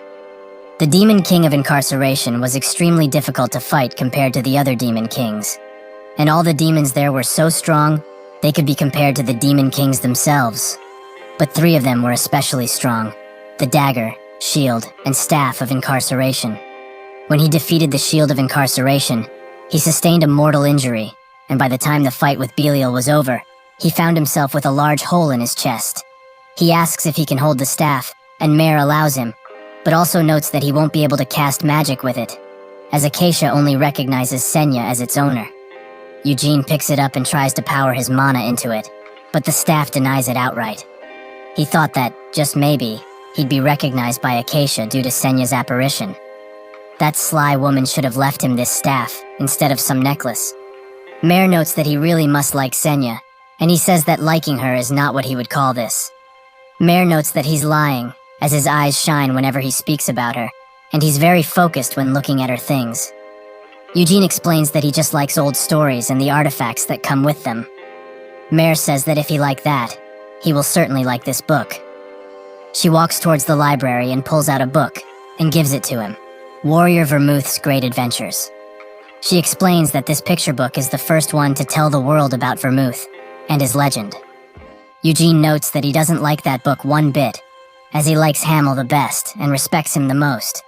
But in this book, he's made to seem like he was just luggage for the party, a useless member. Mare notes that this book is the original version, and it's different than the versions out today, as it was published 300 years ago, though nobody knows who the author really is. Eugene takes the book, but it's even worse than in the recent ones, as it tells of him as an idiot who challenged Vermouth countless times but face-planted every time. Eugene thinks that he did in fact face-plant a couple of times, but he did manage to touch him more than once. Is this book written by that snake, Anise? Mare says that if he likes Hamel so much, he might like what she will show him next quite a bit. They walk throughout the hall and arrive at what seem to be holograms of the party, which surprises Eugene quite a bit. Mare explains that these are memories that Senya extracted and left here personally. They are not like the portraits, but real memories of Senya's colleagues. The handsome man standing in the middle is the great Vermouth. Next to him, the woman who's smiling so much one can't see her eyes, is Anise the Faithful. The one who would rather be considered a troll than a human is Moron the Brave, and the one who looks like a real troublemaker is Hamel, the Foolish. Even though this is common, not a single memory of Hamel's life was left behind, and one can only see Hamel's appearance in this very hall. Eugene notes that he's quite dashing, Hamel that is. Mare asks if there's something wrong with his head, and Eugene explains that Hamel has the charm of a wild beast, a comment which makes him die inside a bit, and Mare to be left speechless. They sit at a table while Eugene is reading a book, and he says that the traces of Senya that have been preserved are on floors 12 to 14, so what's on the top floor? Mare explains that the 13th floor contains research and memoirs of Senya's plans when she was creating Acreon, something that he won't be able to understand right now. The 14th floor also has magic books that contain extensive research, and they would also be quite difficult to understand. But since they all have explanations, they would be a much better choice than the research notes. Eugene asks if these would be better than reading witchcraft, and she notes that it's quite hard to put into words, so it would be much better if he had a go at reading it himself. They arrive at witchcraft, and she explains that it's a method of optimizing mana from a circle, and with that, his magic power will be amplified. A simplification of the technique, for maximum effect, is omission of chanting. Basically, materializing magic through a separation of consciousness. As when unconscious, magic that enters the body is stored, and can be manifested differently, depending on the given situation. The most wonderful thing about all of this is the perfect drive of circle. Although most mages circle these days, the method of circle magic in witchcraft is far superior than a normal circle, so it will be easier for him to just think of it as using the maximum amount of mana to create the strongest power possible. Eugene, much like myself, didn't understand a word of what she just said. But she expected this. As if he understood just from listening, witchcraft wouldn't be the greatest book ever, right? Eugene asks what he can do to read this hyped-up book, and she notes that he should close his eyes and open his hand, then inject his mana into witchcraft, and he will be able to read it. Eugene does so, but is confused. Does he have to pour mana into it? Or apply mana to the circle, like when he uses magic? Suddenly, he feels that his mind has been transported elsewhere. He feels like he's in a dream, but also different than that. He's stuck, almost as if he were experiencing sleep paralysis, but without the hallucinations. He just feels entirely powerless. A sea of mana rushes in, and makes a giant circle below him which also creates more circles, until the big circle is filled with numerous smaller circles. He wakes up from this pseudo-dream, and asks Mare if he did anything strange while he was out. She notes that fainting instantly can be considered strange, but he shouldn't worry, as many mages literally soil themselves after entering witchcraft. But he just foamed at the mouth a bit and fainted, which lasted for 2 hours. The White Magic Tower Master, Melkith, and the Blue Magic Tower Master, Hiraduth, both soiled themselves pretty hard the first time. Eugene remembers what Melkith told him about having an accident, so it seems she was speaking from experience. Mur asks how his first experience was, and he notes that it was difficult, and quite hard to understand, as he still doesn't quite get it. Or rather, he gets it vaguely, but can't make up the rest with knowledge or theories. Seeing the drive of circle was also quite interesting, as inside of an enormous circle, countless circles were being created in a second, and he only got up to 9 circles. Mare notes that, as he said when Senya first created the circle method of magic, she only held 9 circles, but she still continued magic research nonetheless. Therefore, she managed to cross the limit she set on herself. The eternal whole, an eventuality of circle magic that only Senya was able to reach, and only her.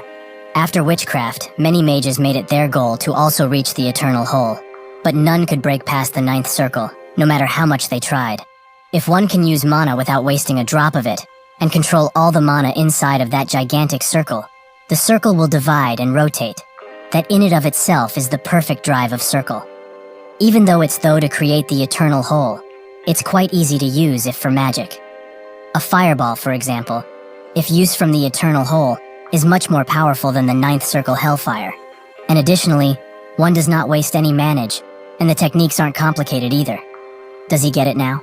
How unrivaled Senya was after creating the eternal whole? Although now there's no way to really check, she could have certainly been able to kill the demon kings. Eugene thinks that after returning from Helmut, Senya didn't just relax, and got much stronger than he ever remembers. The same goes for the other party members. But why didn't they try to fight the demon king? What was Vermouth thinking? Later, he gets out of the hall, where Robarian and Malekith are waiting for him. Robarian asks how his first experience with witchcraft was, and Eugene notes that he isn't quite sure, as with the knowledge he has right now, it would take years to understand just a single book. Malekith says that it's only natural, as the texts are the sense of Eroth's magic, and even if he's very smart, there's a limit to what he can learn without a proper teacher. So that's just if he could lend Winid to her for just a little while. He will help him understand the texts. Isn't that a great deal? Eugene notes that there's no need for it to be magic texts. So does she has something else to offer? An item, perhaps? Malekith says that he knows how to negotiate, and offers him a staff, as he doesn't have one of those yet, and it's great for controlling mana. Eugene isn't that intrigued, and Robarian says that he has plenty of staves, and can lend him one whenever he likes. Malekith asks why he's interfering in their trade, and he says that she already has contracts with 2 of the Spirit Kings. So why is she so greedy? She asks if it's because he thinks that if she's going to make a contract with the King of Wind Spirits, she will make a mess, and he confirms that this is exactly what he thinks. Malekith says that they have been friends for decades, and should know that she doesn't want to have anything to do with Eroth's inner politics, as she finds them quite annoying. Robarian notes that she's saying this now, but who know how she will be once she holds great power. She explains that indeed, he knows what he means, but she doesn't intend to change because of power, even if she does manage to sign a contract with the Wind Spirits King. Robarian says she swore on her mana, so he will trust her, as she did it on her own. Eugene says that he thought about it, but he really doesn't want a staff from her. Malekith says that she didn't want to give one to him, but rather lend it. Eugene explains that he will only be giving her Winid for a few days should they come to a deal, and if the price is to lend an artifacts of hers for a few days, he would rather not agree to a deal. Malekith finds his bargaining quite annoying, and notes that she will give him an artifact for 1 year, for every day she keeps Winid. Eugene says that's 7 years for a week, so she must be quite desperate to make a contract with the King of Wind Spirits. She notes that she is, as to her and other spiritualists, the King of Wind Spirits is like a dream, because the great Vermouth signed a contract with him. Robarian notes that Malekith also has a very precious and great artifact, which intrigues him quite a bit.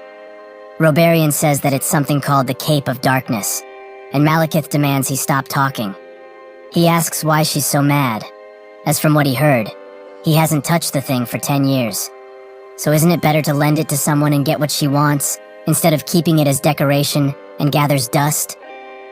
Eugene asks what the Cape of Darkness is, and she tries to dodge the question, but Robarian explains that it contains the highest level of space-time magic.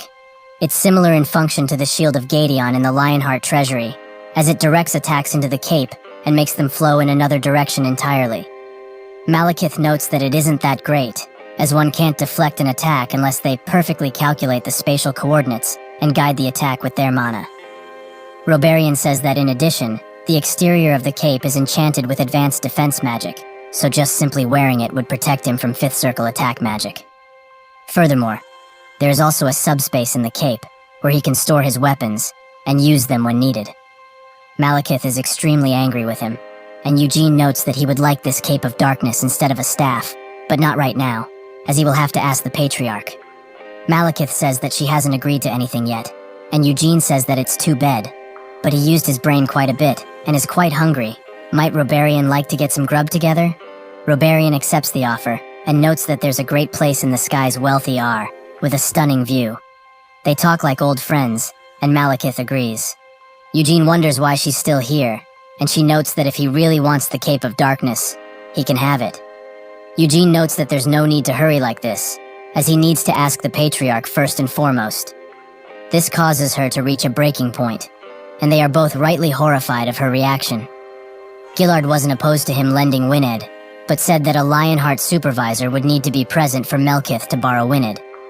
They all wait for said supervisor, and Eugene asks if what she's wearing is the Cape of Darkness.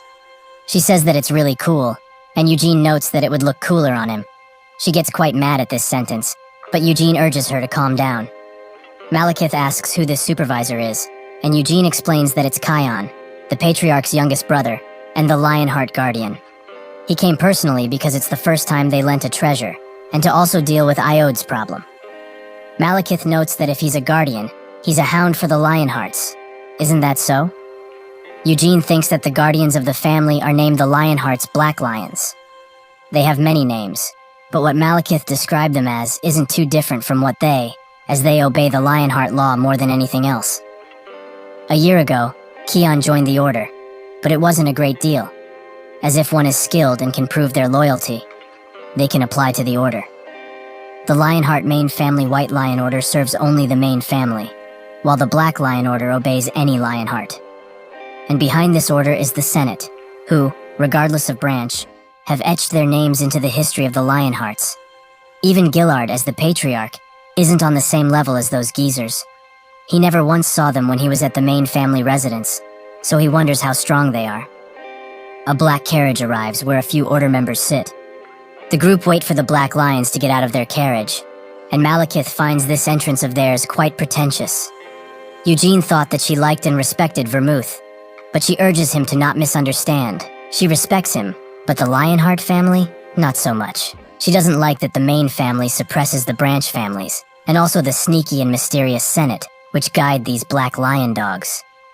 Robarian says that she shouldn't show her distaste towards them, as if she really wants Wined in her hands. She should avoid displeasing them in any way. Malekith notes that she will not be doing as they please, as the deal she's giving them is quite fair, as her precious Cape of Darkness will be far away from home for a while. The carriage lands, and the first person to get out is Seal. Eugene is surprised to see her here, and asks what she might be doing in a place such as this. She notes that her mother's birthday will be here soon, so she is here to buy her a gift. Additionally, she wanted to see how he was doing. Eugene doesn't react as she wanted to this, making her look at him in a strange way. She is quite disappointed, and that's when Kion gets out of the carriage and happily greets him. An elderly man comes from behind him, and notes that it wasn't even that long since he last saw him.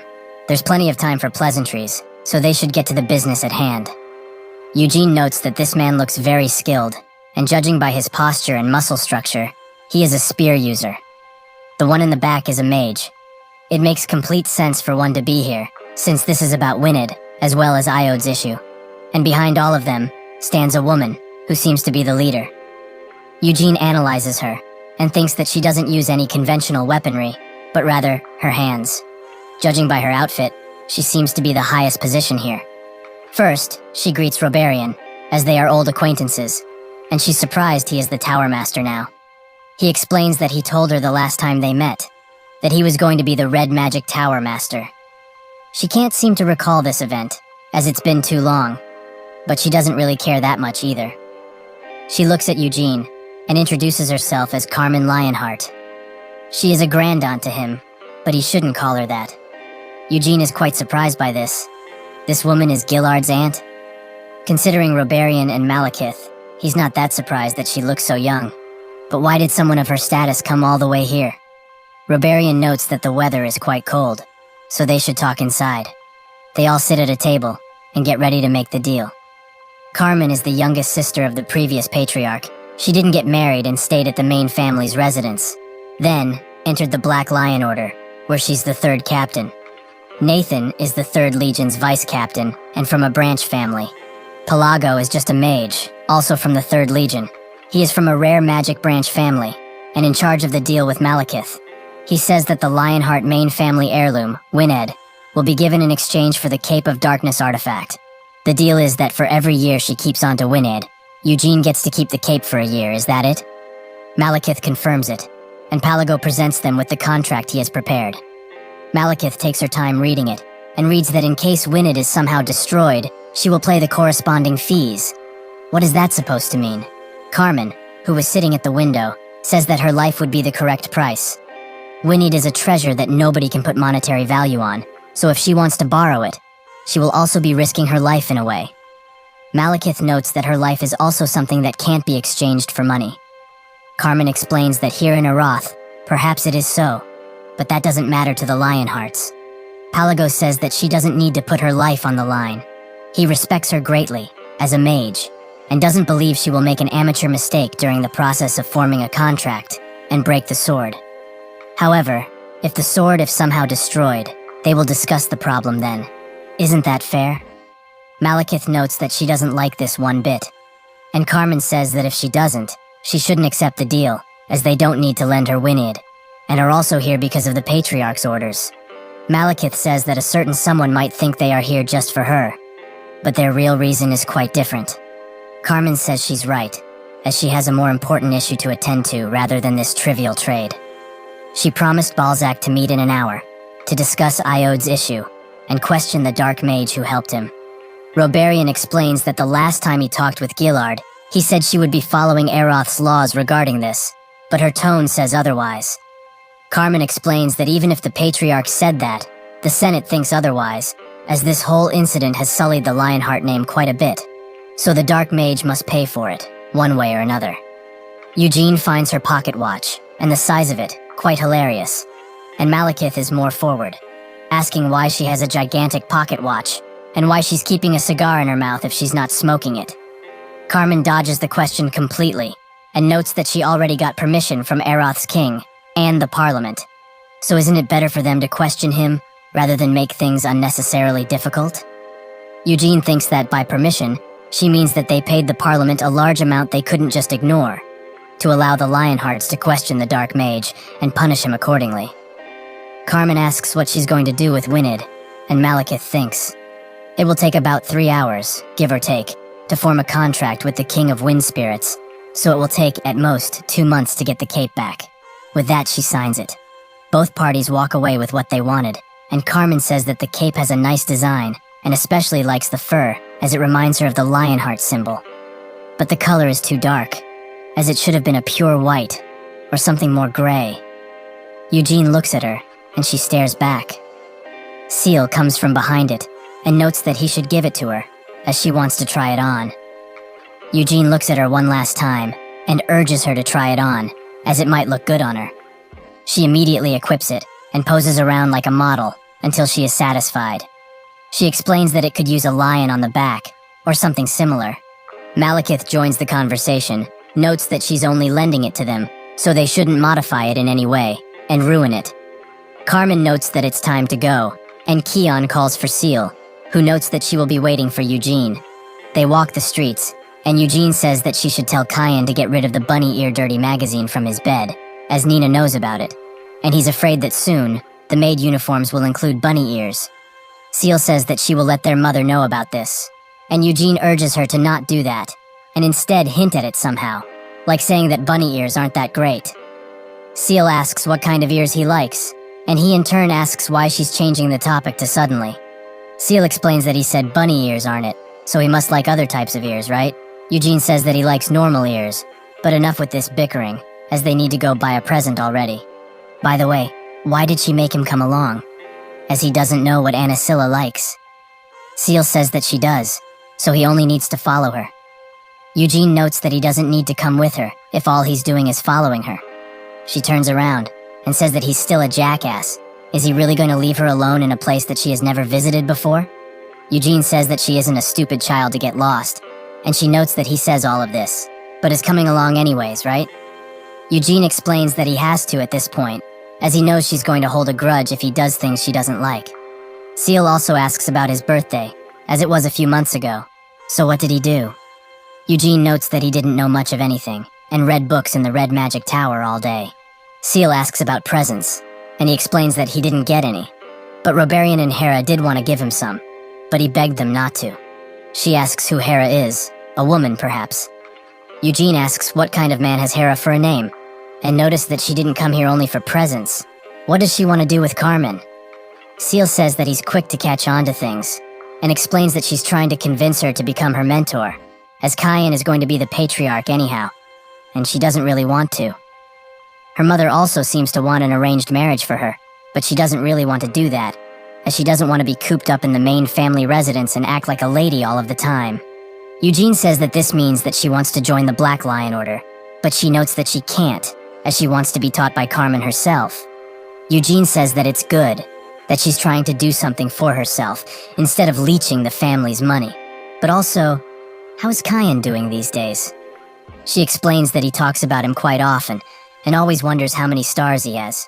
Eugene says that 3, same as when he left, and Cayenne appears to be the same too, a 2-star. Eugene asks about Iode, as he only heard he went back home. Seal explains that Theonis is looking for a mage to teach him, a private tutor of sorts. She finds this quite funny, as his mother still wants to urge him into becoming a mage, but he's not going to become patriarch anyhow, so why not let him live as he wishes? But enough with the unpleasantries. They should go eat. Are there any good restaurants he knows about? Eugene explains that there are plenty, but it won't be as good as the food back home. She looks at him, and notes that the taste doesn't matter that much, but the atmosphere. Nathan finishes torturing the mage, and announces him as dead. Carmen notes that he didn't say a word despite all of the torture they gave him, so he really didn't know a thing. This is quite funny, however, that a low-ranking dark mage such as this guy got into direct contact with someone from the Lionheart direct line of lineage, and also managed to arrange a contract. Either he didn't know what fear is, or he was plain crazy. Balzac says that he must have been desperate, as he got into dark magic decades ago, but didn't accomplish a single thing, and didn't have anything to his name. If he were to die without accomplishing a single thing, his soul would have become the demon's possession, and he wouldn't be able to go back into the cycle of life and reincarnate. He wanted to try everything he could, even if it put him in a tough situation. He would be able to get out of it by using the power he earned by selling out Iode. Carmen heard that the Night Witch Queen, Noire Zabella, wasn't involved in all of this, but what does he think? Balzac notes that it feels like they are blaming him now, but he has cooperated in every way possible, and also showed plenty of respect, and how sorry he was. Carmen explains that it doesn't make sense for a mere dark mage to be behind all of this, and he fits the bill much more perfectly. Balzac notes that he understands where she's coming from, but what would he earn if that were to be the case? And if it really were him behind all of this, he would have covered his own tracks much more efficiently, and made sure nobody would even think that it would have been him. He has many enemies, that much everybody knows, but His Majesty, the great demon king of incarceration, blessed him with endless trust and love, which he is eternally grateful for. Also, in Helmut, there are many who despise him for being treated so nicely. In his honest opinion, someone who hates him probably did this to put him in a difficult situation, like he is now. Carmen notes that he doesn't have any proof for that to be the case, and Balzac says that there's also no proof that he had anything to do with this. He doesn't know how many times he has to say it wasn't him, but it's not just him that was put in a difficult situation because of this, isn't that right? Carmen says that he is free to talk about anything he wishes, but freedom comes with some responsibility. So, is he capable of taking that responsibility and facing the consequences of his words? Balzac explains that as a loyal servant of the great demon king of incarceration, he holds the Lionhearts very near and dear to him, as the great king himself does. That is why he apologized so sincerely and profusely, while also cooperating in any way he can. However, he is only human, and can't do anything about how upset he feels because of their baseless accusations. He, Balzac Ludbeth, Eroth's dark magic tower master and servant of the great demon king of incarceration, understands that they don't wish to show him an ounce of respect, but he will not tolerate endless insults. For his own sake and for His Majesty, the Demon King of Incarceration. Keon immediately puts his hand on his sword and gets ready to attack. Carmen notes that she doesn't want to create any sort of trouble in a foreign land such as this one. Balzac says that, if she wishes, she can take care of things in such a way that nobody would notice. Carmen notes that for nobody to notice, his head would need to stay on his shoulders. However, it is worth considering at least that someone from the Lionhearts wants to harm the prestige and honor of the main family. That is entirely just speculation though, as they couldn't figure out anything using torture and magic, which seems to neat. That is why she's suspecting him first and foremost. Balzac apologizes for misspeaking, but he has told them already, countless times in fact, that it wasn't him, as he has not a single reason to do this for. Carmen says that she believes him. But what about the incubus, who tried to make a contract with Iode? As it's not a pleasant sight at all. She has seen plenty of disgusting and downright cruel things in her life, with one of those things being in front of her right now. Balzac notes that if she insists, she will receive what she wishes. He summons a dark hand that pulls out the head of the incubus. Balzac explains that the Demon King of Incarceration took his soul, and if they really want, she can have this. Balzac drops it, and she kicks it so hard blood splatters on him. With that, they go back, but not without warning Balzac first. If he ever contacts Eugene Lionheart, there will be hell to pay. Balzac notes that the only person who is allowed to control his actions and desires is the Demon King of Incarceration. So even if she's a Lionheart, she has absolutely no right to tell him what to do. While they walk away, Carmen asks Keon what he thinks really happened, as she suspects Amelia Merwin, as she's somebody who despises the Dark Magic Tower Master position and all it entails. The Demon King of Incarceration lets the Dark Mages contracted to him to do whatever they wish to, so he doesn't need to intervene when his underlings quarrel like this either. Keon says that if Amelia did all of this, wouldn't Nahama be behind it as well? Carmen explains that Nahama is also quite suspicious, and a war will probably break out in a few years. The most likely first target of this war would be Turath, as Nahama has always had issues with it. Keel will have to prepare for war once all of this happens, and the Lionhearts will also be called forwards for the preparation. Keon notes that Amelia probably did all of this with that in mind, and Carmen says that it could also just be an isolated incident with no real conspiracy behind it. She also asks what would have happened if she didn't overlook Balzac's clear provocation earlier, and Keon says that if they fought him right there and then, everyone, excluding her, would have died. Carmen notes that he's quite humble, and he explains that he's not really fit to fight mages. She notes that she's the one who's not confident. That is why they haven't fought him. Iode will remain under watch, as a Black Lion has already been dispatched to Theoni's residence. They won't kill him considering that he's a part of the main family. But next time, he might not be so lucky. Iode will live the rest of his days under close watch, and naturally, his right to be the Patriarch has been nullified and forgotten. Also, Theonis is looking for someone adept in magic to teach him. But you're just going to let that happen, as if someone is behind all of this. They may try go get in touch with him soon enough. Keon thinks of Iode, and how much he loved magic when he was young, how it fascinated his still untrained mind. What happened for him to get into dark magic like this? The next day, they get ready to leave, but not before Seal and Keon say goodbye to Eugene. Carmen turns to him, and asks what he thinks about joining the Black Lion Order, as the 2nd Division Captain's subordinate position is empty now. So if he wants, he can recommend him right this instant. Eugene refuses instantly, and she notes that it's a real shame.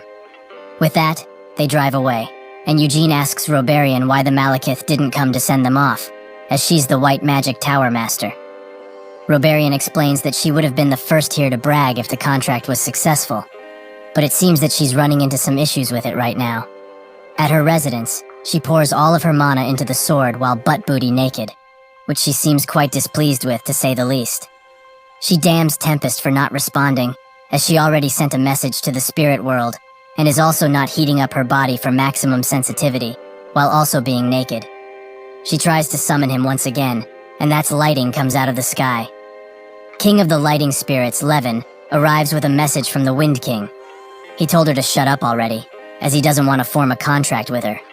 She starts spewing thins about being the greatest in the world, and starts swinging the sword around, which Levin finds quite shameful. He sighs, and electrocutes her enough to stop her from going mad. He explains that she cannot give what Tempest wants, as the hurricane wishes you to move northward. The northern region of the demon realm that nobody was able to conquer. A wish he has not been able to forget for centuries. The next day, she looks like an old granny as she comes next to Eugene, who is quite confused that she aged so fast. He asks how the contract went, and she urges him to not do that, as he knows clear as day what happened. She starts screaming about Tempest, damning him for everything. Myrrh, who was there, has had enough, and tells her that this is a place for silence. But Malekith is going straight crazy at this point. Eugene asks if Tempest really blew her off like that, and she asks why she would like about such an important thing to her.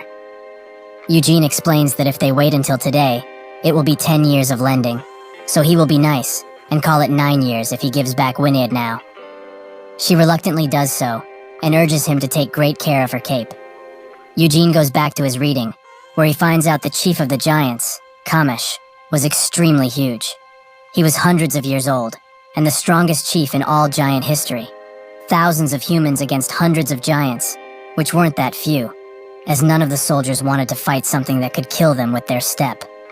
But the soldiers didn't matter, as Vermouth was there. The knight who thought they were powerful came and spouted some nonsense in introducing themselves, which nobody really cared about. They wanted to fight together with him, but all of them combined wouldn't make a dent in Kamash's toe. Vermouth had only one person who could fight alongside him, and whom he depended on. Hamel. They were ready to fight the deadly giants, and Vermouth was successful in defeating Kamash, who was as powerful as a demon king. Even with their leader dead, the giants did not turn back, and still wanted to end humanity. However, Senya showed them true power. Eugene asks if Senya wrote this book, as it has too much praise regarding her, is all. Mare notes that this is an insult to her, as who would write a story about themselves and praise their own name like this? He gets up, as he wants to try reading witchcraft again. Mare is glad, but he is too arrogant for the level he is currently at. Eugene notes that he likes succeeding in difficult tasks, even if it takes him a while. He gets to witchcraft, and thinks that it's impossible for him to recreate the eternal whole now, as he would need at least 9th circle. It's a great circle that holds circles that are infinitely increasing in power, and one can rotate it, destroy it, recreate or even increase their mana. But he doesn't use a circle, as he uses the white flame method to create a substitute. But if he can add one more ring inside of that ring made by the stars. What he learned in his past life was some cheap mana training used by common soldiers. He added to that with his experience, and Senya helped as well. That is how Hamel created his own mana training method. Grow the core, and repeatedly explode the mana that makes the core. Spread the mana that's been sped up around the body. With that, Hamel was successful in even damaging Kamash. He remembers his comrades, especially Senya, who thought that this method is garbage, but his level did increase quite a bit. He looks over the eternal hole, as he doesn't pass out anymore by looking at it. He can actually feel it too, meaning that he can do it. Eugene Lionheart will recreate this hole by using the white flame method. 2 years pass, and Eugene turned 19. Eugene's 19th summer was spent writing his thesis. Myrrh, who is on the other side of the table from him, asks if he's not hungry, as it's almost time to eat. Eugene says that he will be having some food shortly, as if he leaves now, he will lose all concentration on what he is writing. Mare asks why he is such in a hurry while writing in the first place, and Eugene explains that it's much better to write slowly, so there are no mistakes made. It just feels more right. He is also not rushing himself, and making sure he doesn't make any mistakes, while also revising constantly. But he hasn't made many mistakes. He is just paying close attention to what he is writing, that is all. Mare notes that mages complete a thesis about magic over entire decades of their lives. Eugene in turn says that it didn't take him decades to learn magic, so why should be like them? Mare gets up, and notes that this is precisely it. It is very arrogant for him that he is already writing a thesis. He should just quit that, and concentrate on just learning for at least a few more years, then write his thesis. Eugene notes that she is being quite shy, and she urges him to not cross that line, as she has already told him countless times to not refer to her that way. She has lived for at least 200 more years than him, so she demands at least some respect. Eugene calls her a shy little grandma mare, which makes her wonder if she should just kill him and be done with it. Later, Eugene asks if she doesn't want him to leave, and she is a little shy to say. Eugene explains that he has come and gone here for 2 years, yet he is the only one who still comes here on the regular. Mare notes that is pretty obvious, even to the untrained eye, as other mages already saw witchcraft a long time ago. The mages who witnessed it were amazed and shocked to their fiber, and desperately tried to analyze and understand it fully. However, in the end, they all failed to do so, and gave up, instead trying to complete their very own magic. But he has come to Acreon every day for 2 years straight, and tried to understand witchcraft to the best of his abilities. Is he really going to leave Aeroth once his thesis is completed? Eugene asks what else he could do here if he didn't, and Mare explains that he can do a myriad of things. She doesn't know exactly when the Red Magic Tower Master will retire, but she's quite certain he would gladly take him on as his successor. Eugene says that he doesn't want to be a Magic Tower Master, as the job seems to be quite dull. Mare notes that another option is joining the Palace Mage troops, as the captain, Tremple, seems to want to recruit him. Eugene says that he acts way too friendly, which he doesn't like at all.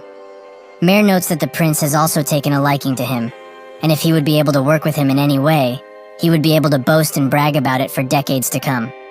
Eugene says that he does appreciate that he likes him quite a bit, but he doesn't feel like doing any of that. Mare is quite puzzled at this point, as he can't become a patriarch in the first place. So why does he want to go back to the Lionhearts so much? Eugene asks if he really needs a big or grand reason to go home, and Mare explains that what he has accomplished these past few years is extremely impressive, even in her eyes. In just the half year that he has started to write his thesis, he has managed to simplify complicated and elaborate magic theories, while also improving his own magic during the whole process. Eugene explains that this thesis is just for his own satisfaction, as he is the only one who can use it in the first place. He's just writing it down because he likes his things organized, and he's not going to reveal it to the Academic Association anyways. No mage would be able to use the circle flame method in the first place. He thinks of the time when Robarian told him that not taking magic and understanding into account is physically, at least, impossible. He doesn't use a normal circle magic method for his magic, and his substitute is the white flame metho stars with the circle. But that won't mean that the main family's white flame method users can replicate it. He also tried it according to his thesis, but he was stuck from the very beginning, as he has never made a core, or learned the white flame method. He tried to substitute it with his circle, but his mana ended up flowing in reverse instead. Eugene had become a white flame method 4-star, and successfully added Eternal Hole to the circle. He made a ring using 4 stars, and constantly exploded the mana within, just like Hamel did in his past life. The rotating ring of fire ensures that the mana doesn't flow outside of the circle. That is the circle flame method he made. Eugene planned to attempt all of this once he became a 5-star. But having looked upon witchcraft, he changed his mind instantly. He spent a very considerable amount of time on the 6th floor, the Hall of Space, and on the 8th floor, the Hall of Intense Heat. The Hall of Intense Heat had magic from the world's most powerful and renowned flame mages, and he needed to learn space magic in order to properly utilize the Cape of Darkness to the best of its abilities.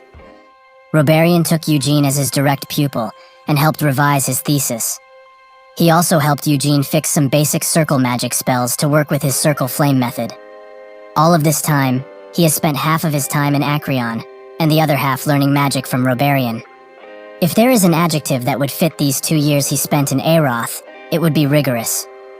Eugene asks Mare if she's mad at him for saying that he will leave, even though she clearly doesn't want him to. Mare explains that she is not mad at all, as she has no right to stop him from leaving in the first place, so he can go if he wants to go. She's never had the desire to go somewhere, but even if she would really want to, she couldn't in the first place.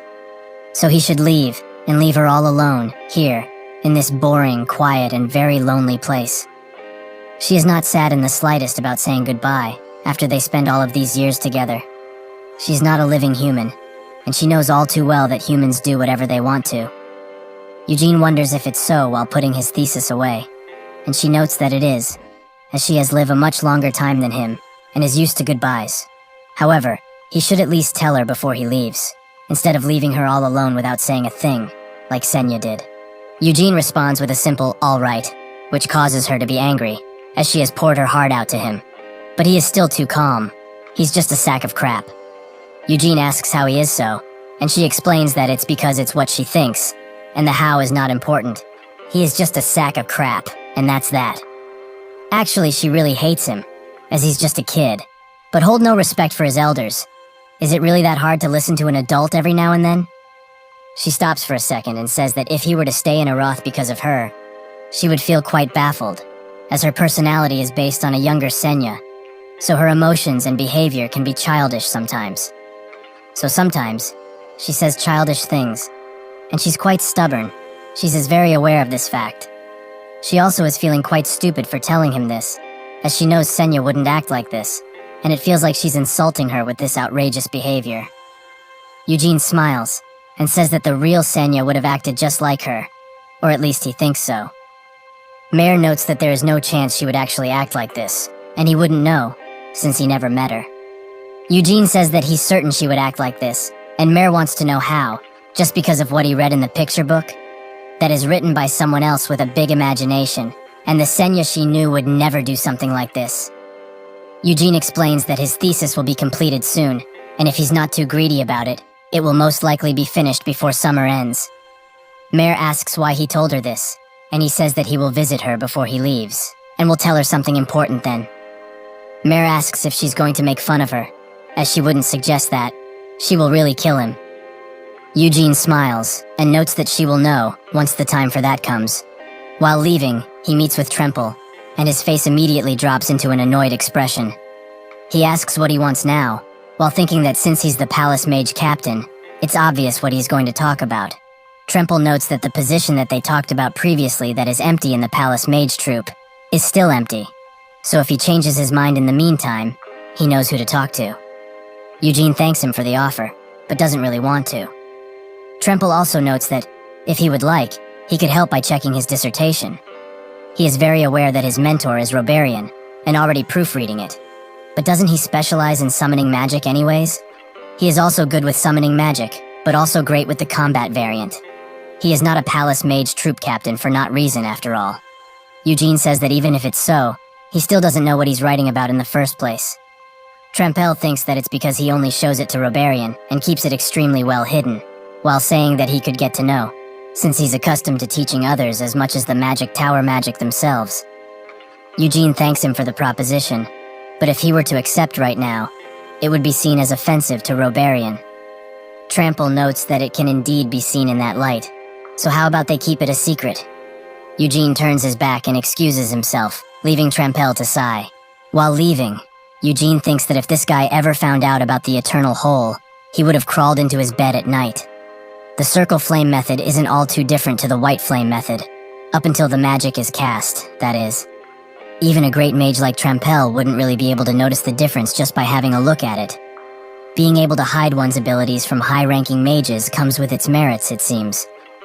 While training, Roberian explains that, disregarding what magic spells he can cast, if they just consider the sheer force he is putting into them, he is past the 5th circle already. Eugene notes that 4th circle is his current limit, as more advanced magic than that wouldn't be able to hold itself in the Eternal Hole. Is his understanding perhaps not good enough? Roberian thinks that it's probably not that, and it's most likely that the hole reached its content limit. He hasn't recreated the Eternal Hole with the Circle Flame method perfectly just yet. He is substituting his circle with his core, 4 White Flame method stars, and 4 cores, to be exact. It's more accurate to see it as the number of cores being the same as the number of circles. With each advancement that his White Flame method goes through, his Circle Flame method also gets stronger, but he should exercise caution, as the Circle Flame method right now doesn't have any disadvantages. The risk might be gathering itself each time he levels up, since this is a magic method that nobody has heard of ever before. Additionally, he has already told him this piece of information many times, but he shouldn't use advanced circle magic ever. Unlike the regular circle magic method, the Circle Flame method will allow him to use high-level circle magic, and he will be able to use magic up to 5th circle quite easily. But he should never attempt to use 6th circle magic, as they don't know what dangers using magic one can't organically use might be. Eugene says that he understands, and Roberian notes that he probably won't return to the Lionhearts immediately after finishing his thesis, right? Is there somewhere he plans to go specifically? Eugene notes that he will go to the Luhar Kingdom, since he wanted to eat their infamous ice crab since he was a little kid. The real reason he is going there is because it's the nation that dumb bastard moron established somehow. Robarian notes that there are ice crab restaurants here in Aroth as well, but Eugene excuses this by saying he wants to eat directly from the source. After enjoying some ice crabs in Luhar, he will go to Nahama, as he heard that the cactus scorpion is great there. Putting that horrifying creature aside, the reason he is going there is because 200 years ago, Anis, who had been praised and revered as a saintess in the Holy Empire, Eurus, left on a pilgrimage without telling the emperor the purpose of it.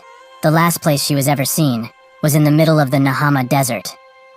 Robarian didn't see him as such a foodie, but if he likes crustaceans this much, they should have lobster for today's meal. They go to a lobster restaurant, where Eugene thinks that he didn't expect to meet Honaim, Aroth's prince, here. He apologizes for intruding on a meal between teacher and pupil, but he will get to the main topic now. He tells Eugene that if he stays in Aroth, he will promise him the position of captain of the palace mage troop. He swears this on his family name. Eugene notes that right now, something like that would be difficult for him to do, right? Honaim notes that in 10 years, he will become the king of Aroth. His words surprise Robarian, who notes that something like that is quite dangerous to say, as the current king is very healthy. Honaim asks that he doesn't misunderstand, as he has already received a promise that he will have the throne, so his succession is basically guaranteed. Additionally, the people of Aroth also believe that he will become king. The palace mage troop answers directly to the king, and he will also go through some processes, out of respect for the Senate, but he should be qualified enough in about 10 years. Eugene thanks him for judging him so highly, but he doesn't really know how much he's improved. Honaim explains that it's because he and Robarian keep that fact very well hidden. But why? There must be a really good reason they won't tell anyone, he assumes. He takes a look at him, and sees that his body is chock full of mana, and just by that, he must at least be a fifth circle. He brings up the topic of witchcraft, and asks Eugene if he understood the eternal whole at all. Eugene asks if he really has to answer that, and Honaim notes that asking that is plenty enough for an answer. Eugene explains that he shouldn't lie to the prince, though he also didn't plan on being that honest either. It's not that he hates Aroth, or the position of Palace Mage Troop Captain, but he just doesn't want it. Honaim notes that with his abilities and potential, earning a position of power is very easy for him, so power alone couldn't tie him to this place. What about education, however? As he knows, Senya created 3 series of witchcraft. One is in Acreon, the very same he studied, and the other 2 are being kept in the royal palace's treasury. This shocks both Eugene and Robarian, and Eugene thinks that Mare said Senya had the other 2 with her. Robarian asks, since when did the royals get the other 2? And Honaim explains that unfortunately, they are only copies Senya gifted to them as a token of affection, as even the royals haven't a clue as to where Senya and the other 2 copies have gone. Eugene asks if he's really going to show him the other 2 copies, and Honaim explains that right now, it's just not possible. And it is true that he has won great favor with the king, but witchcraft is the greatest magical text in all of history, and even he can't do whatever he wishes to with it. But when he becomes king, he can use his powers to show him witchcraft, but he can't help Robarian in that regard. So what does he say, as this clearly isn't a bad offer? Eugene thinks that this is quite the thoughtless offer, as he has already experienced substantial change because of the first witchcraft. So how much stronger will he become if he gets a hold of the other 2? That is not all, as maybe, just maybe, the other witchcrafts could have information about Senya's location, as he would know better than anyone where to look. He notes that it's impossible right now, so he will drop by Aroth, once he has ascended the throne, that is, and they can continue this discussion at the time. Honaim notes that he is smart to leave his path open, and will send him a letter once his ascension has been solidified. Later, Mare checks his thesis, and thinks that the core and eternal whole have been combined perfectly, and there is still the incompleteness that existed from the start, but she can't think of anything that would improve this. Even though it's not as good as Senya's eternal whole technique, his circle flame method is still amazing. She notes that it's quite well made, but from her point of view, this is incomplete, but he is acting like it is. Doesn't he feel selfish?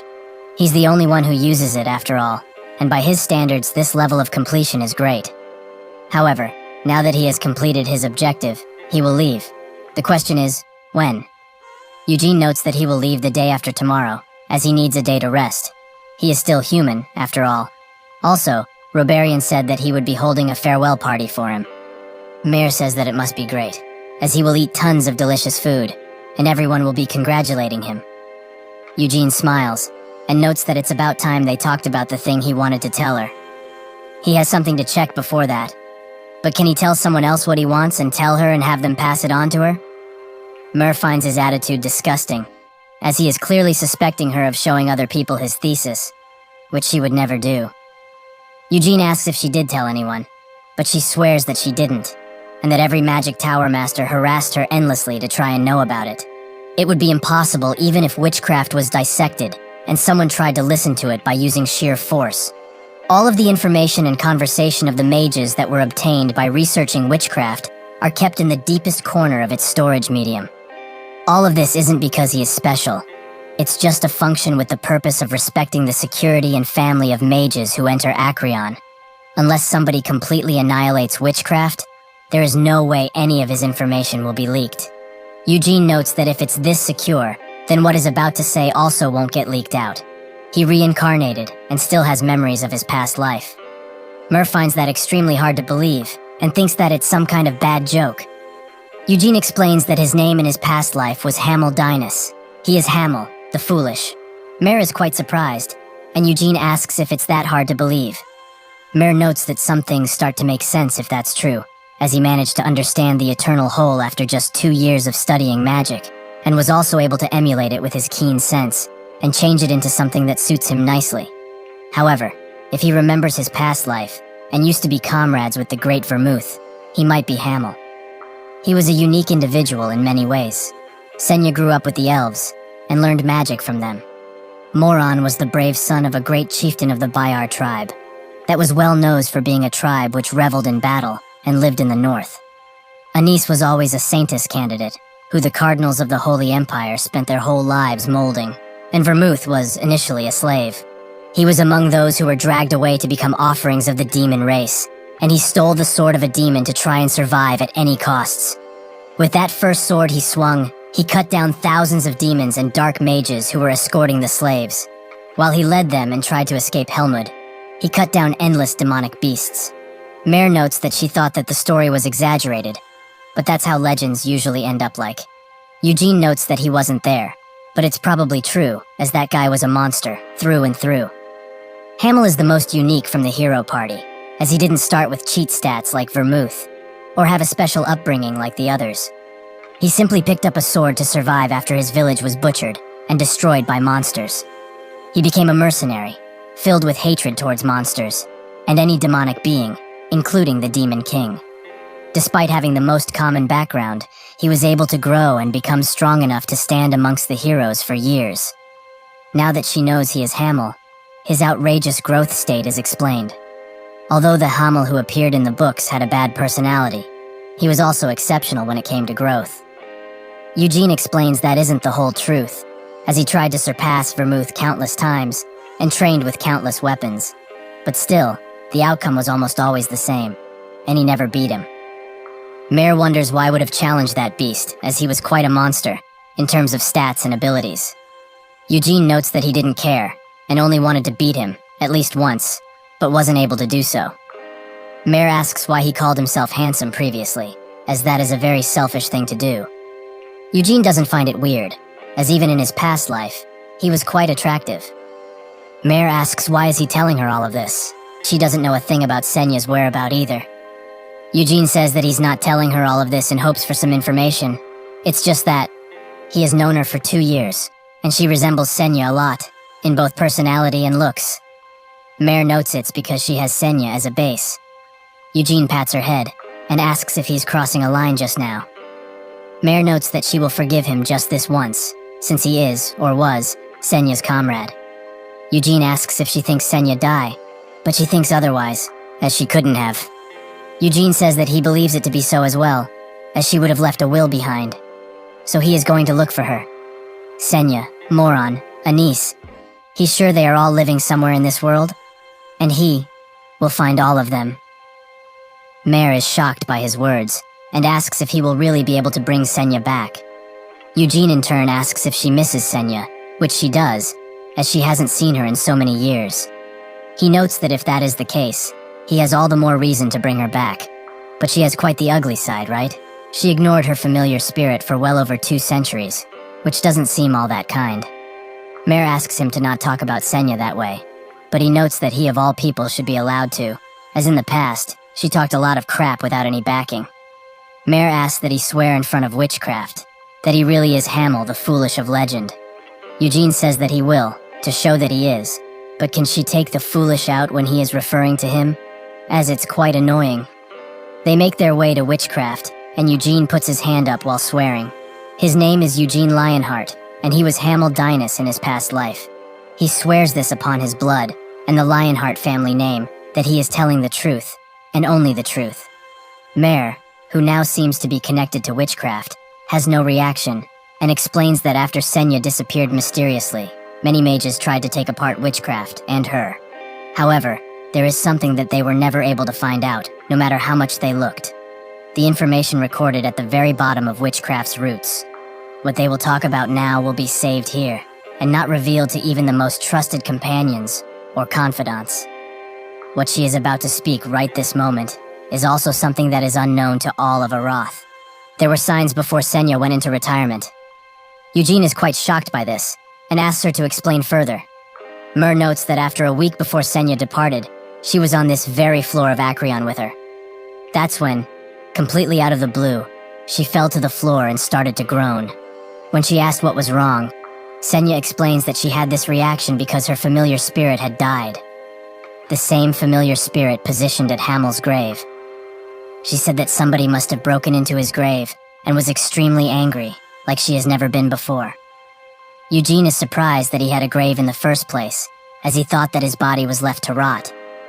Myrrh says that was the first time she heard about it, and not long after this revelation, Senya disappeared, and she hid the conversation within witchcraft, since it was something she didn't tell a single soul before vanishing. She just didn't want to put her in an even more difficult situation, in case that was something she shouldn't talk about at all. But since he is Hamel, her oldest comrade and friend, he deserves to know about it. Eugene notes that he never heard a single thing about his grave, as he thought that his body would have simply vanished because of Belial's curse, since a lich's curse destroys both body and soul. Mare says that yes, normally, that is the case, but his soul was fine, and he reincarnated. That means that his body is also intact somewhere too. Eugene notes that if that really is the case, Senya really might have been involved in his reincarnation after all. Later that night, while walking on a lonely road, Eugene thinks that if Senya was really the one to dig him a grave, it would be hidden somewhere, and quite well. But where could it be? People usually choose places that are important to them for grave sites, so it wouldn't be where he died. Could it be his homeland, of all places?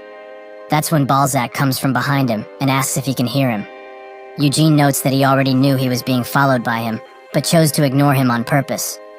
Balzac says that no matter what, he never seems to be in a good mood when he sees him. Does it have to do with him? Eugene instantly says yes, without any sense of holding back.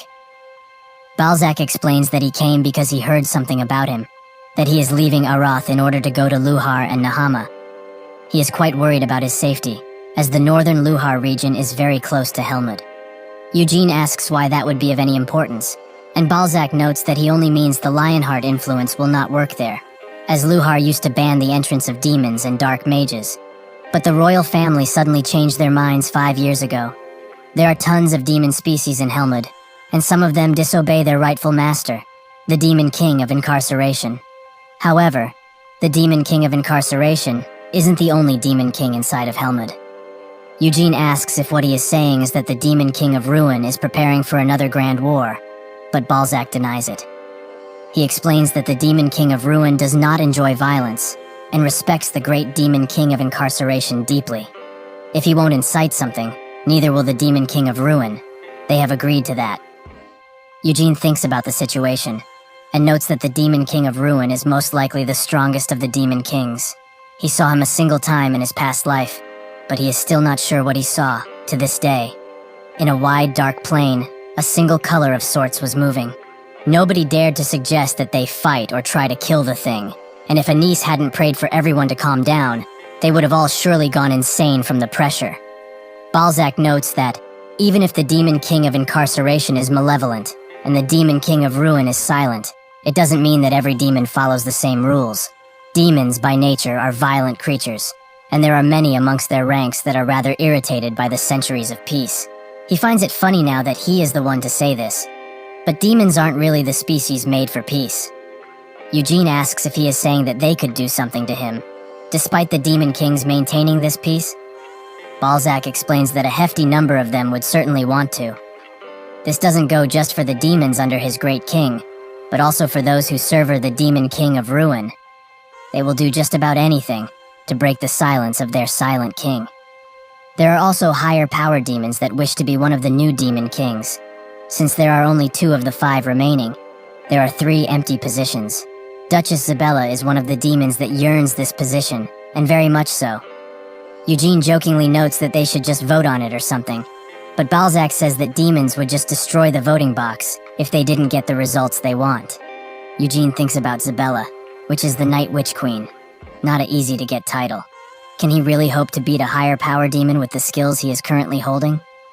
However, there is no guarantee to it, and winning might be impossible right now. He does intend to go to Luhar someday, but not yet, if that is the case. Eugene thanks him for the kind warning, and notes that he will be visiting Nahama first, and Luhar later. Balzac thinks about Nahama, and urges him to be careful when going to the deserts. Not because of the sandstorms or creatures, but because of Amelia Merwin. She was once a great dark mage, even before she signed a contract with the mighty demon king of incarceration.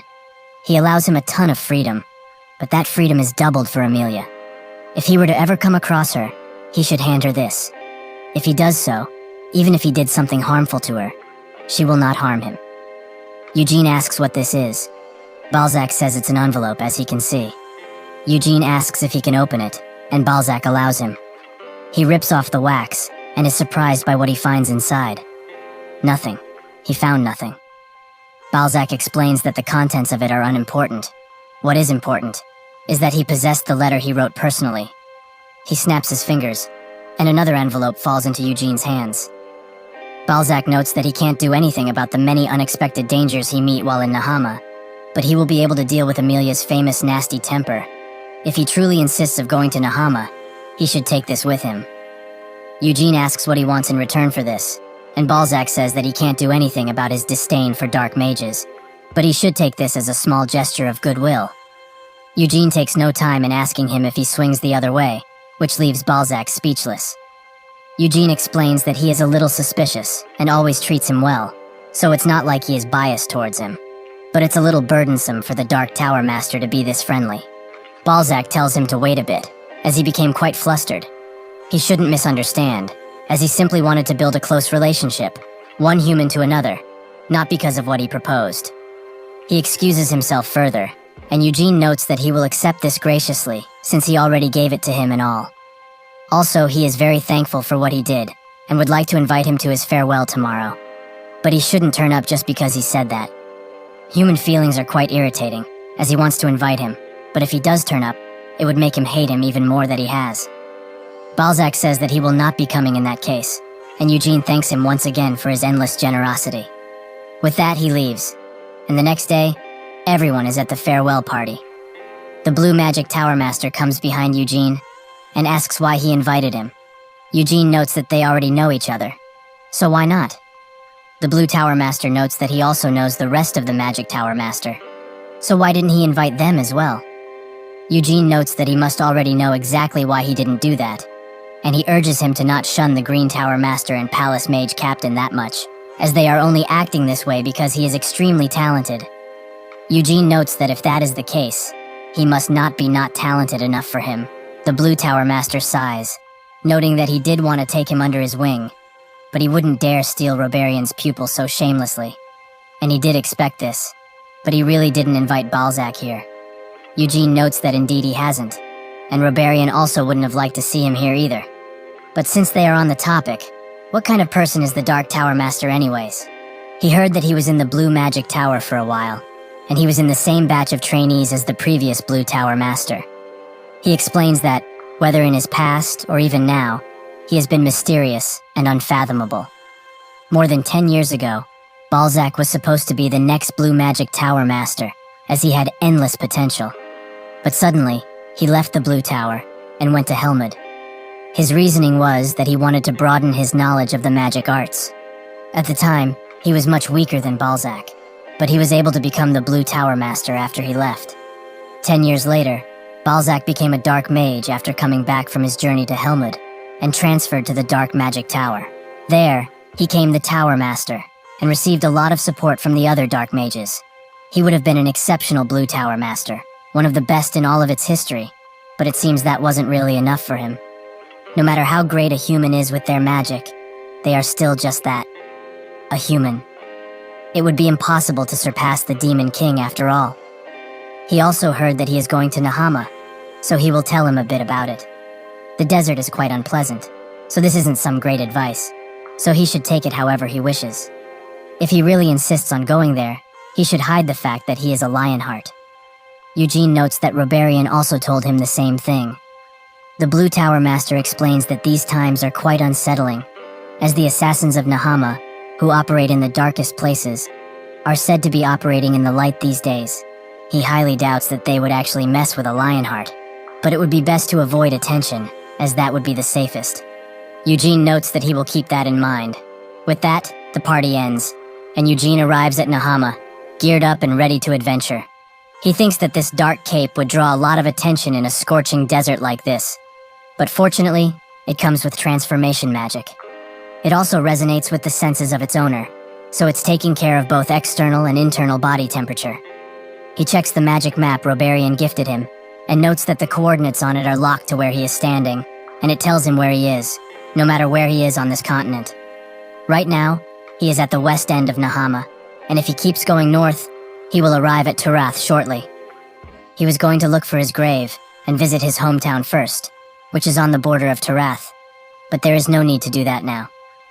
For the last 300 years, while he was gone, the unnatural sandstorm slowly started to devour the nearby lands. So that's why his hometown, which was on the border of Turath, became part of the ever-changing desert. Turath is a small country, so they had no choice but to give up the territories that became desert. Following all of that, the areas that became part of the desert were subsequently called New Territories of Nahama. People can naturally invade like that too, but only idiots would think that the process of becoming part of the vast desert via the sandstorm wasn't artificially produced by the sand mages. When the Demon Kings rose 300 years ago, the demons and monsters went berserk. Nahama took advantage of this war and tried to invade Kiel, but they eventually failed, because of Vermouth. He hated this country in his previous life, and it has been 300 years, but his feelings are the same. In that case, he will go find his tomb first, and he asks the others to wait just a bit longer. Senya, Anise, and Moron. He will find them. He is determined to do so. With that, he walks into the unknown, ready to face anything. A few desert people spot him walking the Great Desert, and one calls him an amazing individual. As usually, foreigners like him hire caravans or guards when they cross this vast desert, but he is on his own, and doesn't even have a camel with him. Another perks up, and says that perhaps it is a kind of ritual. They know that he is 19, and will become an adult next year. In their tribe's coming-of-age ritual, they send boys out of the tribe, once they are of age. The man notes that even if he is right about this, why would someone from the famous Lionheart family come all of the way to the desert to do it? That he doesn't know, but besides that, all they need to do is obey orders, as he told them to make sure that the boy doesn't enter the Kajani Desert. The man thinks that was the only order they were given, and although he doesn't know why, he is in no position to judge their master's decisions. The other man notes that the Lionhearts and the rumors they have are true, as that kid is extremely fast, even with him being unfamiliar with the desert terrain. Suddenly he spots something that upsets him, and tells the man that he is coming this way, and quite rapidly at that. The man pulls up his binoculars to look, and indeed Eugene is running towards them. But how did he see them from so far away? He also spots the white lion mane, signaling that right now, Eugene is using the white flame method. He rushes through the desert like the wind, and the man thinks that he is coming way too fast for them to do anything, so they need to act now. However, this might be better for them. He commands everyone to pull out their weapons, as they are going to make him think they are bandits. They will steal a few valuables he has, and he might be on his way afterwards. They all do so, and Eugene thinks that their sneaking skills aren't great, so they can't be assassins. They look like travelers from just their clothing, but it's most likely a disguise.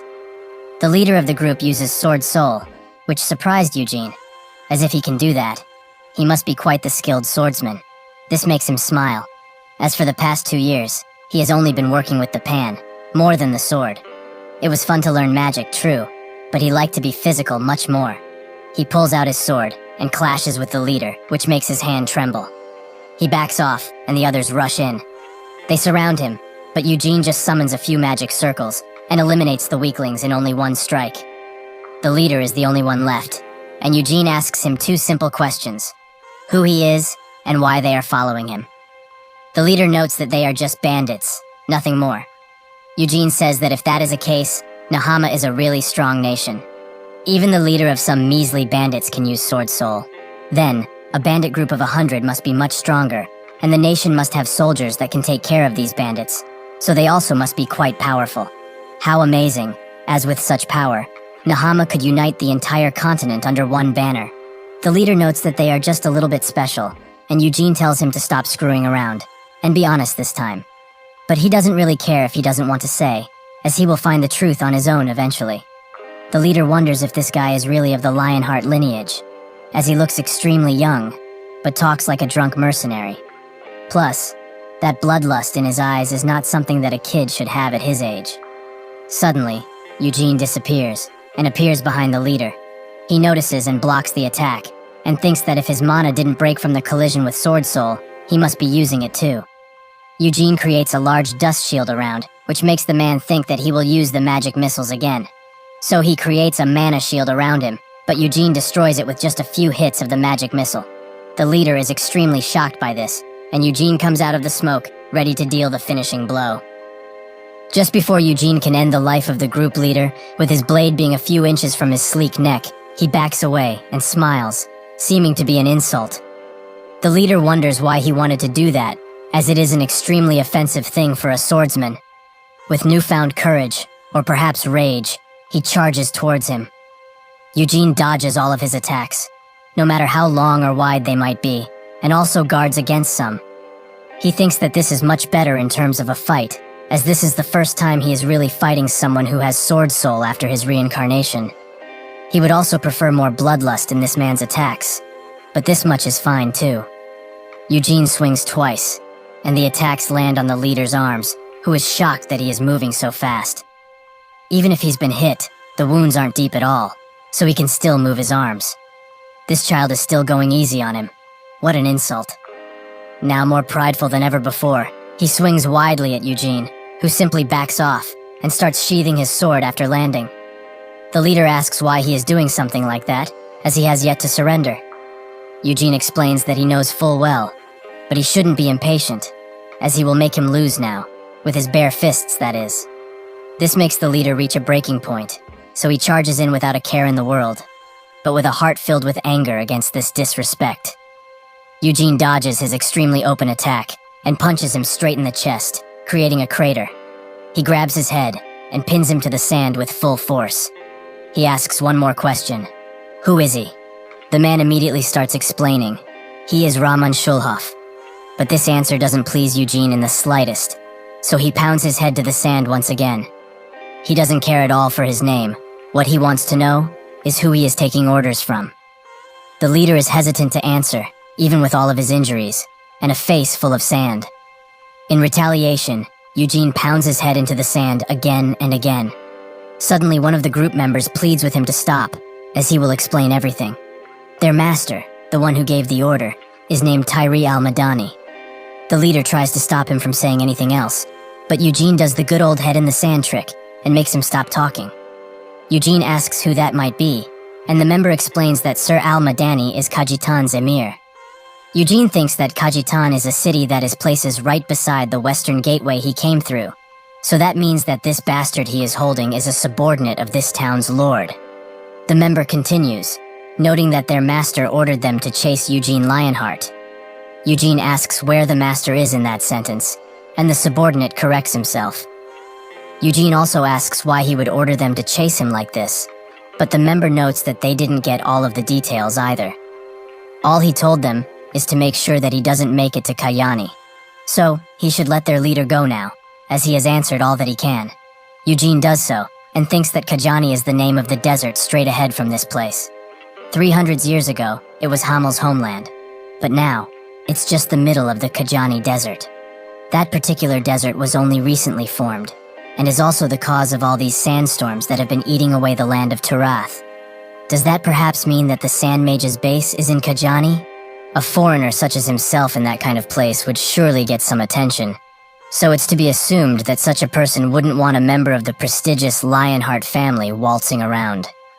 However, out of all of these dangers, the one he has to be most careful of in Nahama is the one Balzac warned him about, Amelia Merwin.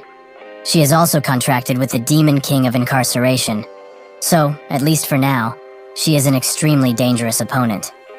The Assur Desert, where her dungeon is rumored to be, is very far away from here, and also pretty far from where Anis was last seen, so he needn't go there, for now at least. Eugene ponders the situation for a bit, and sends the group members back, while ordering the leader to come with him, as he needs to get into Kayani no matter what it takes, so he will be the one to deal with things if any problems were to occur. He probably gets now why he needs him, right? If they take orders straight from Kajitan's emir, it's to be assumed that he would solve any issues that might rise by simply mentioning that he works for him. The leader is hesitant to respond to this proposition, and Eugene pushes him even further.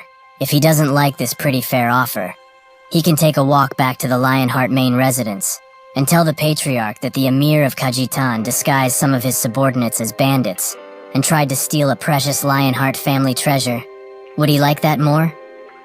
The leader's eyes are now filled with fear, and he notes that they didn't have any such intentions. Eugene pulls up his cloak and says that he just happens to have something very valuable on him. Does he recognize this sword, perhaps? It is the Windstorm sword Winid, which the maker of the Lionheart family, the great Vermouth, used during his life, and also during the battle against the demons. Anyone would want something as precious as this, so most people would actually believe him, and think that Kayitan's emir caused all of this fuss because he wanted to steal Winid. The leader is now at a loss for words. If this boy really goes around saying something like that, not only will his head be rolling on the floor instantly, all of his subordinates will be harmed as well. Or perhaps they won't even have time for that, as their master might be killed right off. Reluctantly, he agrees to Eugene's demands, and says that he will do what he wishes. This pleases Eugene, so he begins smiling like a maniac. With all of that all of the day, they start to walk the vast desert, while the leader thinks that he has betrayed his master like a coward, as his straight orders were to stop this boy from ever entering the Kayani Desert and area. So to go in now, as his guard, is just shameless. But what is more important of all? What will happen to his subordinates who returned, after failing to carry out their tasks? Eugene gets his attention by calling him Rahman, and asks what his position in all of this is. He begins explaining that he is the captain and leader of Legion 2 of the Red Desert Warriors, and the main affiliate guard troops of Al-Madani, the emir of Kajitan. Eugene guessed that he was pretty high in the food chain, as he has the skills of a captain, so it fits him quite well. Eugene also asks if there are any desert mages to be hidden in the Kayani Desert, which takes Rahman by surprise, as it seems he doesn't know what he is talking about. Eugene demands that he doesn't play dumb, lest he wants another one-sided beating. Rahman explains that he really doesn't know. But why in the first place would the desert mages who are only loyal to the royal family be in this desert, which is so far away from the capital? Eugene gets closer to him and asks if he really is that dumb. Rahman asks what he is talking about, and Eugene explains that the whole Kajani Desert was originally the territory of Turath. However, a sudden sandstorm turned the once luscious forest into a vast desert. Nahama's sultan, seeing all of this, said that the desert was fated to them by the heavens, and stationed his warriors in the desert to take and train. And that desertification is still going on, fortunately for them. They could never hope to do that if it were in the mighty Keel Empire. That is why they are doing it to Turath. Rahman doesn't believe him, noting that something like this is impossible. Even if he was right, their master wouldn't get involved into such a wicked matter. It's just not the person he is right now. Eugene notes that he is much more naive than he looks, as he himself is from Kayani, so he would assume that he survived the sandstorm purely by luck, and were brought up to his feet by his master.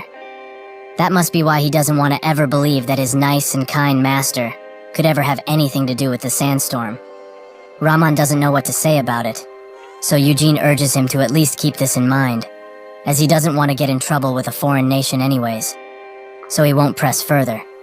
However, he can guess why his master wouldn't want him to enter the Kajani Desert, as things are going to become difficult once someone from the Lionheart family steps inside of the place the desert mages are hiding for the desertification. Rahman notes that he understands what he is saying, and promises that, if there are any desert mages like he says, he will be the first to step up and protect him.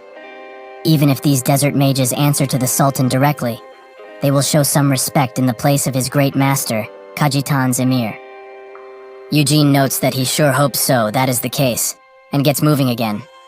While trying to keep up with him, Rahman asks why he is going to the Kayani Desert in the first place, as there is basically nothing there, only sand. Eugene says that he is here to find a grave. This takes Rahman by surprise, as if he wanted to visit an ancestral grave. He should have let him know earlier, as there is a large graveyard in Kajani, and he would have directly taken him to it. Eugene explains that the grave he is looking for isn't in a graveyard, and it's somewhere else entirely. Eventually they arrive at an oasis, which puzzles Rahman, as something like this shouldn't be around here. Eugene explains that it's fake, and not a mirage. This one is purely illusion magic. Rahman notes that something like this is impossible. Why would anyone create a fake oasis around here using magic? Eugene pleads with him to keep his denial to himself from now on, as it's starting to get on his nerves. Oases like this one are very precious to travelers of these deserts, so when somebody sees one, they are bound to want to rest around here. Rahman wonders if this means that there are some people waiting to ambush them around here. Eugene takes a step forwards, and notes that they will see about that. That's when a knife silently rises from the sand, and Rahman tries to warn Eugene, but he already noticed, and jumps high in the air. He uses the power of an intermediate ranked wind spirit, Gale, which blows the sand away, and also sends Rahman flying for a bit. The attack hits the assassin perfectly, and also knocks him out. The ground starts to rumble, and many more assassins pop out of the ground, ready to take Eugene out. Before the battle can commence, Rahman rushes in and urges them to put down their weaponry. He gets in front of Eugene, and explains that he is Rahman Shulhof, a warrior of the great emir of Kajitan, Al-Madani, and this person is a prestigious guest of his master, so they need to put down their weapons and back off of them. If they do not, they challenge the might of Kajitan's emir. Instead of backing off, the assassins surround both of them and clench their weapons tightly. Rahman is surprised that they would dare do something like this. Perhaps they did not hear? This person is a most prestigious guest, and a son from the great Lionheart family. Eugene grabs his shoulder and explains that it's no use pleading with them, and he's just dragging this on and on at this point, while making things easier for them. Rahman asks why that is, and Eugene notes that they won't be able to send them back alive, since they already dared to attack him. But it would also be annoying to kill a Lionheart, so they will probably make him drink some poison or drug to make him shut up. But to do that, they would have to defeat him first. Rahman starts unsheathing his sword, and thinks that there are a ton of them, but he needs to help this young master fight. Eugene signals them to come at once, and they do so. One eventful day, Anis asked Hamel why he carried so many weapons he doesn't even use. He explained that one day, they will be useful, so why not? Senya told her to leave this bastard be, as he never listens anyways. Anis, however, didn't want to let it go, as Hamel's behavior is not good at all. All of those weapons which see no use are Hamel's, so why is Moron carrying everything for him? Hamel explained that he won against him at rock, paper, scissors, so this was fair and square. Anis, however, didn't think so. Why would he make a bet like that in the first place? Hamel urged her to stop making it seem like he is the bad guy in all of this, as there are a lot of things in that cart, excluding his weapons. Her most beloved holy water is also in there, and a ton of it, plus Moron's axe, which is probably the heaviest thing in there. Anis looked at him with intent, and said that if the only water was her own possession, she would have carried it herself. But the ones who consume it the most are he and Senya. Hamel then got on Senya's case, as he told her many times to cut back on the holy water, and she should have just used summoning magic to store all of this stuff. Senya started screaming at him, as he was the one that suggested they carry this stuff with them, since it would have taken a while to get it with the summoning magic. Hamel then asked for Vermouth's opinion, and also why he isn't the one to be pulling on the wagon. Vermouth simply said that his weapons weren't in there, and Hamel noted that it must be so great to have pocket inventory like his. Senya told him that she could teach him something similar, if he begged on his knees, that is. All of these fights between each other have become great memories.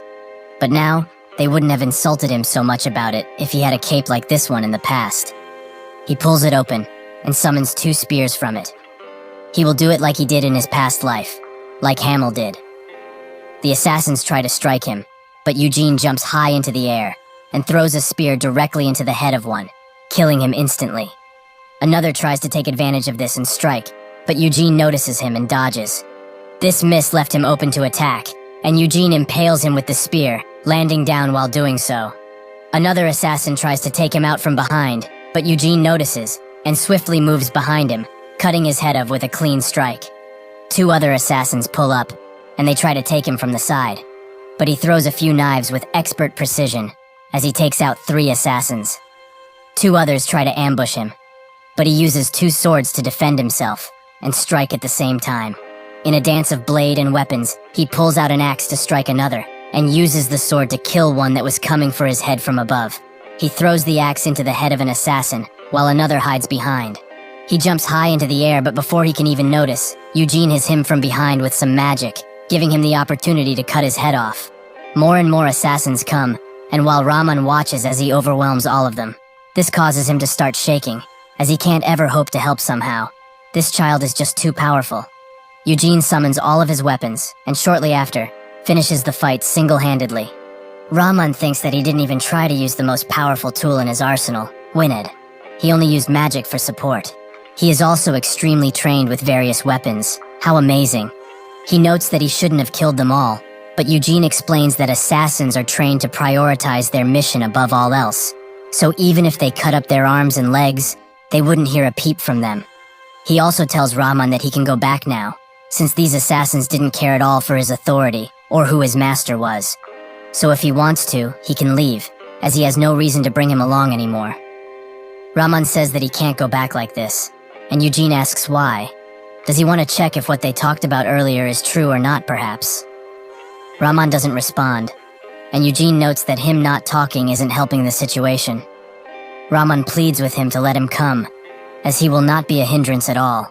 He can promise at least that. Eugene tells him to do as he wishes, but he shouldn't expect him to help much. That's when the ground below them starts to rumble, so Eugene jumps high into the air. The corpses of the defeated assassins start disintegrating, and Eugene thinks that they were used as sacrifices for some summoning magic. Sure enough, a large hole starts forming in the ground, and Eugene feels that a ton of mana can be felt from it. Something seriously dangerous is about to appear. Eugene stands above the hole which is about to be created, and Raman pleads with him to run, while the sand slowly but surely transforms into a tornado, one that could easily sweep him away. Raman is quite puzzled by this occurrence, as even though sandstorms are expected in this area, it is very strange that one of such scale would appear basically out of thin air. Perhaps Eugene was right? That the sandstorms which are swallowing the homes of people are created by sand mages? Like what happened to him, where he had to watch his dearest village be utterly destroyed, which at the time, broke him completely. This cannot be allowed to happen any further, and so, he valiantly charges into the sandstorm. He tries to slash the sandstorm with all of his might, trying to break its form, and perhaps destroy it. Unfortunately for him, even after this attack, the sandstorm stands untouched, and the slash which he has put in it slowly gets covered. Raman is on his last legs now, thinking that now, there is nothing he can do. He's basically doomed. He also starts to sink even further in, and Eugene is still flying still. He is doing this because he can't escape the sandstorm using Gale's wind, as it would just try to suck him back in. So holding on like this is the best he can really do. Perhaps then, he should just use Blink and teleport out of this area. But now, he doesn't really want to, as something very big and perhaps even more dangerous is coming out of the sand. He spots Raman barely holding on, and snarls, while picking him up with magic and throwing him away. He tells him to run away already. Is he dumb or something? That's when a gigantic sandworm appears right below Eugene, and before he can react, it swallows him whole. Rahman is extremely shocked and very sad, as in order to save him, Eugene chose to be swallowed by this beast. He clenches his sword tightly and thinks that now he will repay this almost unpayable debt, as a true warrior should. He will be the one to slay this mighty sandworm and save the young master, even if it costs him his life. Inside of the sandworm, Eugene just falls, thinking that sandstorms are one of the few monsters that can completely erase whatever they eat using energy. So naturally, they do not have any excretory organs. So technically, it would be impossible to get out once someone gets in. That's not a problem for him, however, as he just needs to cut himself out of situation. He starts using the white flame method, and also the circle flame method, creating a powerful mass of energy. Soon enough, he crashes through the backside of the sandworm, and arrives into a cave, which is rather empty and dark. He looks at the wound of the sandworm and thinks that the summoning magic only attracted the sandworm, so it wasn't summoned, it only just resided in this region. Then perhaps, what he descended onto is a sandworm nest. When mages want to focus on some rather dangerous research and not expose themselves to others, they make things called dungeons. In this vast desert, the mages nicknamed sandworms dungeon makers. He remembers when Senya told him that sandworms naturally dig into the desert and create rather stable labyrinths. One can be created in around 10 days, and apparently, if left alone long enough, a sandworm will create a complex and deep underground dungeon. All a mage needs to do is slay the sandworm after getting the desired size, and use some reinforcement magic on the structure to ensure that the whole desert doesn't just drop on you. At the time, Hamel asked her if she is going to do the same thing too, which she found as an insult, as she has no need to hide herself into a creepy dungeon like that. Eugene pulls out his map and notices that there is a path among the countless entrances, and this dungeon might actually lead to where Hamel lived, his homeland. With newfound confidence, he moves forward. Rahman wakes up from his daze tied up by sand mages and demands to know where he is situated. One of them notes that it was rather amusing to see him charge in so foolishly against the sandworm. Did he really think that he could kill such a beast at his measly level? Well, that doesn't really matter now, as they have brought him in here to ask him a couple of easy questions. Rahman is cautious at this point, and asks what types of questions. The Sand Mages explains that they want to know more about Eugene Lionheart, more precisely, why the spoiled brat of the Lionheart family is going around in the Kayani Desert. And even more importantly, why is he, the warrior of the Emir of Kajitan, acting like a tour guide for him? Rahman just looks at them while sweating, making the Sand Mage think that, just maybe, the Emir of Kajitan, the presumed to be great Tyree al-Madani, is planning to betray Nahama. It is only natural that this is his first thought, as it is his sole duty to prevent people from entering this area, with his life if he has to. But now, his very own warrior is doing the exact opposite thing. How strange. Rahman asks them what they are doing in here, as the oasis above them was an illusion, and the sandstorm that came afterwards was most likely created by magic.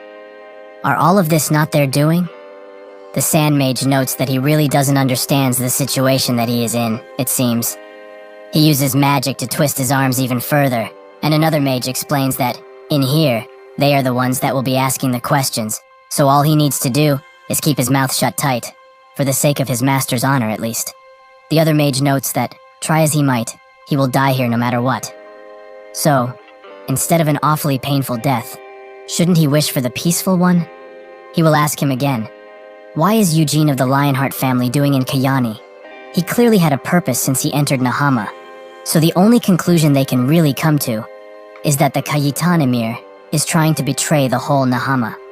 Rahman thinks of his words, betray to be exact, making him come to the conclusion that his great leader, Al-Madani, was always a part of this scheme. He starts screaming at them. They are such petty creatures, using petty means to destroy the territory of another nation. They are the ones who should be protecting the royal family with their lives if they have to. So why are they all here? Were those sandstorms from above trying to also progress the desertification too? The mage explains that he is wrong about that, as in order to create a sandstorm large enough to cause such an event as desertification, they would need many more people. At least hundreds of professionally trained sand mages, if not more. Rahman asks what their purpose for being here is, and the mage once again twists his arms, noting that they are in no way obligated to answer his silly questions. Why is Eugene Lionheart in Kayani? Rahman tells them that it doesn't matter anyways, as Eugene has already passed away, since he was swallowed by the sandworm they attracted. One of the mages says that perhaps it was better for him to die like this, since his life is basically worthless anyways. That's when start discussing something, about how one of them found the sandworm that swallowed Eugene, and also that it had a large hole in its backside. If potentially he broke out of there, they can't let him poke around this place, no matter what happens. They also have assassins roaming about, so he will be caught soon enough. This fills Rahman with hope, as maybe, just maybe, Eugene will rescue him. The mages discuss what to do with him once they have captured him, and one suggests that creating needless conflict with the Lionhearts is unwise, so they will just erase his memories and throw him out of Kajani. Or even better, they should act as his protectors, as they might receive some handsome rewards for their selfless actions, right? It's quite nice that he is not here, as he would have heard all of this. Unfortunately for them, Eugene appears right next to them and stares with his golden eyes. The mages are now on full alert, as they wonder what happened to the assassins that were roaming the halls. One of them uses detection magic to see further in, and finds out that all of them are lying in pools of their own blood and lifeless. The one who saw all of this thinks that the assassins were well acquainted with the maze, to the point that they would be able to go around with their eyes shut. Combined with their exemplary stealth skills, they should make it extremely difficult for even an exceptional warrior to catch them. Eugene thinks that the assassins that tried to stop him weren't that great, as stealth is just a skill, and they are not that experienced in terms of handling mana. The ones he fought in his past life, which were also assassins of Nahama, were extremely advanced, and had the stealth skills that would rival demons. They were also very persistent and most determined, to the point where one would think that they are not humans anymore. The ones in here are just awfully weak. If this place really is important to Nahama, there should be better assassins put in place, right? Is Nahama, or more importantly, its Sultan, not doing anything and lazing around? Rahman screams for him, making Eugene finally notice that he is also there, and wonder why he is in this place, as he made it easy for him to run away previously. What a dumbass.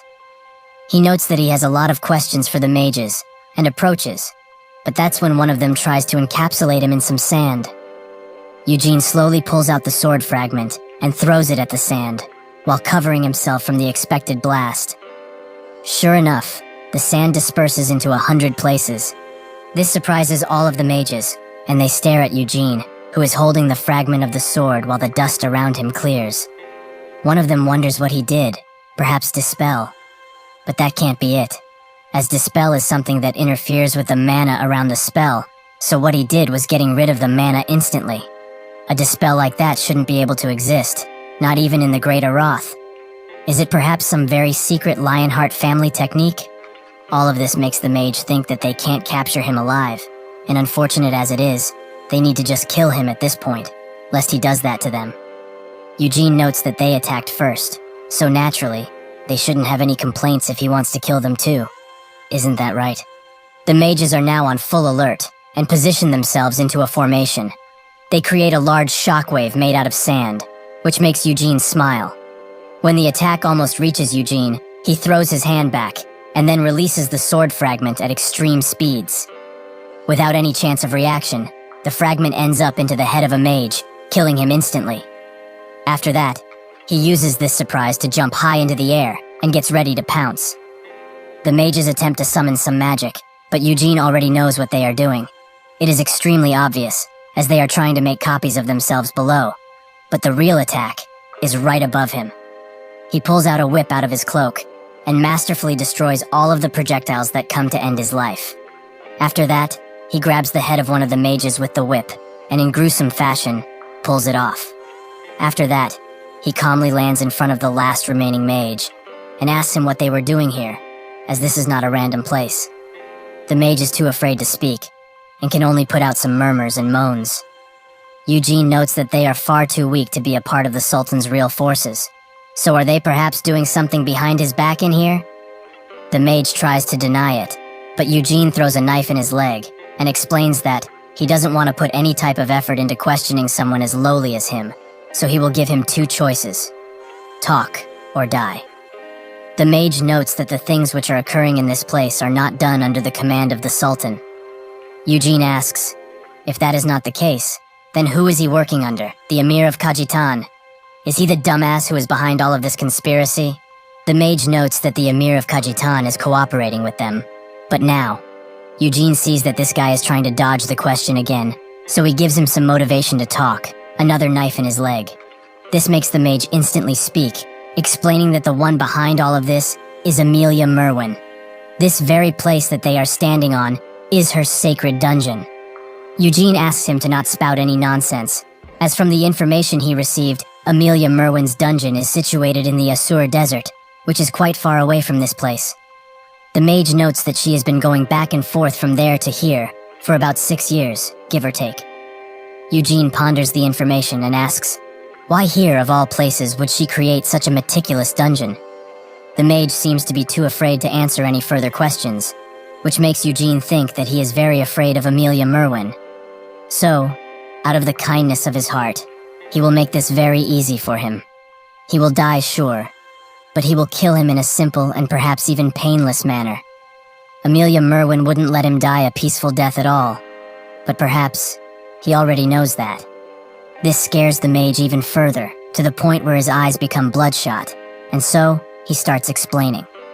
This dungeon was created with the purpose of quickening the progress of the desertification, and there are many more dungeons like this one in the entire Kaijani dungeon.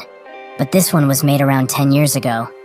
Almost 6 years ago, the choice to expand this labyrinth-like dungeon was made, and they assumed it was because the underground was unstable and had cracked over time.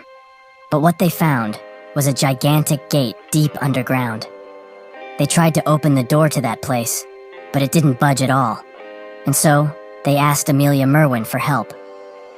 Eugene is satisfied enough with all of this information, and so kills him swiftly, as he has previously promised.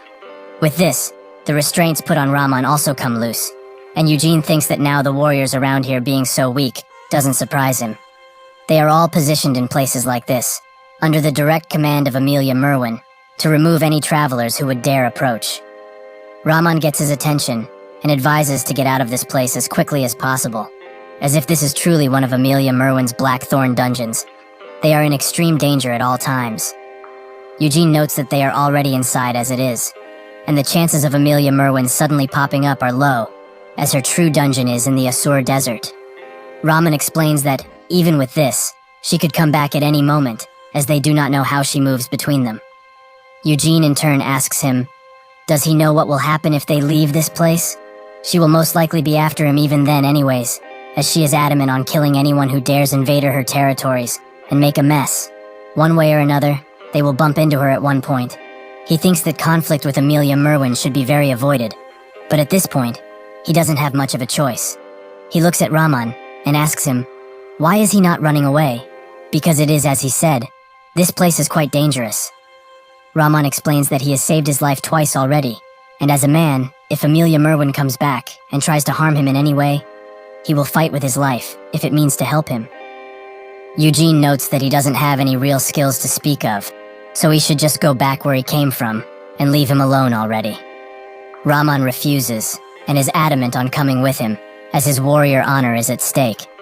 Eugene uses Blink to teleport behind him and knocks him out cold, while lamenting having to do this, as he finds it quite annoying. With that, he leaves, while thinking about how the dungeon was expanded 6 years ago.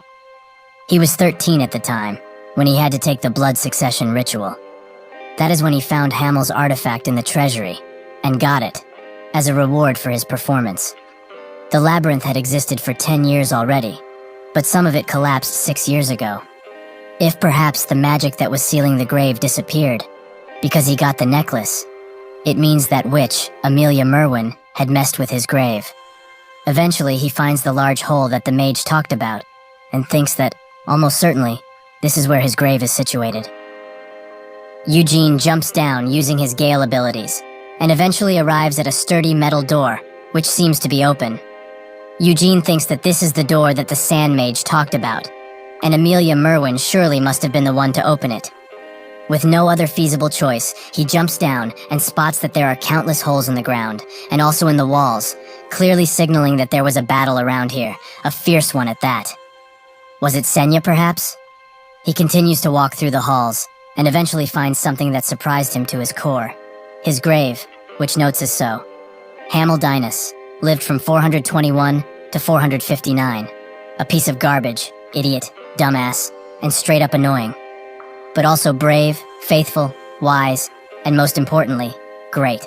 This tombstone is in praise of him, who has sacrificed himself for their all of humanity, and left much earlier than he should have. Eugene tries to hide his face and deny his emotions, but they get the better of him, and he starts crying uncontrollably. While he does that, he wonders why Senya didn't say all of these things about him while he was still alive, as he couldn't have seen this gravestone if he was dead. He continues to cry, perhaps from sadness, perhaps from gladness, or perhaps both. But eventually, he stops, and his eyes become puffy. He thinks that the fight that was fought in here must have been quite fierce, as this grave is basically in utter ruins. However, the statue and memorial stone were untouched and pristine. From his deduction, it seems that 200 years ago, Senya senses that the familiar spirit which was protecting this grave has died, and left Aroth to come protect Hamel's grave. That is when she fought the person who wanted to do something to the grave, most likely. Sure, Senya is strong. Always has been, really. But even more so after his demise. The wise Senya that he saw through witchcraft was someone that he could confidently say was the most powerful mage in the whole world, no questions asked. However, Senya seems to have been unable to win, as if she had won this battle, she wouldn't have just left this grave standing in ruins. She also didn't die in this dark place, as the illusion he saw in Aroth indicates that she is alive. She must have been gravely injured, and thus, retreated someone to hide. But just who could injure her to that point? A demon, or perhaps even the Demon Kings. Maybe it was the Demon King of Incarceration, or maybe the Demon King of Ruin. Sitting around here and pondering this situation won't help further, so he needs to go and find Senya first, by looking around for a while, as there may still be some clues around here. While walking around, Eugene can't help but think about how his friends made this grave, and how they most likely bawled their eyes out while setting up the statue. Would have Vermouth cried then? Because he can't really imagine him crying. Even after they defeated a most thorough opponent, and everyone was celebrating the victory, Vermouth usually looked around at his injured friends and criticized himself. He said that he shouldn't have let them get injured, and done better. This bothered both Hamel and Anise, and mostly Hamel told him that he is also a human being, just like them, and can't do everything on his own. If he thinks he does, he should just go alone, right? At the time, Anise told Hamel to stop filling Vermouth's ear with nonsense, but Hamel noted that he also saw her expression when Vermouth said what he said, so he must have felt the same way. Anise told him that wasn't aimed towards Vermouth, but him, as she predicted that he was going to act like a baby. Eugene thinks that he will never be able to have a conversation like that with his dearest comrades ever again, which makes him almost cry. So he stops thinking about it, as his eyes will become even more puffier at this point. That's when he spots a large ornate metal door, which is also opened, a common trait in this place it seems. When he goes inside of the room, inside, he finds only another door, and someone standing on the ground next to it. Eugene asks the man to identify himself, and also, what is he doing in front of the door? The man gets in a ragged fashion, but soon stands valiantly, almost like a knight. Eugene tries to identify the being in front of him, and comes to the conclusion that it can't be a demon, as he can't detect a shred of life from him. If that is the case, this surely is an undead. With this information, Eugene gnarls at him, and demands once again to identify himself, or else. With a raspy voice, the undead identifies himself as Hamel the Foolish. This information sends Eugene straight over the edge, and he is now extremely angry. Is Hamel the Foolish? What kind of nonsense is he spouting now? He is just a lowly death knight who has deluded himself into thinking that he is the great Hamel. However, Eugene can't ignore the facts. This is Hamel's grave, and maybe that death knight has his body. In a fit of rage, he demands that he take his helmet off, but the undead stands ever so proud, which makes Eugene charge at him with all of his might. Before he gets to him, Eugene jumps high into the air and asks, "Which absolute bastard dared to put him in that body?" With those final words, He tries to crash down on the undead, but he dodges, and immediately goes on the counterattack. Eugene has plenty of time to dodge, however, and with this missed attack, also the opportunity to attack him. But the attack doesn't go through, as the undead is protected by a mana shield. Or rather, since it's a Death Knight, it uses demonic force, so that is a demon force shield. The undead immediately gets on the attack, and Eugene finds time to defend himself, but the attack still sends him flying. He thinks that this thing is plenty strong, as his arms are really sore now, just from that one attack. The person who created this thing was probably Amelia Merwin herself, 6 years ago, when she opened the doors to the grave and made a Death Knight out of the corpse of Hamel. However, since there was no soul in the body, she had to put another in. If it is really like this, it means that he cannot hope to win at this point. If it's made by a dark mage as advanced as Amelia Merwin, then it might as well be as strong as the Patriarch of the Lionhearts, or even the Black Lion Knight Order captain. But even with all of this stacked against him, frankly, he just doesn't care at this point, as his heart is filled with rage. He activates his mana circle, and teleports behind him instantly, and attacks with a spear, which he manages to deflect. The attacks don't stop, however, and Eugene summons a large sword from his cloak, and attempts to crush the undead like a tin can. But he is too swift, and pushes Eugene right back. In one final attempt, Eugene tries to pull out something of the cloak quickly, but the undead notices, and stops the attack that was fast approaching. This attack was done with a spear, one of the many weapons Eugene is adept at. The undead stops for a second, and congratulates him for being so good at so many various weapons. Eugene tells him that, if he pretends to be Hamel, the least he could do is fix his tone, as he didn't talk like that, ever. The undead once again notes that his skills are admirable, but still, much too weak for someone like him. In that split second, he charges in, and tries to slash Eugene. This makes both of them exchange a few blows. However, unfortunately for Eugene, his weapon doesn't last for long, and the undead charges in, while saying that it's a shame, such a talented young man, dying by his blade. Before the attack can land, though, the undead is pushed backwards, and wonders what this child did to him. That's when he spots that Eugene is brandishing a dagger, and comes to the conclusion that he simply parried the attack, an admirable skill. Eugene thinks that it was not only parrying, but also a bit of magic, as when he felt the impact from the attack approach, he aligned the sword soul with its mana wavelength to deflect it entirely. But that doesn't stop the impact from being devastating, as even with his perfect timing, he is not yet strong enough to deflect such a powerful attack. This is a fight that can't be drawn out, so he will have to end it now, even if it takes a lot out of him. He starts revving up his mana circle even further, and fights with all of his might against this tireless undead. He continues to fight and fight, even when his bones feel like are being cracked with every attack, and his muscles are being torn apart with every movement. For him, however, it doesn't matter, as he did a lot more in his past life with a body that was less able. So as long as his mental fortitude is fine, he can still fight, no matter what. Eventually, his sword breaks, but that's when he pulls out Wyniad and charges it with mana while charging in once again. While he was unsheathing Wyniad, Eugene thought that, even at the cost of his mana shield being weaker, he will have to concentrate every bit of mana straight into Wyniad. With that, they continue to fight, but Eugene doesn't give the undead time to react, as he relentlessly attacks him with every possible resource, and charges an almighty attack, as he really wants to see his face. This attack lands perfectly, and sure enough, the helmet that the undead brandished falls to the ground, in pieces. Eugene turns around and demands that the undead do the same. Reluctantly, it does so, and sure enough, that is the face of Hamel, which shocks Eugene to his core. He tries to play it off by noting that, as usual, he is still pretty hot-looking, even after these years. But unfortunately, the soul inside of that body is extremely ugly, and tainting the good looks. This makes the undead rage, and it screams so loud it can be heard throughout the halls. In its rage, it throws the sword directly at Eugene, and charges in instantly afterwards, making Eugene block a pretty hefty punch. Eugene retreats backwards, and wonders why this guy got so fast all of a sudden, as all he did was drop his sword. This must be the nature of the soul, to fight without a weapon, as when he did, he was much weaker.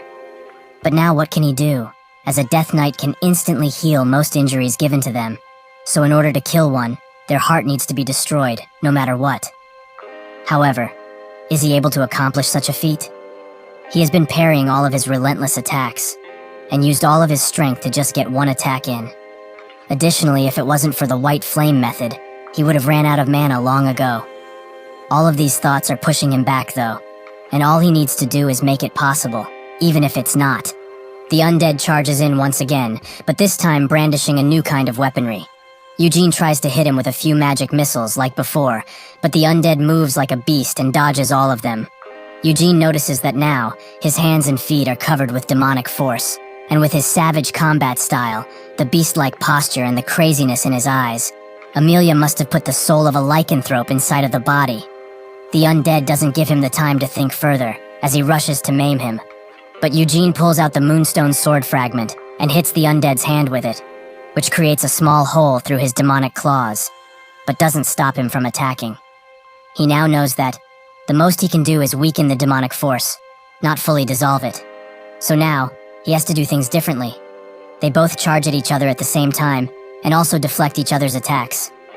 Eugene, however, lets the undead land an attack on him, giving him the opportunity to immediately turn around, and put the sword fragment next to the undead's chest, which makes him scream in sheer pain, as the demonic essence slowly dissipates from him.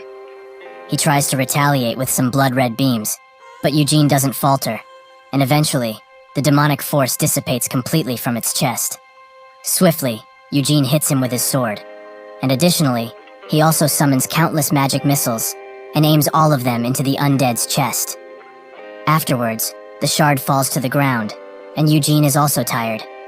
He looks at the undead, which now has a gaping hole in its chest, and notes that if he always had that disgusting thing in his chest, he shouldn't have dared to call himself Hamel.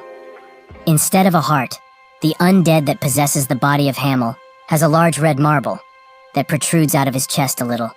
He immediately covers it up in shame, and Eugene points it out, clearly trying to mock him. This makes the undead rush in while screaming, and he bashes Eugene with his shoulder, a move that sends both of them flying into a wall. This makes Eugene spit out a lot of blood. But even still, the insults continue. He is just a fool that thinks of himself as Hamel. But in reality, he is only a mere death knight, and not even human, but a lycanthrope, a beast, with no rhyme or reason. The undead affirms to himself that he is indeed Hamel, as it is probably lost in terms of identity, and is clinging to anything at this point. Eugene flips him off, which enrages the undead even further, so it grabs both of Eugene's shoulders with its beast-like demonic arms, and slowly pushes him to the ground. This makes Eugene truly wonder, is he going to die in this place? But it's not over quite yet, as he can't just die a dog's death after getting another chance at life. His arm shakes as he thinks of a certain move, one that would leave him unable to move for a long while, so he can't miss, no matter what. However, if he will use it, winning is a certainty, as he can rip this lowly death knight into mere pieces, and even utterly destroy him, so that he can't regenerate further. The recoil of this move, though, will incapacitate him instantly, and hurt a lot. There is no other choice but to do it, as he doesn't have the stats to go one-on-one with a death knight, but if he uses that, it will be his victory. He has no choice, but to use the ultimate skills of Hamel. Ignition! That's when, in an unexpected turn of events, Raman approaches the scene, and watches in horror as Eugene is being pushed towards the ground. Eugene looks at him, and wonders what this blubbering fool is doing here, as he knocked him out specifically so that he could escape this place. Raman unsheathes his sword, and demands the beast to get away from the young master. With no other choice, the undead throws Eugene into a nearby wall. This allows Raman to charge in using Sword Soul, but the moment the sword makes contact with the demonic barrier, it shatters into hundreds of pieces, leaving Raman defenseless and at the undead's mercy. He tells Eugene to run, while he tries his best to keep him in place, for as long as possible. Eugene smiles, and asks what he's going to do, as that undead has him firmly in his grasp. Raman is surprised that he can so casually laugh in a situation so dire, but it shows that he is truly an amazing man, and an even better person. The undead, seeing him smile, is enraged, so he throws the lowly Raman at him, which makes Eugene crash into a wall once again, something he now probably has to get used to at this point. Raman helps him get up, and notes once again that he will make an opportunity for him to get away, so he should do so when he does. Eugene tells him that there is no need for that, as there is a door right behind them, one that might hold something important. The undead explains that the door cannot be opened, as he tried, but nobody can.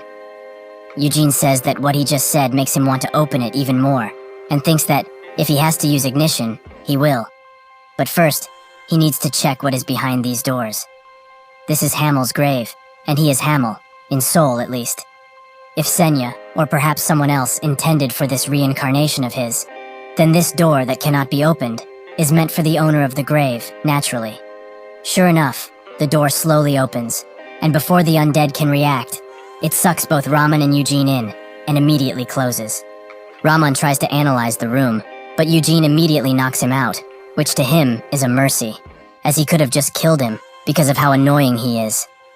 That's when he notices something that makes his eyes widen, and wonders why that Vermouth bastard left the sword here. 300 years ago, while on their quest, in Helmut, near the Demon King of Slaughter's castle, after the party decisively won against him, they were looking for any remaining subordinates, and ended up finding a stairway that led underground. Deep within, they find ancient relics, which could not be analyzed, as they were extremely ancient. Even Senya couldn't fully analyze them, and could only assume that he was from the age of myth. However, in the innermost location, they found the ever-so-powerful Moonlight Sword. At first, Hamel was the one to try and pick it up, as he broke a lot of weapons while fighting the Demon King of Slaughter, so he needed new weaponry. Unfortunately for him, however, he couldn't take the sword, because as soon as he approached it, he fell to his knees and immediately started to spew blood. In the end, the sword came into the possession of Vermouth, but he wonders now, leaving this sword here, is it some type of condolences for him? This is nothing to scoff at, that's for sure. The Moonlight Sword sure has a simple name, but it does the job, and it fits quite nicely. When Vermouth got a hold of this sword, he no longer used the sacred sword, but that was a given. The Moonlight Sword, even with its rather simplistic appearance, was much, much stronger than the sacred sword. Eugene stares at the moon symbol above it. When they first saw the Moonlight Sword, that symbol was a full moon, beautifully bright. But now, it's a crescent moon. Perhaps it is in a weakened state. Eugene tries to find the fragment he has, thinking that it might react to the sword. But that's when he remembers that he bashed the chest of the undead earlier, and never managed to get it back. This makes him wonder why Vermouth left the sword here. Perhaps because he wanted it? That idiotic bastard. What would be the point of giving it to him after he died? Well, this is no time to get all sentimental, as in this room, there is only the Moonlight Sword, so if he leaves this place, he has to fight that creature once again, which is quite an insane venture. However, the undead isn't his only problem, as Amelia Merwin could return at any moment, so he needs to quickly get rid of the undead and bolt out of this place as fast as he can.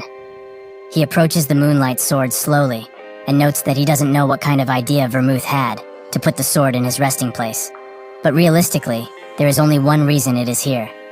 To let him finally have it, right? In his past life as Hamel, he couldn't hope to touch this sword, but he reincarnated as a descendant of Vermouth, so it might be enough to hold it.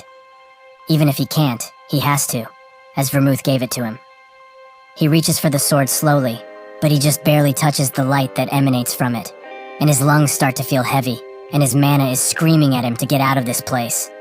With no other option, he uses the white flame method to reach even further to it. Eugene thinks that it is incomparable to what he first tried to grab in his past life, so the story about the sword shattering into pieces was true. Eventually, he manages to grab the sword, but he gets pushed backwards almost instantly, with the sword still in his hand. Eugene is glad that he actually managed to get it this time, and gets up, as he has to remove its sheath. When he does, he is disappointed, but not surprised, as he finds no blade attached to the hilt, because the sword broke into pieces. That's when the crescent moon that was standing above it shatters into pieces, and slowly, the pieces form a blade for the Moonlight Sword, which now emanates a familiar blue glow. Eugene is very happy about this, and looks at the sword with a proud expression. He thinks that the Moonlight Sword is one that scatters all magic and mana around it, but it is swallowing up tons of his mana like he has been starving.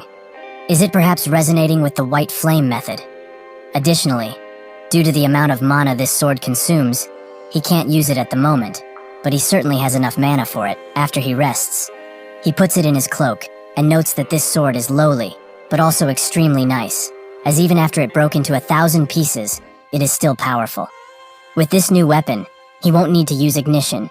He will be able to slay the Death Knight with ease now. One last thing he has to do before leaving the room is check the casket. He does so, and sure enough, there is no body in sight. But he finds something else, some writing on the casket. Perhaps one day, they will meet once again, the world that they have both hoped for. Eugene recognizes this as Senya's handwriting, but that's when a bright green leaf forms in his eye, and his expression widens. Outside of the room, the undead thinks that he tried to break that door countless of times, with countless ways, but he could not put a scratch on it. Even his great master could not do so. That man, however, easily opened it, so he cannot kill him, but keep him alive, until his master comes back at least. His helmet has shattered into pieces, and his breastplate is gone. He also took out his claws, something which his master explicitly told him to not do, so she will be filled with rage once she finds out. He needs to prove himself useful to her, lest he be cast out, and damned for eternity. Suddenly Eugene comes out of the room, and asks the undead if he waited long for him. The undead immediately asks him how got in there, but Eugene says that he just did, simple as that. The undead once again asks him something, what he saw inside, but Eugene hushes him up, noting that it's a secret, one he will never tell. This makes the undead unleash his claws once again, and rush towards Eugene, who is now prepared, as he has the moonlight sword by his side. Both the undead and Eugene look at each other, and Eugene dispels his demonic claws instantly with just a swing of the moonlight sword. This makes the undead back off instantly, and he seems quite puzzled by what just happened. His claws, that are made from demonic energy, should be unbreakable. So what did this child do? Eugene's head falls down while he's holding the sword, and he thinks that he tried to control the strength of the swing. But even with that, after one measly swing, he is out of breath, and his vision has become blurry. Additionally, this bastardly sword is also eating his mana constantly. However, he has to admit that its force is very satisfying, as he couldn't hit the undead, but he got his demonic force pretty good. The undead snarls at him, and comes at him while stretching his whole body. Eugene notices that he isn't using the demonic force anymore, and is probably planning to just fight with his fists only, something that is not wise at all. Eugene pulls out Winid, and that's when the undead jumps into action, moving extremely swift in 10 places at once, presumably trying to take Eugene by surprise. Eventually, he musters the courage to attack, but Eugene notices him, and the undead barely has time to get out of the way. Eugene notes that he is way too scared, as he hasn't even swung well yet. He uses this opportunity to use Winid, and engulfs the undead into a small tornado, and throws him into the wall. Eugene is not finished, however, as he uses the mana he has to pick up some stone fragments, and throws them at him constantly. Eugene says that if he was in a better physical state, he would have beaten him to a pulp, until nothing remained. But now, he frankly doesn't have the time, or energy. He smashes the ground with his foot, and creates a large magical hand, which instantly rushes to grab the undead. He manages to dodge, but not before the hand taps him on the shoulder, which destroys his armor. He notices, and he seems to have had enough, as he unleashes a mighty scream, and summons a different kind of demonic energy, one much more red and vicious. Eugene looks at this, and tells him that he should have used this earlier, as then, he would have saved energy. The magical hand comes back around and tries to grab him once again, but the undead deflects it just before it can grab him. However, this isn't the end of the attacks, as Eugene gets in front of him, and just before the undead can unleash his mighty attack, the moonlight sword fragment is thrown at one of his hands. Eugene smiles, as, since he has the moonlight sword in his hand, he can control the fragment however he wants to. This gives him but a moment to act, but that's already plenty enough for him. The undead notices that he's aiming for his core, and tries to attack him, but Eugene moves faster, and deals a great blow to his chest, something which sends him backwards. With this, the undead has been defeated, but Eugene isn't in a good state either, as he instantly starts vomiting blood on the ground. He thinks that he used as little power as possible for this guy, but still, he has used way too much mana for a normal person. However, this is much better than using ignition. Additionally, now that he has no mana left, the moonlight sword is gone, for now at least. He puts it in his cloak, and approaches the undead, seeing that still, the core did not fully break, which means that the undead isn't quite dead yet. Eugene gnarls, and feels very shitty about the whole situation, as this This is just an insult to the dead. That scamp really dared to break into his own grave and make a death knight out of his body? No matter, he needs to destroy the core, take Raman, and just get out while he can. Before the sword can fully reach the core, however, Eugene is frozen in place, as he can't move, almost as if an invisible power is tying him down. He smiles, as he knows who has just arrived. Amelia Merwin herself. She stands behind Eugene, who can't move a single muscle on his body, and can only use his mouth to speak. He is sure that he is able to speak, only because she allowed it. He asks to talk face to face at least, but she notes that now, she's just wondering what to do with him. She does have a few good ideas, but her favorite must be this one. She will be dragging him to the surface and throwing him into the hot, arid sand. Naturally, that couldn't possibly kill him, so she will make sure that his head is above the surface, so that he is able to take air into those lungs of his. After that, she will force his eyes and mouth to stay open, and due to the dry and hot area, his eyes will crack into pieces, and his tongue will become like dried up wood. After he has experienced that, he will become a scarecrow of the desert, as she will destroy his legs and twist them into one long string. Additionally, she will stick a few thin metal pieces into each of his fingers, something which might be too painful for someone like him. Suddenly, Eugene's body moves on his own, and he gets up. Amelia continues. Front the tips of his fingers, into his arms, across his broad shoulders, and his other fingers, so that he can keep his arms spread open, like a good scarecrow should. His eyes will already be broken by then, so he will not be able to see what is happening around him, but he will be able to feel it, that aching pain, the metal slowly becoming a part of him. Unfortunately for him, she won't be able to dull his pain, but at this point, she wouldn't want to. Eugene says that he will die from the shock by that point, but Amelia tells him that he won't, as she won't let him. That is how he is going to become a scarecrow for this part of the desert, for a very, very long while, until she is tired of seeing him like that at least. Finally, she asks if he knows who she is, and Eugene answers, she is Amelia Merwin. Amelia notes that he is correct. She is the desert's dungeon master, the Black Thorn, the Death Answer, that is her, in her entirety. She notices that he managed to break her pet. Granted, it was a rather useless being, but it was still hers, and only she can do whatever she wants to it, since she is the owner, be it torture, breaking, or killing it. Eugene notes that she has a rather gross and ugly pet. Why didn't she bathe it at least? Amelia smacks him across the head with her staff instantly, something which sends him back. She tells him that the only person who can say those things about her pet is only herself, as she is the owner. Eugene spits out some blood, but gets up on his own, as the spell seemed to be broken, so he might have a chance at an attack.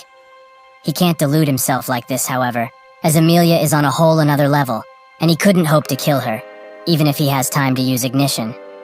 He did not want to use Balzac's letter, but now, he doesn't have much of a choice. He asks if she knows about Balzac Ludbeth, which makes her stare at him with an inquisitive stare. She does, but she doesn't seem to know why he is bringing up his name so suddenly. Eugene explains that he knows him personally, and he wrote him a letter to give to her, if he were to ever come across her. He throws the letter into one of her hands, and she notices that indeed, he is speaking the truth, as this seal is Balzac's. But why would he write a letter for someone as puny as him? Does he even know what this letter means? Eugene says that Balzac told him, if he hands this to her, she would let him go, no matter what he did. Amelia explains that it's a little bit different from that, as long time ago, Balzac helped her with something. As payment, she promised to him a single favor, no matter what it be. That was a very valuable payment, even for someone as powerful as Balzac, as the ability to ask Amelia Merwin herself for a favor is something that happens too rarely.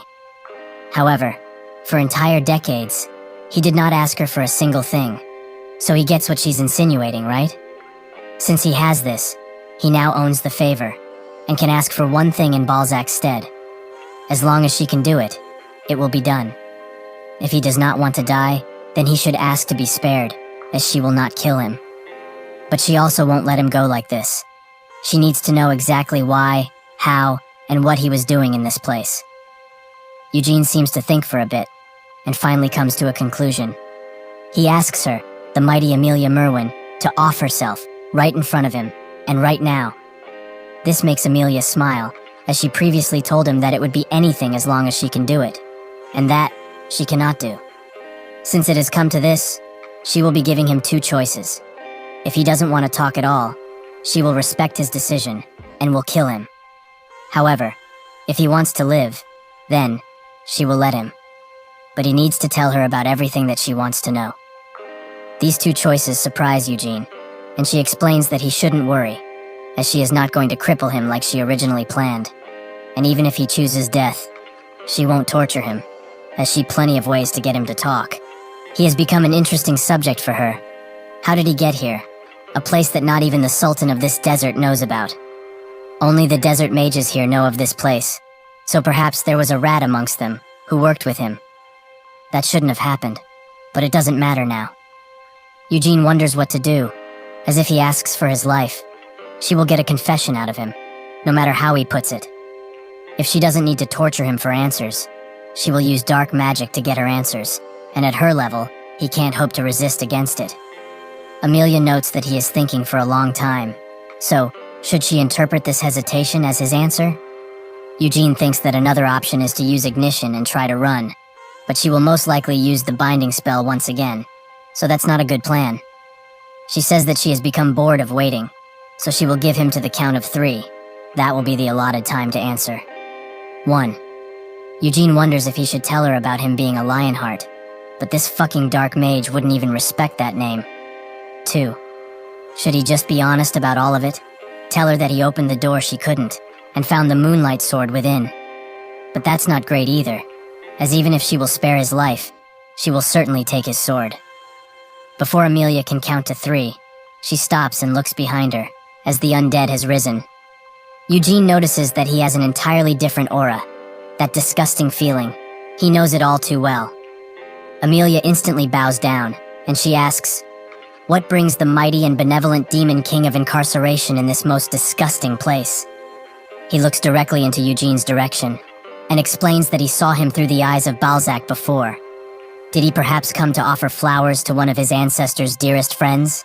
He is sure that he can see for himself, that the owner of this grave is Hamel, who was called the Foolish, but he was definitely not that. He was a strong and talented warrior, and also Vermouth's best friend. Eugene wonders what the hell he is talking about, but he's also annoyed that this thing is talking about Vermouth so casually. The Demon King of Incarceration notes that he knows all too well why he would consider him an enemy, but he and Vermouth have genuinely understood each other and built a real relationship. However, to enforce something that happened 300 years ago on a descendant is rather silly of him. He respects the Lionhearts out of the friendship he had with the great Vermouth, but he will not demand respect from him. Now, he speaks directly to him. After Vermouth, for 300 years, he has seen a ton of Lionhearts come and go, but he believes that he is the only one, out of all of those, that is most like Vermouth. Amelia analyzes Eugene, and sure enough he seems to be a Lionheart, as he has all of the traits. She also notes that she didn't expect to see the great king in such a pitiful place, in the vessel of a puny death knight. So, he should tell her already. How is she supposed to take all of this into account? The Demon King of Incarceration notes that it's up to her, but she then asks, did he only come here to defend the cub of that bad lion? The Demon King of Incarceration notes that it is his friend's descendant, so he had to. Amelia says that this is no reason to oppress her freedoms, which he is supposed to respect fully. The Demon King of Incarceration explains that Vermouth is dead, has been for a long time, but his bloodline continues to live on, and especially this Eugene fellow, as he can see Vermouth in him. She should not take this the wrong way, as he still endears and respects her, but not as much as the great Vermouth. Amelia asks how he can respect someone who has been dead for so long, more than someone who is alive right now. She tries to get up, but the Demon King pushes her down instantly, which takes her by surprise. She looks at him with a rage-fueled expression, and the Demon King of Incarceration says that her freedom cannot possibly transcend her respect for him. Previously, he has respected her freedom to do whatever she wishes to in Hamel's grave, and he still does. But if she truly wishes to harm Vermouth's descendant, he cannot accept that, for now at least. Eugene notices what he just said, and asks, what does he mean by, for now? Amelia tells him to be more polite to the great king, as his arrogance is showing. The Demon King of Incarceration explains that 300 years ago, he made a promise with Vermouth, as he knows, and 300 years is a long time for humans. For all of those years, he has shown courtesy and generosity to Vermouth's descendants. He accepted it as fact that they did not show him the same kind of generosity and respect. However, he cannot have people think that it is an obligation to be nice to them. He is the Demon King of Incarceration, ruler of countless demons, and Helmut's king. Eugene starts shaking uncontrollably, as even this talking is making him tremble, and his heart tightens in his chest. The Demon King continues. Naturally, with freedom comes a sense of responsibility, as without it, freedom is just self-indulgence, something which he is not keen of. So, by his command, he will relay what he is saying not to all the Lionhearts. If they will not muster enough courage to respect him, he will no longer be giving them the respect he has up until now. Eugene sees clear as day that this is a warning, and asks, why is he telling him this now, after 300 years of silence? The Demon King of Incarceration explains that his ancestor made a promise, but the payment was freedom, however. That promise is coming to a close. The wheel that Vermouth has stopped for so long is about to begin turning once again. There will be a need for another promise, one day. So who will be able to make that promise in Vermouth's stead, and stops that wheel from turning once again? Eugene asks what the promise was, and the Demon King looks at him for a second, before grinning widely. He does not have the right to know that, since he is not Vermouth, but only a foolish lion. His existence, or rather his very soul, all of this, was because of Vermouth's promise, that he could be born 300 years later. Eugene is extremely shocked by this revelation, and his pendant glows. The Demon King of Incarceration also tells Amelia to go back to her dungeon, but she doesn't want to, as she still has questions for this lion cub. He notes that she will not find any answers from him, but she doesn't want to believe it, as her pet was basically destroyed, and he also easily opened the door that she tried to, but no matter what, she couldn't. He looks around for a door, and teleports the three of them to it. With one flick of his hand, he disintegrates the door, and tells her to look. There is only Hamel's grave inside. Nothing ever happened here. Amelia knows all too well that now, he just basically told her to stand down, or else. Amelia asks if he likes the vessel he is wearing now, as she will give it to him if he does. The Demon King of Incarceration notes that his business around these parts is done, so he will be returning Hamel's body. She asks if he's sure, as that is the body of Vermouth, his best friend actually. The Demon King of Incarceration says that indeed it is, but Hamel is not his friend. In that moment, the body slowly falls as the Demon King removes his presence from it. While getting up, Amelia tells Eugene that he got very lucky, but next time, he won't. She gets the essence from the body of Hamel and walks away, thinking that she can't do anything to that brat now. But someday, soon, she will make sure to kill him once that promise is over, and in truth, she just can't wait for it. After she is gone from that area, Eugene's fist shakes uncontrollably, as his veins pop out from rage. He unleashes a mighty scream, and starts smashing every wall and pillar he is in visual contact with. He remembers how the Demon King of Incarceration called him a foolish lion. He knows, that fucker knows that he was reincarnated. He also remembers what he said about him reincarnating, that it was because of Vermouth's promise. But just what could that mean? Did Vermouth make the promise in order to have him reincarnated? That wouldn't be possible, however, as Vermouth knew him all too well, and if he wanted to do something for him, he would have chosen to kill this damn Demon King of Incarceration. Additionally, from what he gathered, the promise was made for peace, and it had nothing to do with the reincarnation. Lastly, he remembers how he said that Hamel isn't his friend, but the feeling is more than mutual at this point. Amelia took his old body away. Unfortunately, he was not able to fully annihilate it. Also, what did that Demon King bastard imply about the wheel, and how it will soon start to turn again? He always speaks in riddles, like some type of wise being, but he doesn't intend to make any promise to stop that wheel. If that wheel only rolls over manure and mud, it should be destroyed, not stopped. However, if his reincarnation wasn't Senya's or Anissa's doing, but Vermouth's, he's quite surprised.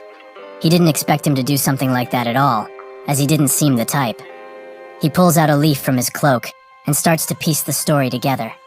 Some 200 years earlier, after Vermouth was long dead, Someone invaded his grave, and Senya realized, so she came all of the way here to stop that person. Senya fought that invader valiantly, but soon after, disappeared. This leaf that he found in front of Hamel's coffin is something he recognizes, as it is from the World Tree. One of these leaves allows a person to teleport to the Elven Fortress, no matter where they are. Did she use this because she was in so much danger? But who could actually corner the great Senya like that? The only person he can think of is Vermouth. But if it was really Vermouth who fought with her, what would really be the reason for it? He remembers the first time he met the party, Senya scoffed and complained at him, noting that he was just some everyday mercenary. Anise instantly insulted him, saying that he looks like he has no sense of real class, and she is sure that there are more valiant people than him. Moron, of course, was a moron, so he only said that he wanted to fight the warriors from this kingdom, as they seemed strong. Even after all of this, though, Vermouth insisted that Hamel became his companion, something which Hamel rejected. He doesn't intend to bow down to someone weaker, so they will fight now. Unexpectedly, Hamel fell in a few short minutes, but he did not falter, and they fought again and again until the sun was about to set. Eventually, Hamel asked, why does he even want him to come? Vermouth explained that he will be his companion if he wins, so he has won. Wasn't that the promise? Hamel said that he doesn't get it. If he is the warrior of light, somebody who is destined to save the world, why does he need him specifically? Vermouth approaches him and told him that he needs him and his power in order to destroy all of the demon kings. So he should come with him and become a savior of this world. Eugene thinks about it further. If the reincarnation and the necklace were Vermouth's doing, he would have been able to place the necklace in the Lionheart treasury with ease, as he was the founder of the family. But it's too early to confidently say that this is what happened. The illusion of Senya he saw, and the handwritten words on his gravestone. Those must also mean something. Perhaps one day, we will meet in the world you hoped for. That was written. And if it wasn't referring to heaven, but his reincarnation, did Vermouth betray Senya for some reason? He doesn't know, and honestly, doesn't even want to think that this is true. But in order to find out what happened, what really went on in this place, he needs to find Senya. Much later, the Kajitan of Emir stares at Eugene and hopes that, at least he knows that what he is asking is too much. He heard about him from his subordinates, the ones who retreated, but does he truly think that he sent them out to steal from him? Eugene notes that he could give less about their intentions. The truth is that they harmed him, or attempted to, at least. The Kajitan explains that all of this was to protect him, and only that. If he is not aware already, Nahama and Keel are not on great terms. Not at all, as Keel's emperor is scared about Nahama's power. And the Sultan also holds resentment against Keel too. He thinks that the mages of the desert, who are constantly progressing this damn desertification, are hiding at the very end of the desert. If this child somehow was able to come across them, then the scorpion would have come there too. The Kajitan notes that him protecting him so well is basically Nahama bowing down to Keel, at least for once. He also had to figure out what he was doing there. But truly, why was he heading towards the barren Kajitani desert, where nobody lives? Eugene says that he did not come all this way to be interrogated by him, and the Kajitan notes that this is precisely why. He can't hope to start interrogating someone like him, so he had his subordinates follow him, so that they could protect him, if something were to occur. If Rahman had properly carried out the orders he had been given, they would not be having this awfully awkward conversation right now. He understands that he feels bad about this situation, but from what he has gathered from the others, they kept a pretty good distance from him. Yet, he was the one that attacked. Eugene smiles, and thinks that this guy isn't bringing up the assassins or the desert mages to boot. So he doesn't know that Hamel's grave and Amelia Merwin are in the Kajani desert. What a puppet.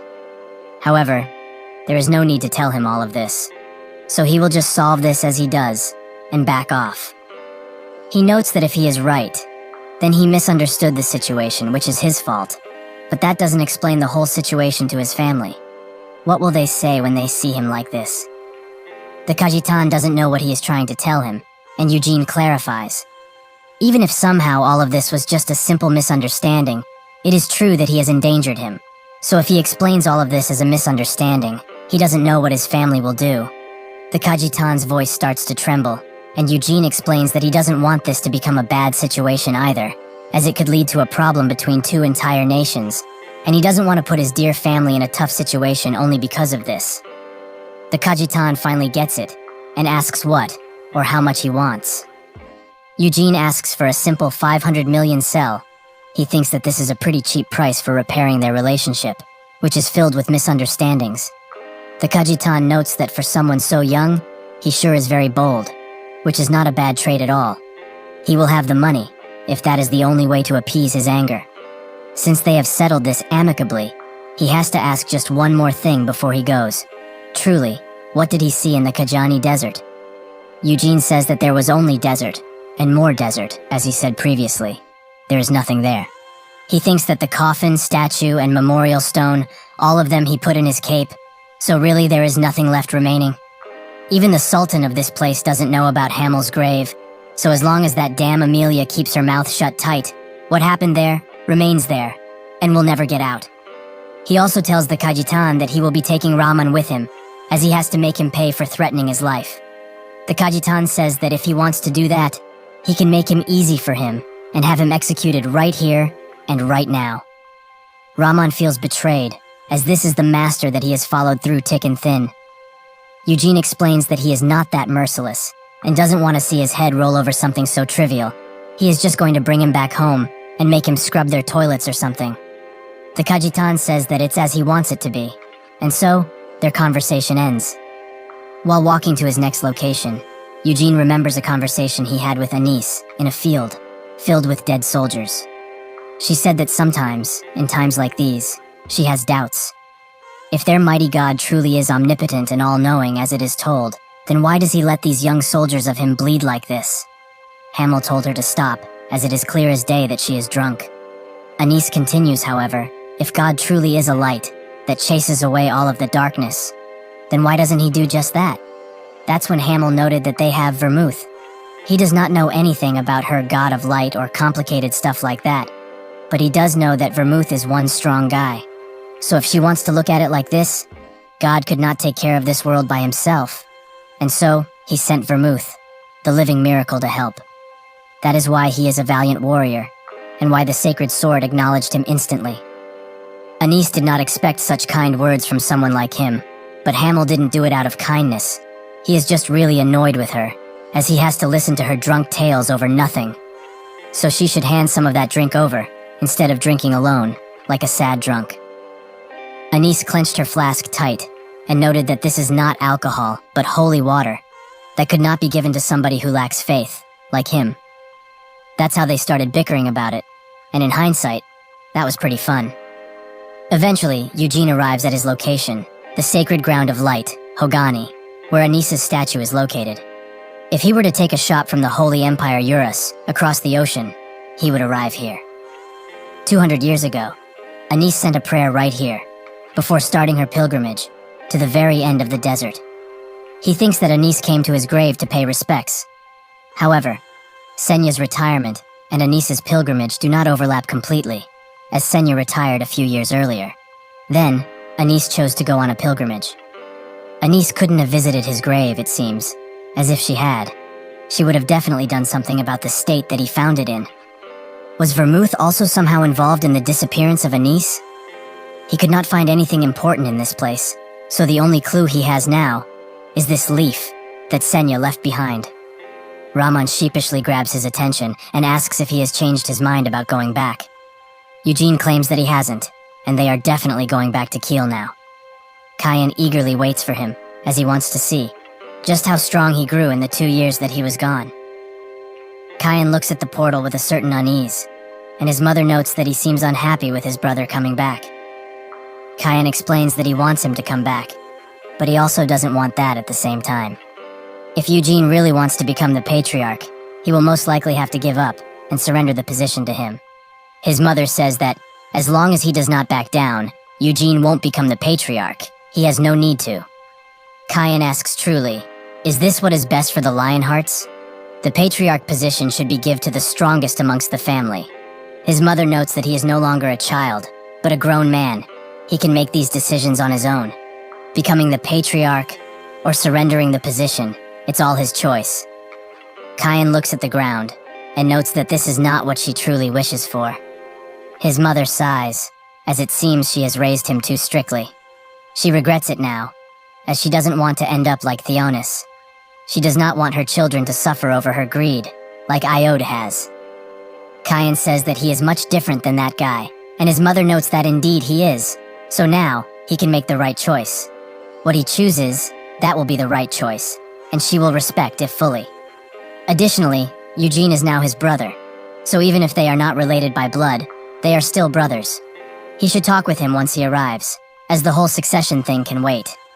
Eventually, Eugene arrives, and notes that he was going to see them all back at the house anyways, so why did they come out all the way here?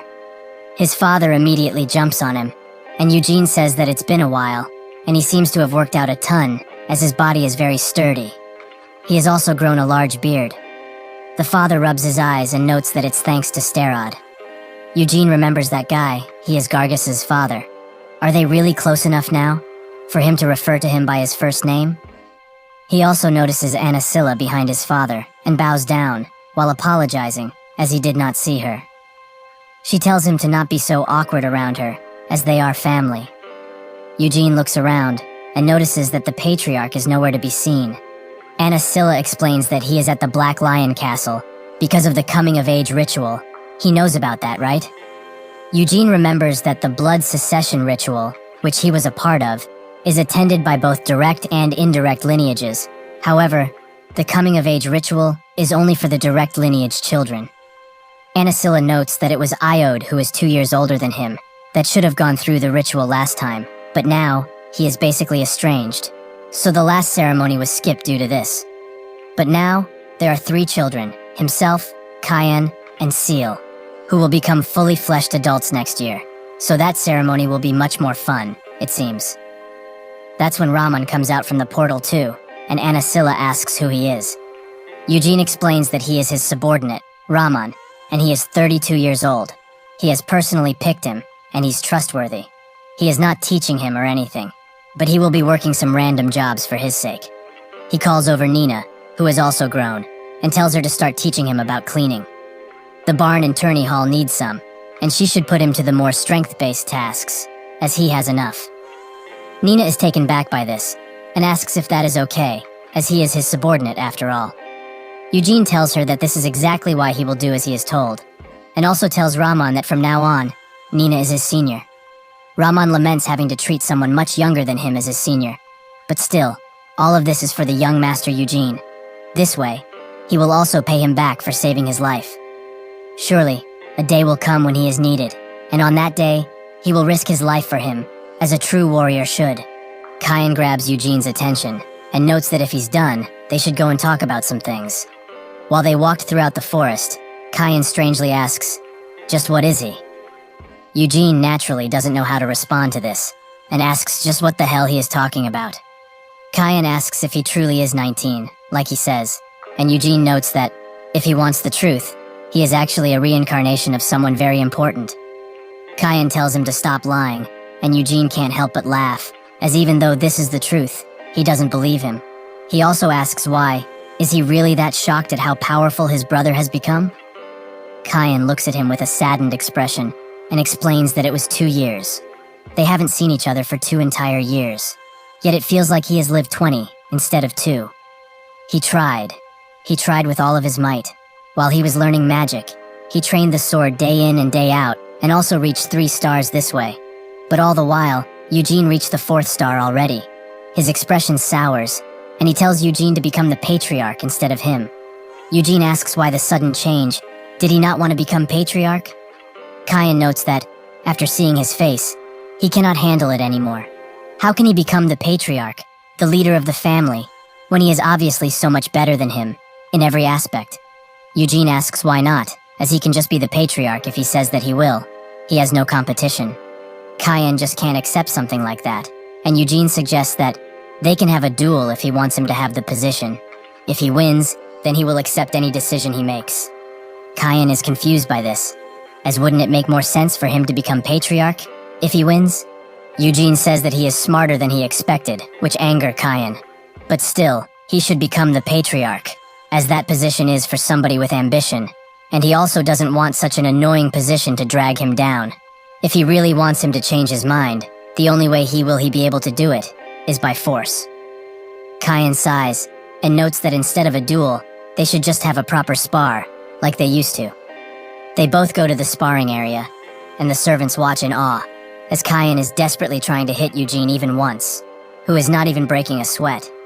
Eugene notices that Kyan is able to control his sword soul quite easily, and can also maintain it for a long while. His mana proficiency has become much better, probably because he reached 3 stars. Somebody with as much mana as him is probably extremely rare in this continent. Kyan thinks that this is strange, as he got tired too fast. It is like he is swinging his sword at a rock. Eugene's sword seems to deflect his every attack, but at the same time, it sends his sword where he doesn't want it to be.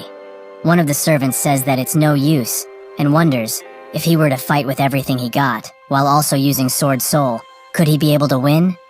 Hazar comes from behind them, and notes that it is unlikely. Master Eugene was strong 2 years ago too, but now, he is overwhelmingly so. Although Kyan has also gotten much stronger than he was previously, Eugene is taking all of those swift attacks without moving at all. Eugene sends Kyan back with a powerful parry, which makes Kyan asks about the technique, as it deflected all of his attacks. Eugene says that it's just some regular parrying, but Kyan doesn't believe it, as he parried his sword soul perfectly. He did not bounce it off, but rather let it slide off. Eugene notes that he has some pretty good eyes, and Kyan asks for him to tell him more about it. Eugene looks at him for a second, and then his expression changes into an evil one. Really? Does he truly want to learn from him? Kyan remains patient, while he almost breaks the sword in half, but Eugene says that he will teach him, as if he becomes strong enough. Him becoming the patriarch won't be an issue any longer, right? However, there are too many people around here, so they should go somewhere more private. They go somewhere more isolated, and Eugene explains that no matter what he does, he won't become stronger than him, but he will accept being the patriarch if he's strong enough. Is that the case? Kyan says that it is, but still. Eugene exclaims that there is no but. Even if he pushes that title on him, he will not become the patriarch, because he simply doesn't want to be one. Kyan thinks that he offered him the position a total of 3 times already, but he keeps rejecting. He notes that if this is his choice, then he can't argue with it. He is skilled, but doesn't have the qualities of a patriarch, and also didn't go through the proper lessons, so he is not prepared. He keeps yapping and yapping until Eugene kicks him in the shin, as he was just spouting bullshit. Kyan calms down, and asks when he's going to be taught the skill, right now? Eugene says that he is busy, so he can't teach him currently, but he will write it down and give it to him. If he trains hard enough and reads that thoroughly, he will be able to learn it in no time.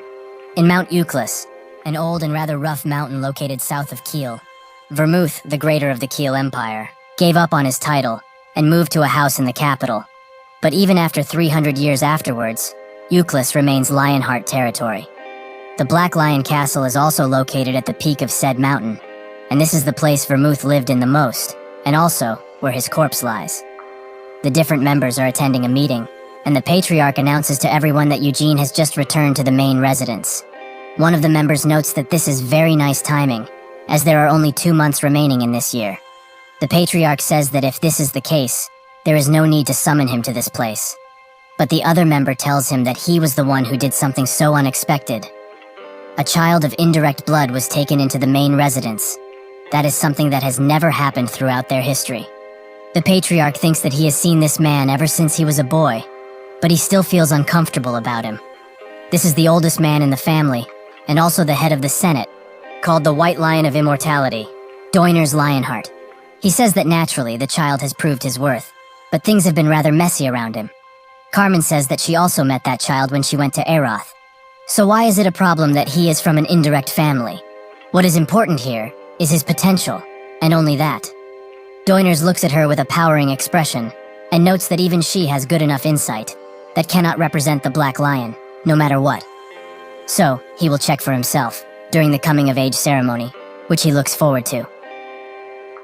Doiners explains that the entire Senate agrees that the child, Eugene, has tons of potential. That is precisely why they permitted the current patriarch to adopt him and nurture him at the main residence. However, he will also become a fully fledged adult in 2 months. and that is when they will begin the process of choosing the next patriarch. He also heard that he visited Nahama, coming back only now, and the patriarch notes that he's correct. Doiners notes that even before that, he learned magic in Aroth at the Red Magic Tower, so he must be quite talented in that subject too. Well, he was talented enough to make the Red Magic Tower Master take him as his impromptu disciple, and he even had a few talks with Aroth's prince from what he's heard. He then tells the patriarch directly that they are those who possess the Lionheart name and are a pack of lions. So it's okay for the patriarch to raise his children based on what he wishes. However, letting a lion be raised and then leave the pack on his own just because he wants to is disrespectful to their culture and unacceptable. Gillard then looks at him sternly and says directly that decision is on him to make. He should not be controlled and tossed around. Doiners notes that naturally, it is so, and he will respect the child's choices, but he will have to restrict his choices for the safety of the family. Judging by his tone, though, was he planning to recommend that child for the patriarch position? Gillard says that if this is what he wants, then he will leave him the possibility to. Carmen notes that he doesn't want to. She just talked with Seal, and she said that Eugene is refusing the position outright. This makes Doiners smile, and hope that he doesn't change his mind about this. Later, Eugene gets informed by Anasilla that they will both be going to the Black Lion Castle, something which is strange, as usually the Senate elders would come here to take part of the ceremony. But this time, they were invited to go there instead. Seal herself is already there, so it's just them two that need to go there now. Eugene asks when, and she notes that they should leave as soon as they are ready to. With that, Eugene tells Kyan that they should go now, as he's sure that they will have everything they need there. Kyan accepts, and while they walk down a corridor, Kyan notes that he finished reading the book that he wrote for him. And well, it doesn't seem that useful, as doing all of this is simply torturing the core a lot. If he follows these methods, he will just pass out from the lack of mana in his body. Eugene says that this is how he trained it, thinking that it's how Hamel used to train his mana, even though he changed it a bit for Kyan, in order to make him even try. He tells him to keep something in mind. He must do it, even if he thinks he can't. He has to keep going, even if he wants to cry and throw up blood. That is what he must sacrifice in order to become like him. And more importantly, this is what he needs to do in order to become patriarch. Kyan is quite spooked by his words and calls him a bastard, which Eugene enjoys, as it means his teasing is working. Kyan also notes that this is the first time in a long while the coming-of-age ceremony is being held somewhere else, especially at the Black Lion Castle. However, he kind of gets why, as because of that sad sack of nothing Iode, the Senate has been keeping an eye on them too. Maybe, just maybe, they want to teach them a lesson, and most likely warn him specifically of something. Eugene asks what they would do with him then, and Kyan explains that, since he's the future patriarch, maybe they want to congratulate him a little earlier, and he might even be allowed to go to Vermouth's grave. This makes Eugene stare at him deeply, as Vermouth's resting place is located in Mount Ulcus, but its precise location is extremely well hidden, and even the current patriarch does not know about it. He does not believe that Vermouth died peacefully, like the book said, so he needs to make sure that it's his body that is in that grave, at least to confirm his suspicions, if nothing else. Kyan starts fangirling about the things that he will be allowed to, maybe a weapon that Vermouth himself used, the special ones. Among them, the Demon Kings of Cruelty's weapon, the demonic spear Ruintos, and the Demon King of Slaughter's weapon, the pulverizing flail Ziggalard. These two are not kept in the treasury of the main residence, but rather, in the Black Lion Castle. Currently, the one who owns the demonic spear is the eldest member of the Senate, and its leader, Doiners Lionheart. Subsequently, the owner of the pulverizing flail, Ziggalard, is his grandson, and the first Legion captain of the Black Lion Knight Order, Dominic Lionheart. Kyan says that the leader of the Senate is way too old, as he's past even the age of retirement. Maybe he will retire, and give the demonic spear to him. Eugene doesn't care about this, however, as he has no way of knowing. While he is in his room, Eugene unsheathes the Moonlight Sword, and notices that his mana gets drained the moment he pulls this thing out. What an idiotic sword. The fragment he got from the auction is also here, and stays in the middle of the sword, resonating with it, and adding more power. He thinks that once he collects all of the fragments, the sword will return to its original power, But he shouldn't hurry, as he needs to find Vermouth's grave first and foremost. Also, he didn't foresee leaving the main residence so soon, as he still has the gigantic Hamel statue and gravestone shoved up his cape. He was going to put them up here if he could convince Gillard, but since he cannot, that idea is out of the question. However, a new idea just popped up in his mind. Once the two brothers meet at the gate, they both ridicule each other's dressing code, but Kyan keeps staring at the Cape of Darkness, as he heard many things about it. Specifically, that it can deflect spells, and even has a pocket storage in it. Eugene tells him that no matter how long he stares at it, he will not give it to him.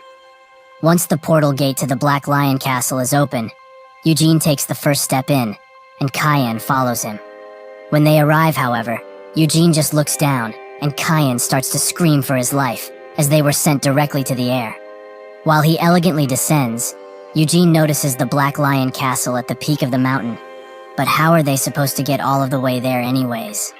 However, this might be beneficial for him, as if Vermouth's grave is hidden somewhere around these parts, he will be able to inspect it a bit before they go to the castle. He notices the screaming Kyan, and thinks that if this is how the coming-of-age ceremony begins, and it wasn't a teleporting error, they will probably have some safety devices set up, so Kyan won't die, probably. With that, he focuses on himself, and uses magic to land. The Senate looks at this, and Doiners asks their mage if that is Winad's power, to which he replies with no, that is just simple floating magic. Doiners also notices that Eugene didn't panic at all, and he must be good with magic to pull out the right spell for the right moment. He asks the mage just how proficient he is, and the mage explains that floating magic is at the lowest fourth circle magic, and even though he fell from a high place, his speed was quite consistent, and his balance was top-notch. He might as well be fifth circle, or maybe more. Afterwards, Doiners asks if he knows that level Eugene has reached in the White Flame method.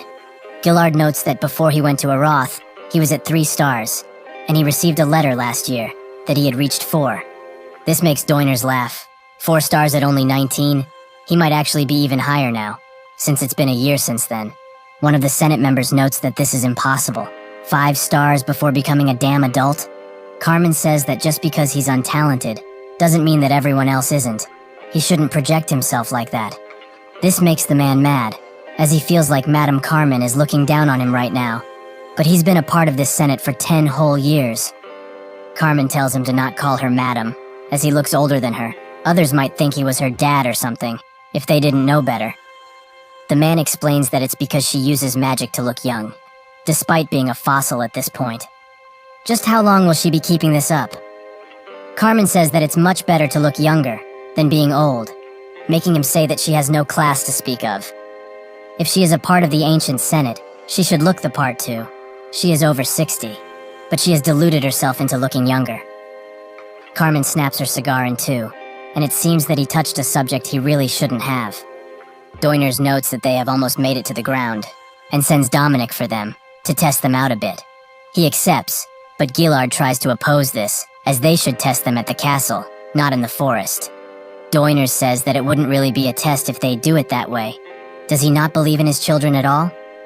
Gillard says that he does, so Doiners notes that this is very different from the blood succession ritual, as there is no reason to cater to their age and experience. Gillard tells him that if they were going to do it like that, they should have invited Iode here too. Doiners finds it disappointing that he still hasn't gotten over that incident. He understands that it's his son, but he needs to let him go. He's living a happy and peaceful life at his mother's place, so it's all good. Gillard notes that still, he is the oldest of the main family, and even he will not succeed the patriarch title. He might as well be a part of this ceremony. Doiners taps him on the shoulder and tells him that it's a shame it happened, but unfortunately, that child has already become an adult. Where Eugene is, a 2-headed ogre attacks him, which he easily takes care of, as its head is very exposed. Apparently this is the second one he fought, but it's strange as these ogres are the type to take entire forests as their territory, so 2 being in the same region is unheard of. He thinks that maybe they were raised in captivity, but maybe it's not just these ogres, as the wild forest feels like a farm for monsters. Also, there's no restriction put on their mana, like in the blood succession ritual, so there's no way that they just dropped them out of the sky just to fight some measly monsters. He continues walking around, but that's when he feels the wind coming faster in one direction, and is glad that there will finally be some action going on. Suddenly a wyvern appears, but it's leashed and is being rode on by none other than Seal, who wonders how Eugene managed to dodge in time. Eugene says that defeating just monsters would have been too easy, but it's been a long time since they last met. Doesn't she think that she's a bit too harsh to just attack him instead of greeting him nicely? She asks if his head hurts, and Eugene asks why it would. Seal explains that there is a barrier over this forest, and it should be clouding his mind quite a lot. Eugene notes that indeed, he felt a little dizzy when he first came here, but that's it. Seal is surprised that that's all that he felt, but Eugene tells her that he's pretty sturdy. Seal thinks that barrier is supposed to project the mind's fear into reality, as illusions, in order to break down their mind. When she met Cayenne, he was screaming like a maniac because of some ghost illusion. Eugene thinks that he's endured countless psychological attacks in his past life. Additionally, the forest barrier isn't meant to break down the mind of someone, only scare them. While getting off of the dragon, Seal notes that originally, they were going to see how he responds to his fears, but instead of ambushing him early on, she has no other choice but to fight him. Eugene pulls out his sword too, and promises to not go easy on her. With that, Seal charges in, and Eugene deflects her with a single strike. She doesn't give up, however, and keeps jumping and attacking until Eugene catches her mid-air and unleashes a few magic missiles, knowing full well that she can't dodge mid-air. However, the wyvern roars, and with both of his wings, unleashes a gust of wind, strong enough to send Seal flying, which surprised Eugene, as he didn't expect such coordination and understanding. Seal then gets into position, as she prepares to strike him once again. Even when she does, Eugene just dodges, and while he is in the air, pulls out a whip, which he ties Seal with, making her fall to the ground as a result. He thinks that this is over, but Seal tells him to look behind. That's when the wyvern opens its mouth wide to bite him, but he dodges, resulting in him letting go of the whip. Eugene gets ready to kill this awfully creature, but Seal, who is still tied up, screams at him to not kill her dear Waiwi. Eugene is quite shocked at what he just heard, and asks her to repeat herself, which she does. Eugene sheaths his sword, but finds it quite annoying that she was the one who ambushed him first, so she shouldn't make demands like this. While the wyvern charges at him once again, he tells it that today is a lucky day, as he won't have to rid him from this world. With that, Eugene kicks him in the chin and jumps high into the air, finishing the fight with a mighty punch to the head.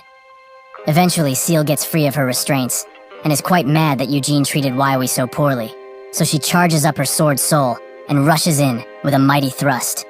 Eugene just puts his hand forwards, which makes Seal wonder why he's doing this. Is he really going to use his bare hands to block Sword Soul?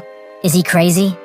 Without much choice, she misses deliberately, which allows Eugene to grab her hand, put her in handlock, and pin her to the ground. Seal asks him to go easier on her, and Eugene agrees, but only if she stops attacking him. She notes that the fight was already over, as she couldn't have won in the first place. With that, Eugene lets her go, and she asks if he predicted that she was going to change her trajectory like that. Eugene notes that it was a coin toss, a gamble he made, which makes her mad, as his hand could have been sent flying. Eugene notes that he knew anyway, that she wouldn't do anything to his hand, which makes her call him a bastard.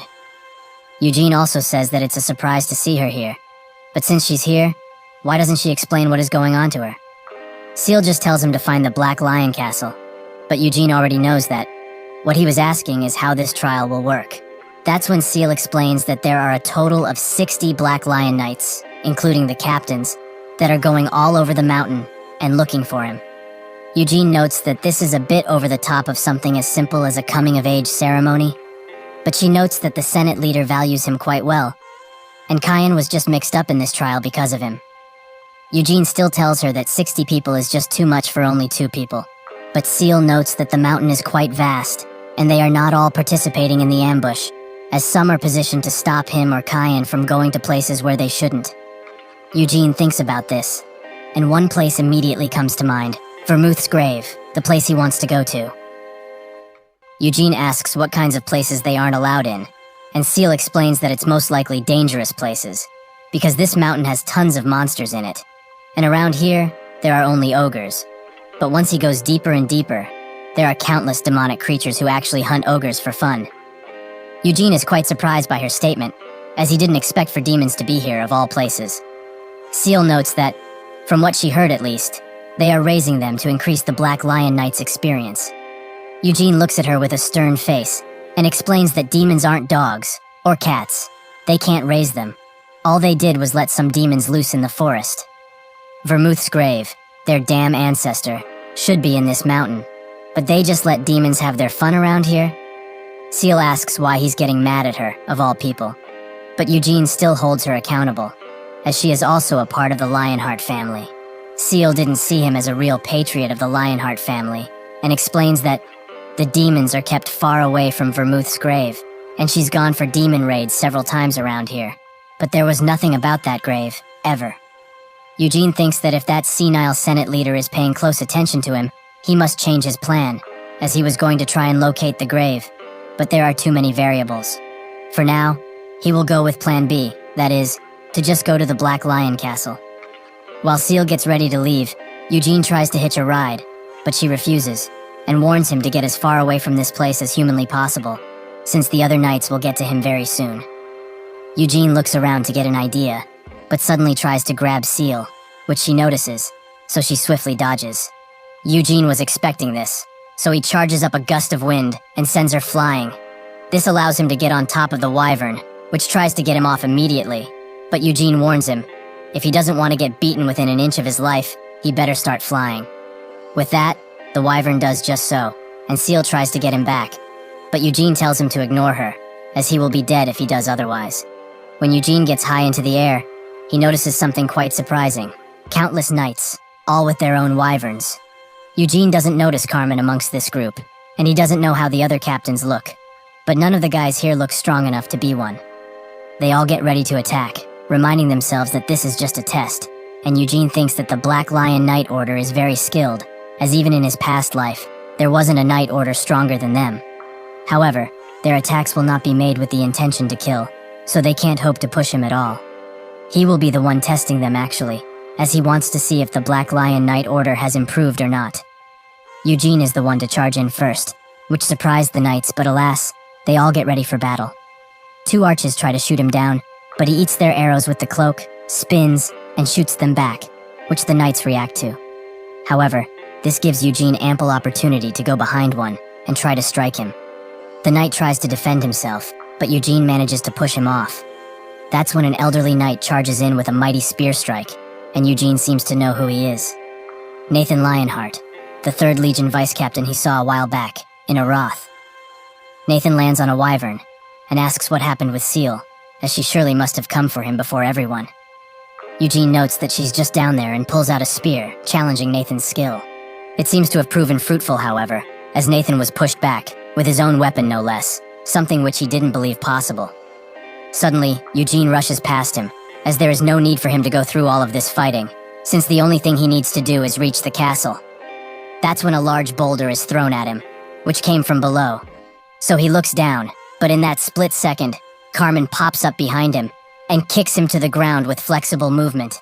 Before Eugene falls completely to the ground, he cushions his fall with a wind spell and thinks that Seal told him that there would be captains included in the knights who would hunt for them. So he's not surprised that the 3rd Legion captain, Carmen Lionheart herself, is here. The other knights also fall down to the ground, and Eugene asks if he isn't receiving too much attention, given that there are 2 contestants here.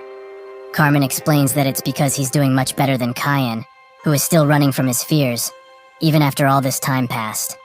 However, he shouldn't be mad about it, as it means he will get more attention, which is good.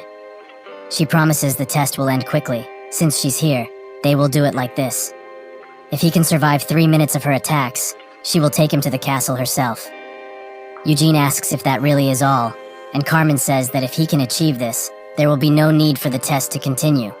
However, if he thinks that it's too unfair, she can make it a minute. Eugene sighs, as he knows full well that Carmen is confident because he's still a child. But to hear those words from her, it's kind of annoying. So, Eugene does what he's best at, mock. He's fine with anything, since he's young and fresh. But wouldn't she be pushing herself too much? At her old age, moving around for 3 minutes must be hell, right? Carmen's hand trembles, and the other knights watch in horror, as they know what's about to go down. She notes that it will be 1 minute. If he can resist for that long, she will keep her promise. They both charge their auras, and Carmen rushes in with a mighty kick, but he blocks it and tries to hit her with his sword. Eventually, she manages to push him away, but she's quite surprised to see that he blocked all of her attacks up until now.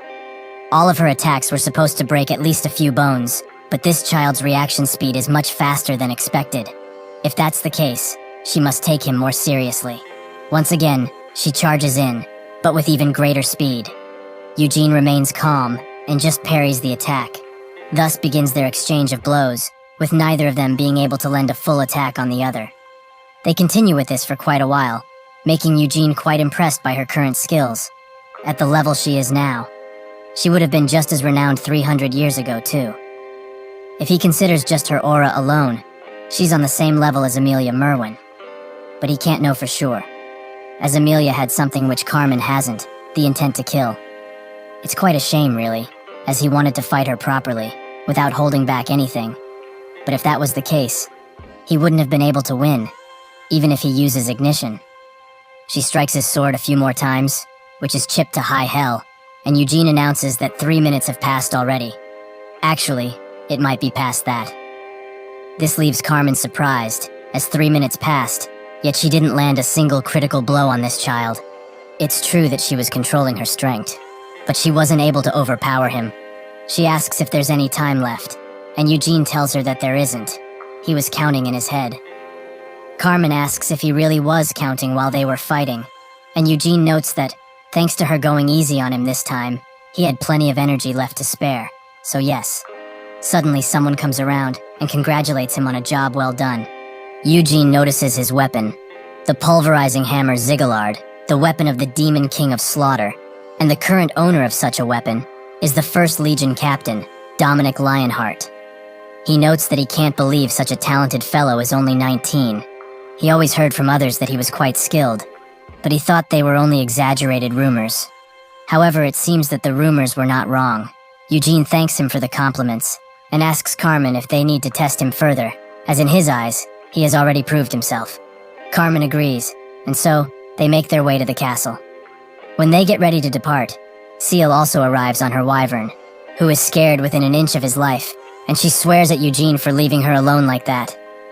He looks at her, and she seems fine enough, noting that the wyvern is pretty smart if it found her so quickly. This is some nice timing too, as they are all going to the Black Lion Castle, and he needs to hitch a ride, like right now. Seal is quite surprised and also anxious that Eugene wants to ride the wyvern with her, and so she accepts, as she doesn't mind. They get in the air, and they all make their way towards the castle, with Seal warning Eugene to stick closer, as he might fall. Eugene tells her that it's fine, since he won't die anyway. Seal then tells him to not hold on the YY's scales in such a way, as that might hurt him. Eugene says that if something like this will hurt a damn wyvern, then he should just be called an oversized lizard from now on. She explains that this wyvern is quite sensitive, and so, to please her, Eugene puts his hands on her hips and asks if this is enough. She happily agrees, and that's when she takes a detour, as they might as well take a flight around before going to that dark place. Eugene says that he would much rather hurry to the castle and get some food for him, but she notes that the only thing he will be eating are the lectures of the elders, so he should relax for a while with her. Eventually, Eugene arrives at the Black Castle and walks with Carmen, who explains that they do not have enough people in the Black Lion Knight Order. The Great Lionheart family has over 300 years of history, and for a Knight Order, with the only purpose of it being to protect that family and its history, they are far too few. Eugene asks what they could do about that in the first place, as unlike the main residence's White Lion Knight Order, the Black Lion Knight Order is made out of people who are from the Lionheart family, and only that. Carmen notes that all of this is because the Black Lion Order has to take care of the messy jobs, and they can't get outsiders to get mixed up in such important dealings. That's when she invites him to the Black Lion Knight Order, which he is quite surprised of, but says that he already refused that offer 2 years ago to be exact. Carmen notes that all of this was before she saw his skills, but today she did, and the 2nd Legion Captain's disciple position is still empty if he wishes to join them. Eugene asks what he has been doing for the past few years, as he imagined there would be more candidates, but Carmen explains that he did find one, but his personality was too rough, and nobody could stand him. However, His skills remind her of the 2nd Legion captain, and they would fit together pretty well. Eugene tells her that he never even saw the guy, and she notes that if he chooses to become his disciple, he would actually get along with him, and additionally, being in this Black Lion Knight order is a great honor. Eugene says that it might as well be, but he would like to prioritize his own honor. Hearing this, Carmen decides to tell him that the Senate is quite weary of him, as the situation in Nahama was quite suspicious from every angle, but he went and visited that empty place without any words. Eugene asks if she really thinks that he planned something with the Nahama people, and Carmen says that she doesn't, as the possibility is quite low, but they simply cannot ignore it. Since nobody imagined that Iodi would get into dark magic, but he knows full well what happened. He's in a very good position, and thus will receive tons of generous offers. He is also talented beyond belief, but there is a limit of his authority, because he comes from a lower-class bloodline. What if somebody offered him help in getting the Patriarch position? Eugene puts it bluntly, he never wanted to become the Patriarch, but Carmen continues, he should think about it differently then. Because of his skills, everyone will try to take him onto their side. Did Nahama's Sultan promise him wealth and fame, perhaps? Eugene asks if this is an interrogation, which she says it is. Eugene will not answer any further questions, as he is sure the people in this room will ask him plenty of questions. When she opens the door, Eugene sees the most important people in the Lionheart family. Doiners, the Patriarch, Klein, the unspecified from an indirect bloodline, Dominic, and Henos. Eugene bows down and greets them, while also presenting himself. He also apologizes if this is rather sudden, but he must show them something very important, the statue and gravestone he got from Hamel's grave. Klein asks what that might be, and Doiners gets up, analyzing it quite thoroughly. He notices that on the gravestone there's a name, Hamel Dinus. Gillard gets up, and wonders if this really is the statue of Hamel the Foolish. Doiners asks where, and how, he was able to get such an item, and Eugene explains that he found it in Hamel's grave. When he hears this, Hino's eyes widen, and he looks sternly at Eugene. He explains that, as they all know, he has studied in Arath for 2 entire years. In the Royal Library, Arceon, in Senya's Hall, to be exact, he was able to learn about Hamel's grave through witchcraft. Doiner asks how, and Eugene notes that this is the very first time someone from their family has gotten to look into witchcraft, so he assumes that Senya meant for one of them to find it. Hamel is an old friend of Vermouth, their ancestor, and unlike the other ones, he was not able to return, as he sacrificed himself for the sake of the world and his friends. Eugene feels embarrassed after saying something so cringy, but continues, and says that he walked through the Nahama Desert and found Sir Hamel's grave. It wasn't in pristine condition, though. In fact, it was the opposite, as the only things that remained intact are right here, the statue and the gravestone. He wasn't alone, however, as there was also a Death Knight made from Hamel's corpse, and he was able to defeat it. But he also came across the terrifying dungeon master of the desert, Amelia Merwin. The mage is shocked that he met her, and most importantly, that he came out alive.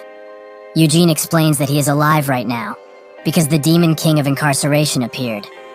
Everyone is shocked at this revelation, and Eugene notes that he stopped Amelia from butchering him, but also gave him a warning that he is supposed to pass on to the others. He told him that freedom without responsibility is self-indulgent, and that his goodwill and silence will not last for long. Doiner's eyes widen, and Eugene thinks that he needed to do this, as he doesn't know what Vermouth promised. But having heard this warning, they need to prepare for the peace to end. He additionally tells them the other things the Demon King said, that he cannot have people thinking that he is obligated to be nice to them, and if they will not respect him, he will not do that either, from now on. Doiners sits down, as they have never expected for him to bring such dire news. At first, they were going to interrogate him about what he was doing in the desert, but now, they have much bigger problems. Klein says that the Demon King still wishes for peace, and if they don't insult him any longer, there should still be peace. Gillard tells him otherwise, as if he needs to warn them. He is sure that the peace will end eventually. Nahama has been invading Tarath for hundreds of years, and if Helmut was behind all of this, they can bet that the Demon King of Incarceration was somehow involved too. Doiners asks if he will go to the Demon King, and ask if he really was involved. He also half expected this to happen, as the 2 strongest Demon Kings are still alive and kicking. Their subordinates are also spread around everywhere. Their hero, Vermouth, took only 4 companions and took down the demon king of cruelty, slaughter, and frenzy. However, he wasn't able to defeat the demon king of incarceration and of ruin. If they really go to war, who will be able to defeat the demon kings now? Himself or his grandson Dominic? Will he do it? Gillard notes that this isn't a threat to them only, as the demon king of incarceration is surely after the entire world. Doiners says that even if it is like this, they are descendants of their natural enemy, so they will be in the front lines should something happen. He asks Gillard if he thinks that they are ready for something like this to occur. Klein notes that nobody from their families, be it Keel or Lionhearts, that are disrespecting the Demon King. It's the Holy Empire and the allied powers of Devil Conquest, who kept their armies on standby, just at the borders of Helmud. Those damn haters will invade Helmud the second they hear about this. Doiners tells him to relax, as even though they are doing something like this, it's just a show of power, and if things get serious, he is sure they will recall their armies. Eugene thinks that this is a slow discussion, but it's fine, as he will not have to worry about them declaring war on Helmud. Not that he cares either way, as he wants to kill the Demon Kings as much as all of them. Doiners asks what he intends to do with the items he got, and Eugene explains that he was thinking of putting them where their ancestor rests. Hamel's grave has already been fully destroyed, but they should read this. Doiners does just that, and reads all of the insults, piece of shit, garbage human, and the numerous others. Eugene tells him to read the part below it, about how great he was, and that everyone will miss him. Eugene notes that their ancestor really mourned his death, and he thinks it's only fair that they put the statue and gravestone where he lays, so that they may rest together. He did not learn magic from the great Senya, but his mentor was Roberian, who had inherited her tradition, and he is sure that he can confidently call himself a mentee of her. So, he is both Senya's mentee and their ancestor's descendant, also the last person to pay respect to the great Hamel. So he proposes that he should be the one to bring all of these feelings and items to the ancestor's grave. Doiners understands him, but is still rather reluctant, as it's not easy to get it. Gillard pushes him to let him, as Hamel deserves at least this, and Carmen also feels it's only fair that Eugene go there and place them, since he was the one to bring them. With that, Doiners accepts, and Eugene smiles widely. Finally, he will be able to go there. He will not be able to open up his coffin or search further, but he can memorize the location and just go there again. Doiners explains that they will need time to open the path, so he can keep the items for now. Eugene agrees, and wonders what kind of path he will be opening. Doiners orders Xenos to bring Eugene to his room, and also tells Gillard to postpone his reunion with his sons for a little bit, as they have a lot to discuss. While Eugene is escorted, he thinks about Xenos, and his very weird personality, as every disciple he had, simply ran away after a while. Xenos tells him that they should go somewhere private, as he needs to see that statue and gravestone once again. Eugene asks why he would want to see them again, and with teary eyes, Xenos explains that he simply wants to give flowers and pay his respects. Eugene asks why in the hell he's crying so hard, but Xenos excuses this as this being his conjunctivitis, which makes tears flow sometimes, even if he doesn't want them to. Eugene is rightly weirded out by this, and now understands why his disciples all ran away. Eugene does what Xenos asked him to do, and can't help but wonder why this guy is giving flowers and sobbing for a person he never even met. Is he a descendant or something? If that were the case, his descendant would have married Vermouth's descendant and had children, but that's not possible, as he has never had kids, ever. Without any straight answer, he asks Xenos himself if he has some sort of connection with Hamel. He slowly gets up and announces that he is Hamel's disciple. This shocks Eugene, as he has never had a disciple in his past life. He didn't have the opportunity to have one. Xenos then explains that technically, he did not learn directly from him, but like all of the branch families out there, his family split off from the main family. His distant ancestor was Vermouth's second son. The older son became the patriarch after Vermouth, and many of the other siblings had left the main residence to start an indirect lineage. His ancestor did not become patriarch, but he was able to inherit something other than the white flame method the main family uses. That would be Hamel's techniques, as Vermouth taught them to his ancestors. Eugene's interest has now peaked, and Xenos asks him about something important. Did he, by any chance, find his secret technique next to the grave? Xenos notes that he saw the duel between him and Carmen. The way he deflected her attacks was similar to one of Hamel's techniques that his family inherited. That type of skill cannot be simply imitated without genius and great combat sense. Also, one would need understanding and control over their mana. However, if he found some of Hamel's secret text inside of the grave, it's not entirely impossible. Eugene is kind of mad that Vermouth just up and decided to teach his descendants about his skills, and asks why Vermouth taught his second son Hamel's techniques, and not his. Xenos explains that, after Vermouth's oldest became patriarch, many branch families started to form, and as the family continued to grow, the black sheep started to stand out more and more. His ancestor was the first black lion, who convicted those people, and damned them. Eugene now understands better. Vermouth decided to train his second son as a loyal dog, who would keep the main family and other branch families in check. If he taught him his techniques, though, it must mean that he considered his techniques powerful enough to stand up against the main family ones. Xenos asks once again, if he possesses any of Hamel's text, then he would like to have it, as it is a part of his heritage. Eugene sighs, and says that they should go over their positions, first and foremost. If they go with technicalities, he is Hamel's direct disciple. So is he not above him, regarding seniority? Xenos is quite puzzled by this, but Eugene explains that he would be his senior brother, with him being the junior. Although he was born decades earlier than he was, if he truly wants to call himself Hamel's disciple, he must treat him as a senior, his older brother. Xenos thinks about this, and asks if this means that there was a secret text from Hamel in his grave. Eugene confirms his suspicions, but unfortunately, he memorized it and burned it. He must have heard earlier that a death knight attacked him, so he could not bring it with him. However, if he treats him as his senior brother, then he can compare the technique of Hamel to the ones he learned from his family, and teach him what he is missing. The cards are on the table. Xenos asks if he really has the techniques memorized fully, which angers Eugene, as this is reminding him of how Amelia kept talking and asking dumb questions. Xenos then asks if he has to call him his senior brother in front of other people too. Eugene explains that something of that nature would inconvenience the both of them, as they would have to explain a lot of stuff, so he will only be made to call him senior brother behind closed doors. Xenos accepts the offer and calls him senior brother. Eugene says that since everything is settled, they should go to his room, as he is tired from all of the stuff he had to do today. They do just that, and at a table, Xenos explains that Vermouth taught his second son 10 techniques in total. Eugene wonders if he had that many, as he only named one of the skills, ignition. The rest, he just used depending on the situation. He asks Xenos to describe them, and he does just that. The first Hamel method is called ignition. Eugene asks him to stop instantly, and asks if Vermouth named all of these himself. Xenos is not certain, but that's how they always learned them. Eugene is quite mad now, as this name is straight dookie. Couldn't he have thought of a better name? He reluctantly asks Xenos to continue, and he obliges.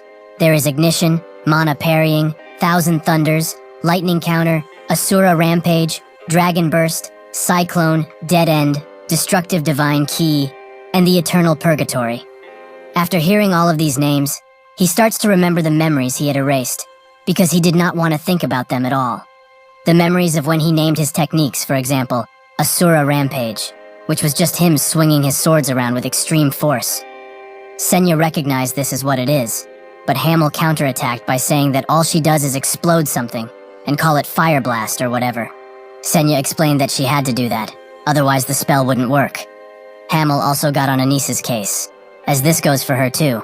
All she does is emit some light, and call it the Holy Cross or something.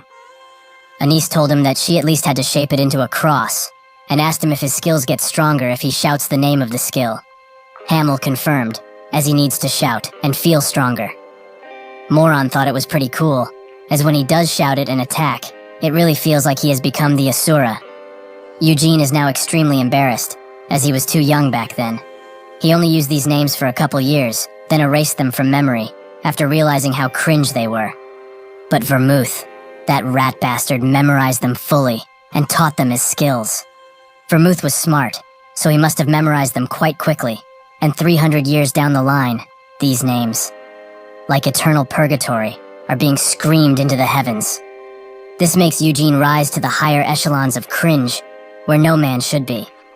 He never expected for those dumb names to be passed down 3 entire centuries later, and especially in the Lionheart family, he should have just regressed instead of reincarnating and killed his past self with his own 2 hands. Xenos asks if these names were written in the hidden text he burned, and Eugene explains that the book he found did not have these cringe names. So those skill names must be the one Hamel made when he was still quite immature.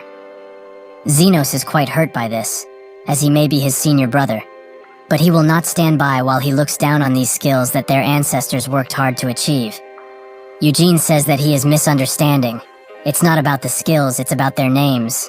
He should put his hand on his chest and be honest here. Thousand Thunders?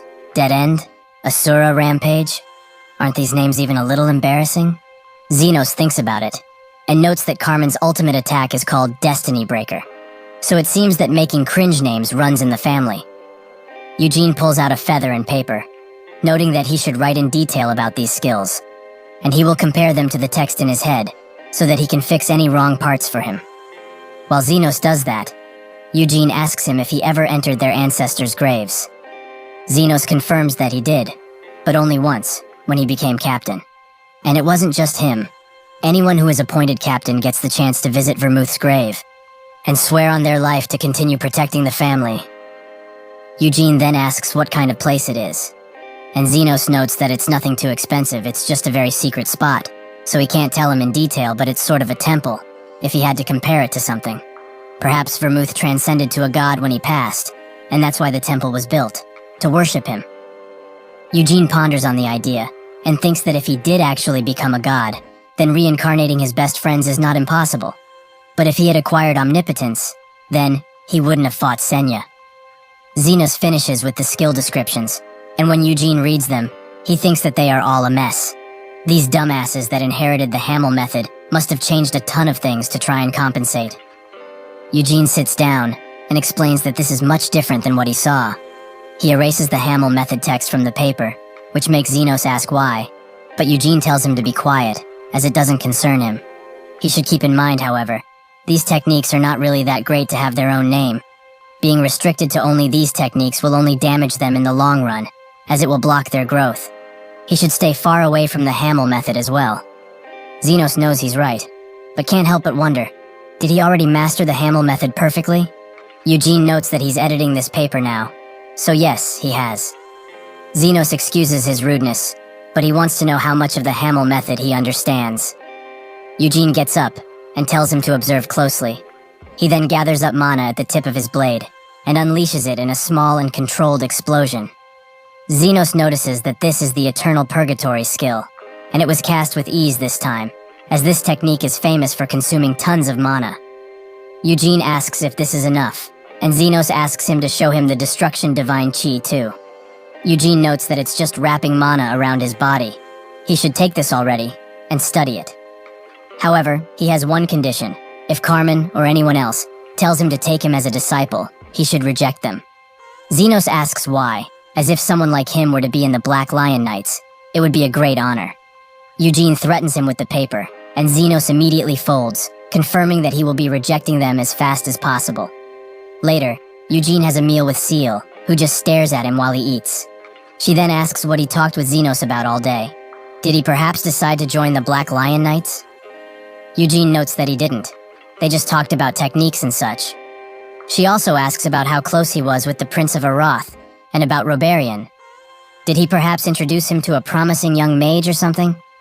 Eugene tells her to stop with the questions, as she knows already, he's not the type to socialize. Seal explains that their brother will become quite the busy fellow starting next year, and many renowned nobles and other royal families will want to get introduced to their brother, who is the successor of the Lionheart family. Additionally, the Sea Kingdom Simuan's young princess and the Luhar Kingdom princess are both his marriage candidates. He might actually be the first one to get married, out of the 3 of them. Eugene thinks that the Luhar Kingdom was set up by Moron, so he doesn't even want to know what her descendant looks like. Just when he starts feeling bad for Cayenne, he arrives, all tattered up, and very dirty. Eugene thought he would have been lost for a few more days, and asks if he saw any more ghosts in the forest. Cayenne doesn't even want to think about that, but thinks that he spent an entire day struggling against different illusions and monsters. But Eugene, this damn bastard, arrived at the castle within an hour of him descending to the woods. Suddenly, a maid comes with an urgent message. A guest will arrive soon, so they all should get ready and come to the warp gate. Seal notes that she didn't hear anything about this, and the maid explains that they just received the message, and the visit was decided during the conference meeting between the different elders. Eugene asks who this important guest is, and the maid says that it's the auxiliary bishop of the Holy Empire, Eurus, Christina. Everyone from the family gets dressed and waits at the warp gate, where eventually Christina arrives, with 3 knights in tow. Eugene is quite shocked, as she looks exactly like Anise. She thanks them for the grandiose welcome, and Doiners admits that he did not expect her to come all the way here. She notes that she should naturally respond to any summons she gets, and that they should go talk things through. When they do that, Eugene stares at her, which makes her suddenly stop and smile in his direction, something which takes him by surprise. Seal asks if they ever met before, and Eugene denies this, as this is his first time seeing her. Seal then asks why she was smiling at him like that, something which Eugene cannot answer, as he doesn't know either. Later, while he is having some tea, Eugene thinks that Christina is an adopted daughter of one of the 3 cardinals of the Holy Empire, and also a saintess of a long line of successors after Anice's disappearance. She is not literally a saint at the moment, but she is the only candidate there is, so in a few years, she will surely become the saintess. The maid knocks at his door and announces that there is a guest here to see him, the bishop, Christina. He goes to meet her, and they both introduce each other. Eugene asks what brings her here, and she explains that she received a revelation from God, which makes Eugene ask what kind. She doesn't want to tell him, however, which makes Eugene wonder why he told him in the first place. Christina explains that this was just to let him know this meeting was guided by God. Additionally, the meeting with the elders has ended, and since the head of the Senate decided to open the doors to Hamel's grave, she will accompany him. Eugene is quite puzzled by this, but she says that this was her purpose for being here anyway, so he lets it go. While they walk the halls, Eugene notes that she is the sole candidate for the saintess position. Is this role passed down through bloodline, perhaps? Christina doesn't seem to get the question, and Eugene explains that he learned magic for 2 years in the Royal Library, Acreon, where Senya's hall resides. In there, paintings of her friends from 300 years ago can be found, and that includes Anise, the faithful. He doesn't know how she might react to this, but she looks a lot like Anise, eerily so. Christina keeps the same monotone smile, and accepts this as a compliment, rather than anything. Eugene thought she would have been more surprised, but maybe the other priests said so as well, so she might have heard this quite often. She notes that he sees the great Anise in her. Perhaps this is another miracle from God, but how much does he know about her truly? Eugene says that she's the only saintess candidate currently, and also the adopted daughter of Cardinal Rogerus. Christina confirms that indeed, she was abandoned by her parents when she was just an infant. But she's not sad, as her parents surely wanted God to look after her, and abandoned her in front of the abbey. Thus, she knows nothing of where she came from, but since he says that she is similar to Anise, perhaps she is her ancestor. Eugene heard that she did not have any children, but Christina says that she was human too. Perhaps she just wanted a child. Eugene thinks that it's probable.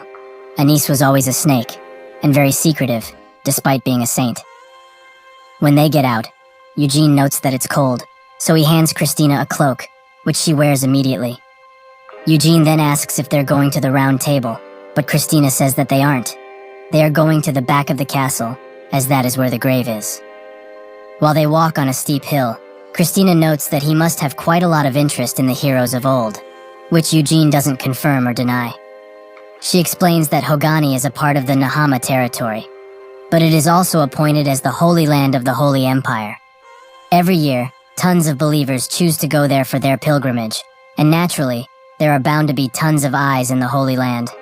This might come out as offensive, but she knows why he was in Hogani. Eugene is not offended at all, as he also felt tons of people stare at him in Hogani. Is the Holy Empire watching him closely because of God's revelation? Christina still won't tell him, since he isn't a believer. So even if it's on his mind, she informed him for that purpose only. Eugene smiles, as her personality is bad, and with her looks, she is exactly like how Anise used to be. Even though they all shared stories of the past, Anis never talked about hers, and although she had not said it, he knew very well. Every time someone mentioned any cardinal of the Holy Empire, the ones who raised her, Anis's usual silence would be replaced with a crooked smile. She detested her past and what happened in it. They finally arrive at the location, and Christina notes that below is a path that will lead to Vermouth's grave. Eugene asks if they really have to jump off a cliff like this, and she says that they must, and she also knows that he can use flight magic, but he mustn't this time. All he needs to do is grab her hand and trust her. After Eugene does that, Christina immediately jumps off and pulls a rod out of her tools. She uses this rod to create a pair of wings, but Eugene sees something else, an angel with the hair and facial expression as Anis's. He snaps back to reality and tells Christina that he just saw an angel. This makes her look at him weirdly, as this is only a divine spell that has nothing to do with angels. It only protects the wearer from falling from a high place. Eugene shuts up, but he knows what he saw, as that face was the same as Anis's. He's positive. Christina notes that they have arrived, and when the yellow holy magic disappears, Eugene is stunned, as he is now in a beautiful green field. Christina picks up a grass leaf, and says that even though it looks like grass, it's not, as it doesn't have any life energy inside. Eugene tells her that it's only spatial magic, and thinks that to create such a place would be impossible, with only common magic. So who did it, Senya, or Vermouth? Alas, they continue forward, and arrive at Vermouth's grave, where a statue of him stands. Suddenly, Doiners, accompanied by Gillard, appears, and Doiners expresses his wish for every Lionheart to see this place. But sadly, it must be protected. Putting the Hamel statue around here isn't a bad idea, as he was Vermouth's longtime friend, so it would hold some meaning for it to stand by him. However, in order to open a path to this place, one needs the Patriarch's and the Senate's acknowledgement. Those two titles were created by the founder, and it was said that besides the Patriarch's succession and appointment ceremony of the commander of the Black Lion Knights, nobody else can enter. Christina knows this is directed at her, but as long as she respects their traditions, she came here with an important reason. Gillard then explains that the timing was rather inappropriate, as she stubbornly decided to follow his son into this place. As the Patriarch, he could have just ignored this, but did not, to hold respect to both of their ancestors.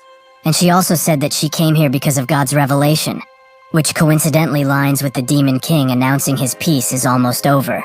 So he asks her to just say it already.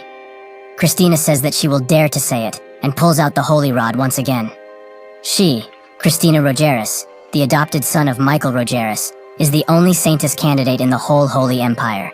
From this moment forth, she will be representing the Pope, and right now, she asks them to please open the grave of the great hero, Vermouth. His soul did not go to heaven, and from this revelation, his soul did not find salvation, and is still wandering the earth. As the Saintess, she must check the hero's last moment. Doiners says that he will follow whatever Gillard chooses, who is kind of glad that he will be able to open the grave with his own hands. Once they get inside, Christina numbers the number of beautiful things around here, but they are all fake, as there is nothing real inside of this temple. Gillard explains that it was the will of the founder to not have any descendants carve any statues or put decorations. According to that, they shouldn't put the Hamel statue here, but considering that it was not made by one of his descendants, it's fine. Christina thinks that this is beautiful. To reunite two old friends in the same resting place, this is certainly God's will. Eugene asks if defaming Hamel's grave and insulting the corpse by letting it become a death knight is also God's will.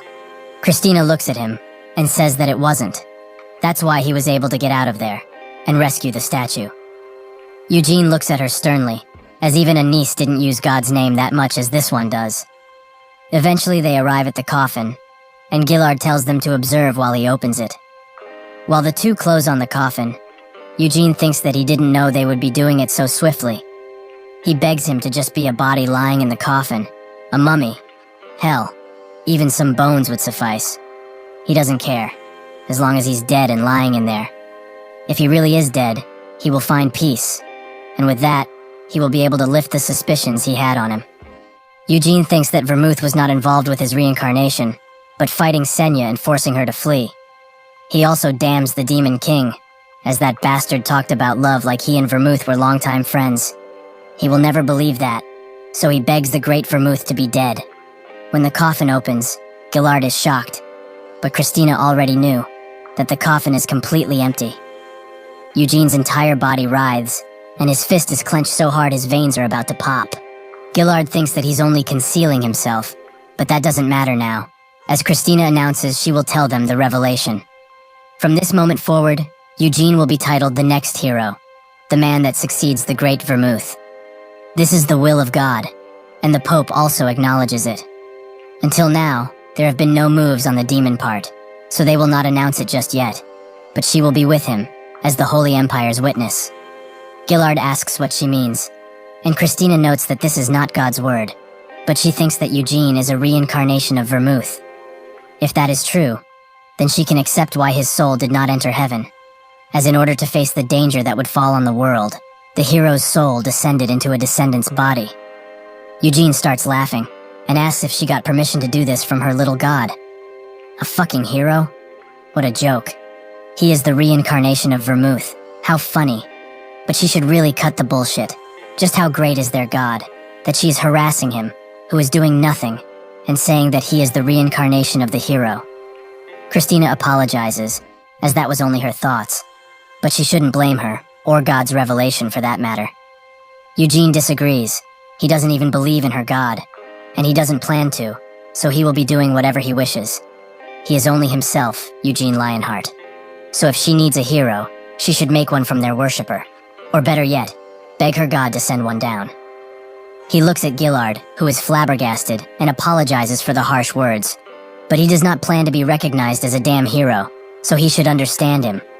While on the topic, he does not want to be patriarch, and will also not join the Black Lion Knights. Just because he will not do these things, it doesn't mean that he will disrespect the family, so he asks him to continue to support him just like before.